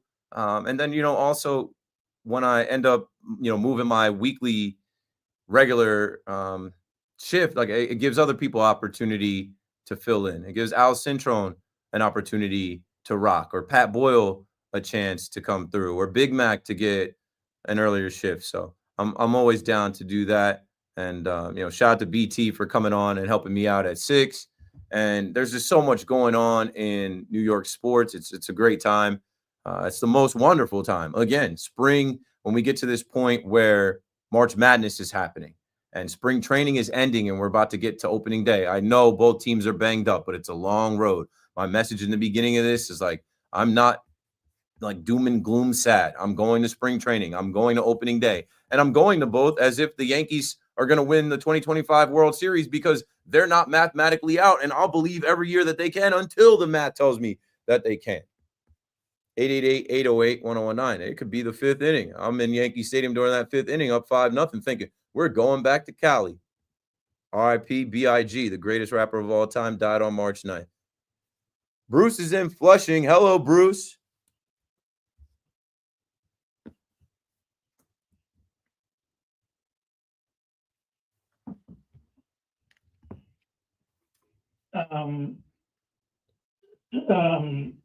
The pitcher, Cole, changed his delivery for the last game by 10 to 15 degrees. And that may have caused the injury. Where'd you read this? Who put this out? I read it online. I forgot what was where I read it. All right. So I don't know about, I haven't seen that. We need to know who published that. Right. But if that is true, I would love for you to find out if that is true and why would they change his motion like that. That's number one. Number two, I also read online, and I don't know if this is connected or a rumor or projected trade, but that the Yankees might be talking to San Diego for Cease, for Spencer Jones, and possibly Warren. Now, before I do anything, like you said, let's wait to see how the season develops, because I do not want to give up on a kid like Jones, even though I understand the reasoning behind it, but let's see how everything develops. Yeah. Bruce, see, that's the thing too. As Yankee fans are hyping up Spencer Jones, as Yankee fans are hyping up Will Warren, as Yankee fans are saying George Lombard Jr. is ready to go, we have holes and we have needs. Who do you think other teams are asking for first? Like now, like all of these promising young players, that's the asking price. That's where they're starting. And we just got to hold. We still don't know if Cole is going to be shut down for the whole year. It might be deja vu from last year. I haven't heard anything about him changing his motion. Like I said, I'm trying not to like fall too deep into the Yankee fans are so negative. Most of the fans, it seems like they want this to happen so they can dunk on Brian Cashman and the organization. Be like, see, you don't have enough. You didn't do enough. Thanks for the call, Bruce. 888-808-1019. I don't know. I just even searched Twitter. I don't know where that came from as far as Cole changing his delivery. He looked the same to me. He's just a year older. He's a 12-year vet. He had a problem last year when he started to ramp up. It's a very similar thing. Like I say, deja vu. It's like this is happening again. News out of the NFL with the Jets as well, but not breaking news. We kind of knew this. Offensive tackle, offensive lineman from the Jets, Morgan Moses, is expected to hit free agency. There's a lot of different moves and things going out there. I'm running out of time, but I think the big news, we talked earlier about Myles Garrett and how the Browns just dropped their wallet on him and told him, shut up, we're not trading you. Take this guaranteed money. And he said, yes, sir, Dean Cain, sir. Mike Gesicki. I had to shout out Mike Gesicki, Penn State, pride of Southern Regional Shore Conference, a fellow Shore Conference guy. He signs with the Bengals, re-signs with them on a 3-year deal. How are they going to pay Jamar Chase? I'm like, Jamar Chase is going to rob them for everything. And not even rob them. He's going to take them for everything because he's a Triple Crown winner. He deserves it. That's why they had to tag T. Higgins. Anyway, Derek Carr, after numerous talks with the Saints about his 2025 compensation, he's getting most of his salary covered. They're sticking with Derek Carr. He's set to make $40 million. I mean, there's rumors about them giving an extension to Josh Allen because his quarterback money is getting insane. Like, it is out of control.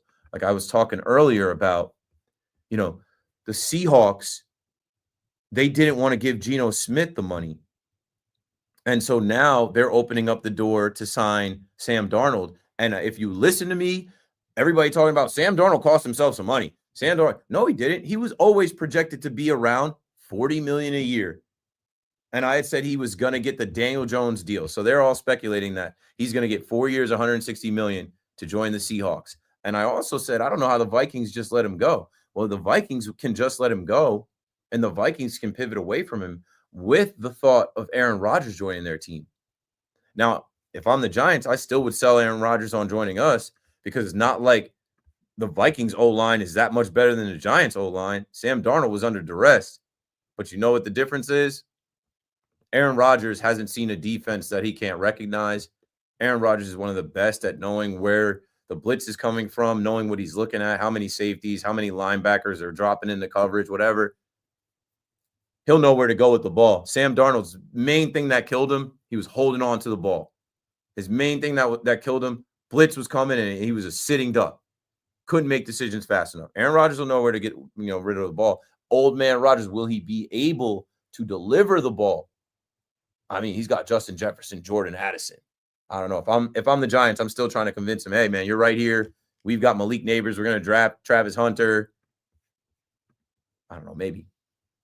Lucas and Randolph on the fan. Hello, Lucas. You got it. I just want to say that my wife loves listening to you out of all the other announcers because you're so calm and cool, and I agree. You just say it like it is. I appreciate that. Thanks. Yeah. So I wanted to talk a bit about the NIL and then also this Aaron Rodgers topic. So I went to NC State for grad school, and my brother was actually an English teacher there. So he had a lot of the football players in his class. And this is back in early 2000s, mid 2000s. And I can tell you the coaches checked up on all the players. Yep. They were constantly pinging my brother and saying, is this kid coming to class? What's his grade? What's this? What's that? Yep. So for me, the coaches are always checking. And I know you mentioned about how only 2% go, but the other factor is those players that get injured. Yeah. Career ending. Yeah, I had a really good friend. He was backup running back at Auburn and the point guard, and in his sophomore year blew out his knee.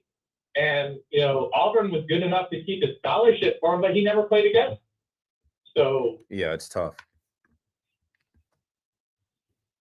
The opportunity in college to make money. Yeah, the school is making money. The coaches are making money. They're on the team they're selling tickets. They have TV deals. Why are those kids just entitled to getting their scholarship, which is room and board and their education? It's nonsense. It was always nonsense.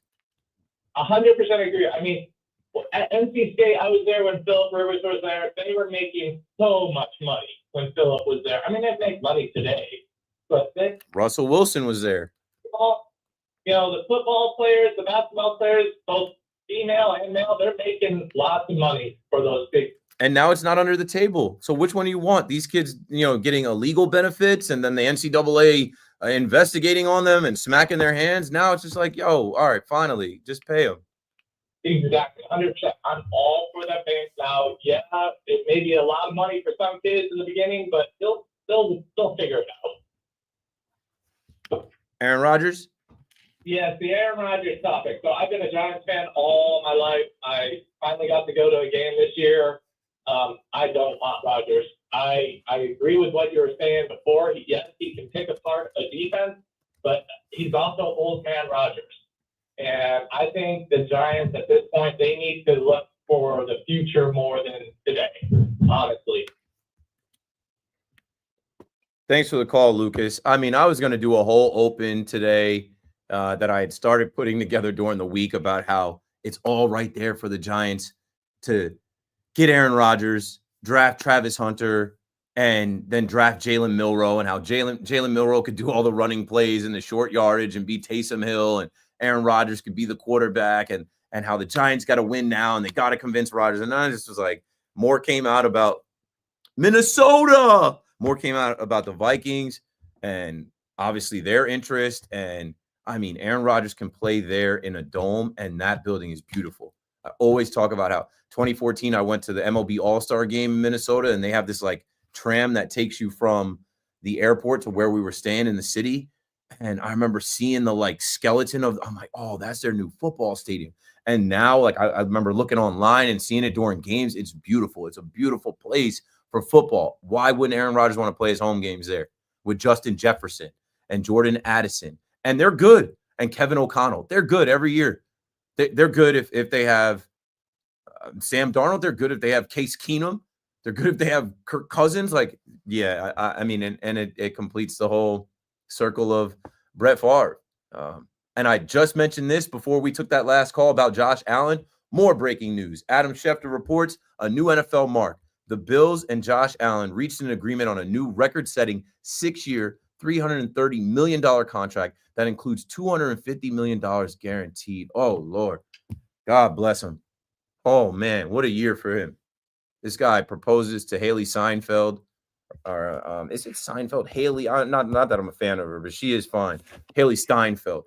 He proposes to Haley Steinfeld, goes on and wins the MVP, and now he just signed a 6-year, $330 million extended, $250 million guarantee. Man, if I was just born a little bit later, if I just had a little bit more guidance and structure, if I just would have taken this football stuff to the next level for just a little. I'm joking. I like where my life took me on a Sunday night right here with you on the Fan in New York. Brad is in Middletown. Brad, you got it. Hey, Keith, how are you? It's been a long time. Yeah, you know, I bet you prioritize your sleep. So the times that I'm on at night, you don't catch me. Listen, if Jackson for one time stop acting weird and just realize that this is the chance now to give those young guys they got in the minor league system a fair chance. I think Will Warren could step up to be in the starting rotation. And that other kid, Switzer, I forgot that they talked about him in the papers the other day. He has to make up to the date. Give these kids a chance, because I read something about Luis Alcantara from Miami. I read about Dylan Cease from San Diego. Leave those guys alone, because those two teams alone are going to rape the Yankees farm system, and they got no more to give. I mean, they gave away the farm system for Luis Soto. They gave away the farm system for Frankie Montas, and not one of them is playing for the team now. So all those pitchers are gone. Thanks for the call, Brad. There's so many names there that you got to just clean up. Luis Soto, Juan Soto, Sandy Alcantara. It's Cam Schlittler.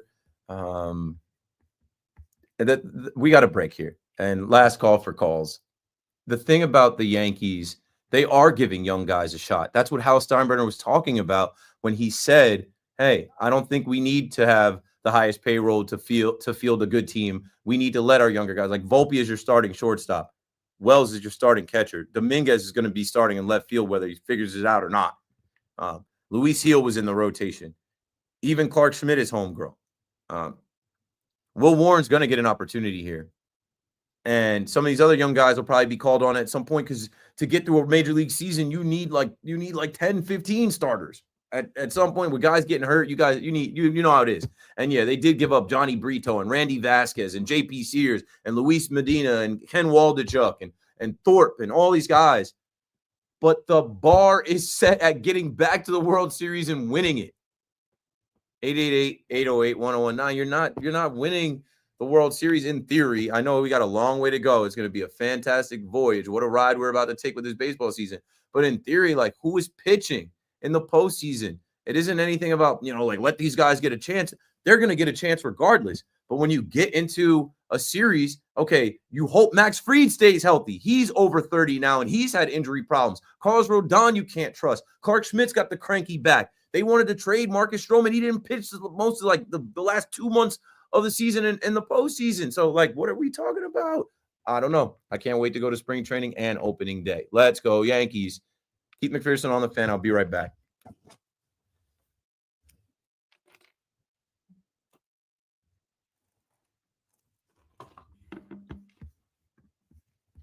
People will call up and say anything. Josh Allen, 6 years, $330 million with a massive $250 million guarantee. Yeah, bro.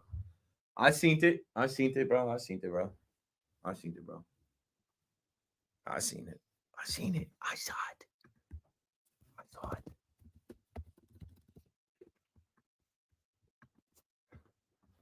Last call for chats. Send your questions in the chat because I got to go get on the train. And I haven't had anything to eat since I got in here at like 2, bro.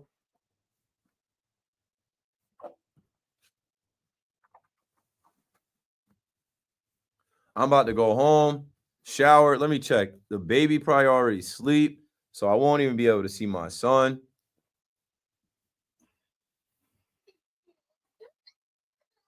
Oh, dang. The boy tripping.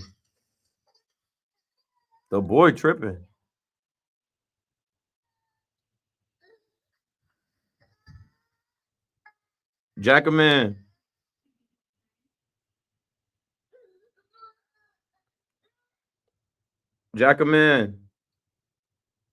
Night. Jackaman. Time for bed. Love you.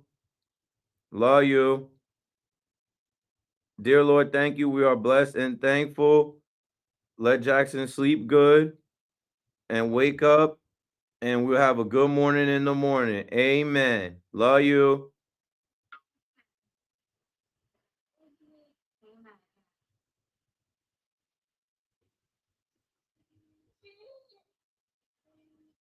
Night. Be good to mom. Love you. Amen. Lay down, baby. Lay down. Love you. Good night. I'm coming home. I'll be home in an hour. You should be asleep by the time I get there. Love you. Amen.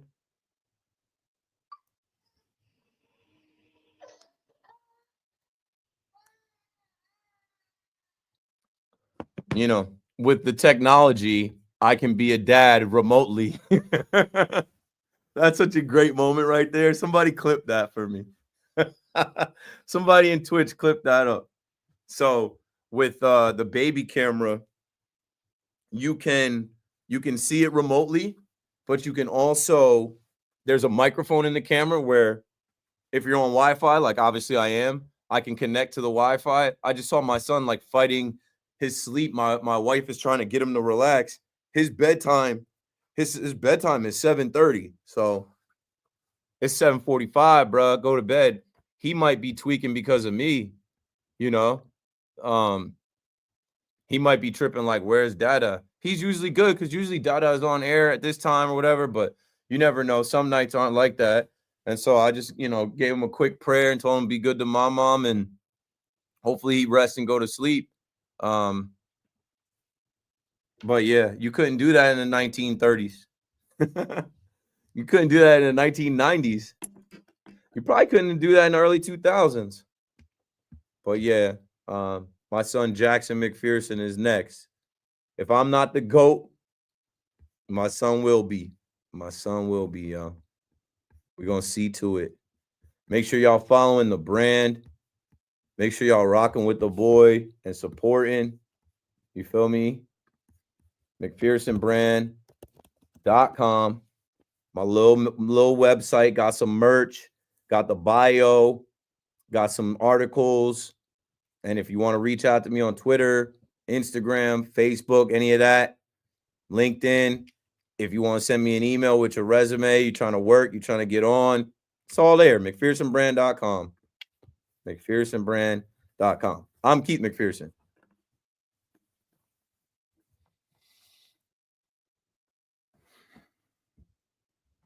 I low-key wanted to make my McPherson brand M like the Majin Buu M, Majin Vegeta from Dragon Ball Z, but I can't do that for copyrights. So I made the M logo, the M, and then what you see with the horns on top, I'm a Taurus. So the bulls. All right, we're about to wrap this up and get up out of here, bros.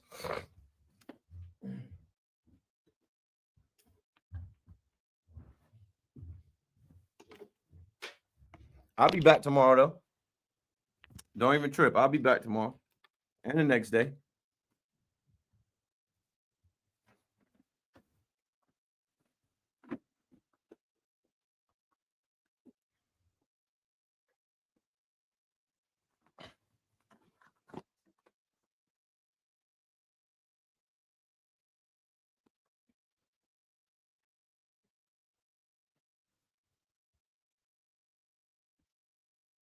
He is. Cutest kid. Cutest kid. You guys will see him in person. I don't post him on the internet because mom is weird. Too many weirdos, too many losers, and I don't play about mine. I do not play about mine. So I stopped posting my kid because a couple people said, stupid things anonymously about my son, and I'm like, I'll beat your ass. So yeah, I just stopped doing that. I just avoid that, Just avoid that completely. You can't see him. A couple people ruined it. You can't see him. You'll see him when he grows up, though. He's going to be right next to me. I'm going to be like, let's go, son. Let's get him. Let's get him, son.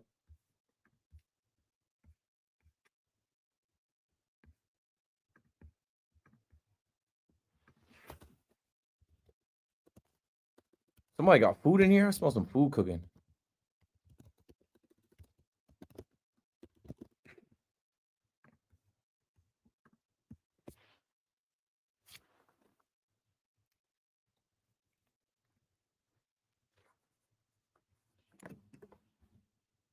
All right, bye.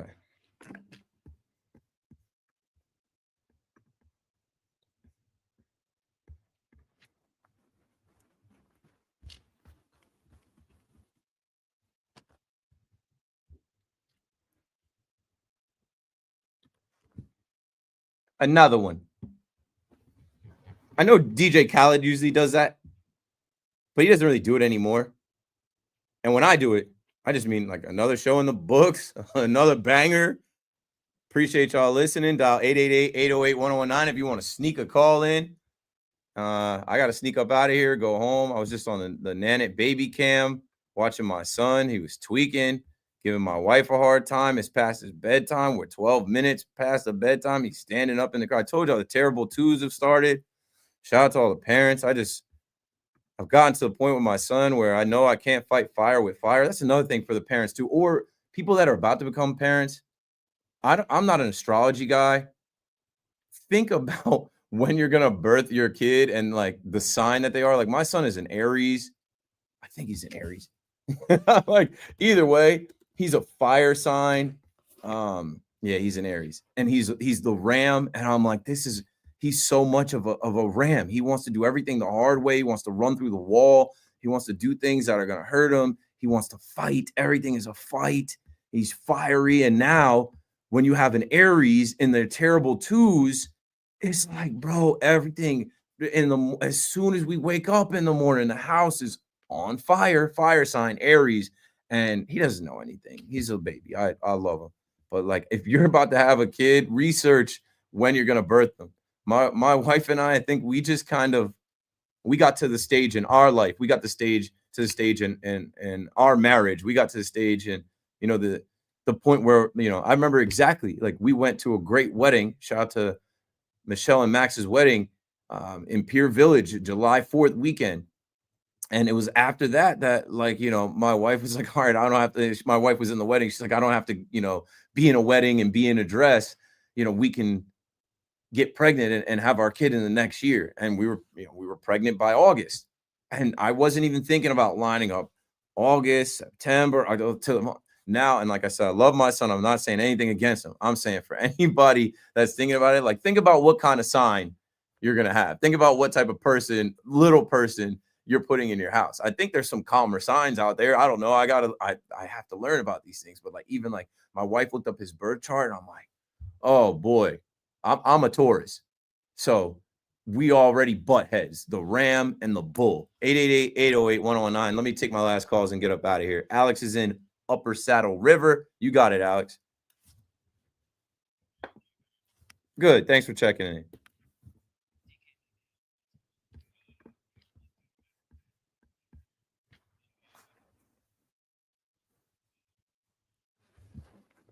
I think we got like what, 3-4 weeks left until they end.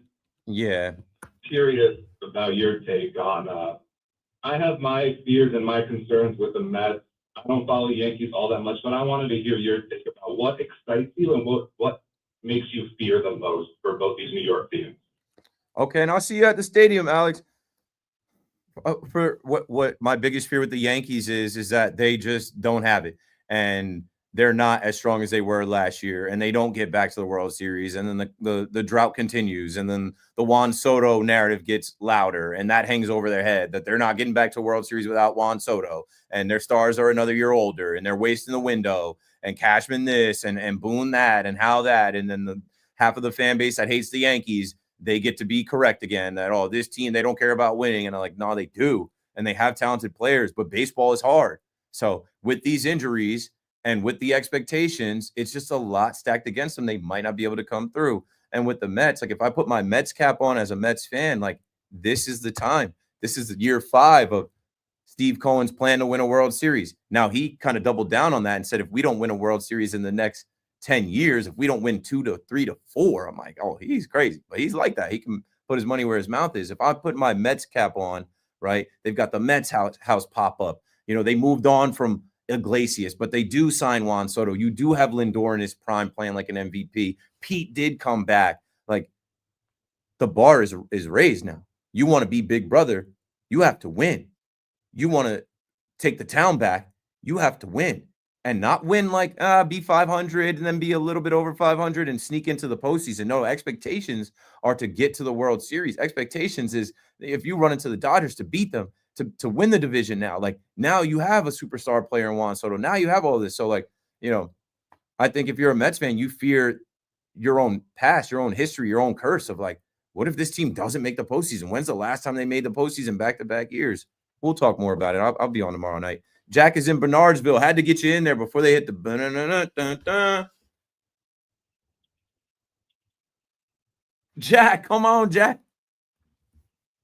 I just wanted to get your take on the Mets versus the Yankees starting rotation. I personally am a Mets fan. I think the Mets have a deeper rotation. Just wanted to get your take. Yeah, thanks for the call, Jack. I mean, assuming that Garrett Cole is out of the rotation and the fact that like in the back of your rotation, it's Paul Blackburn, Tyler McGill fighting for the spot.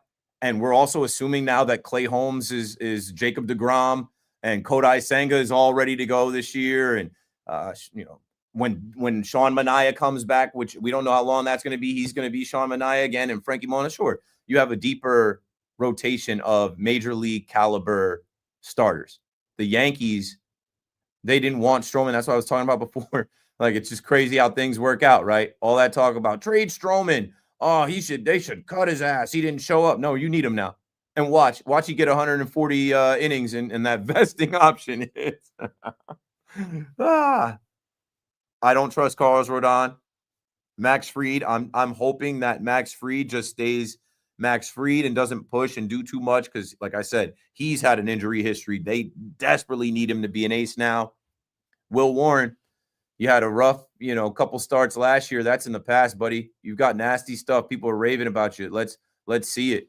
Clark Schmidt, I hope the back is set up right to, for this long haul. He's pitching a sim game. Like, he's needed to post. Like, he's got to be a guy. So, yeah, I'll give that to you.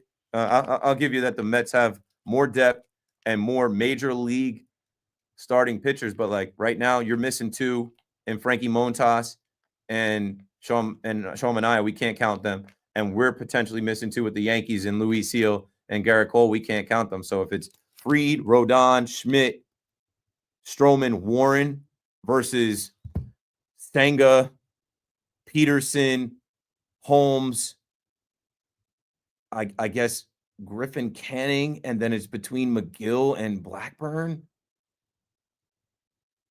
I don't know. They're both not great on paper and in theory. Neither one gets you too pumped up. But there are people that'll tell you, someone told me today, oh, well, this is better than a third of the league. I'm like, yeah, but we're not competing against a third of the league. Spent more money than most of the league. It's New York. They're supposed to get to the World Series.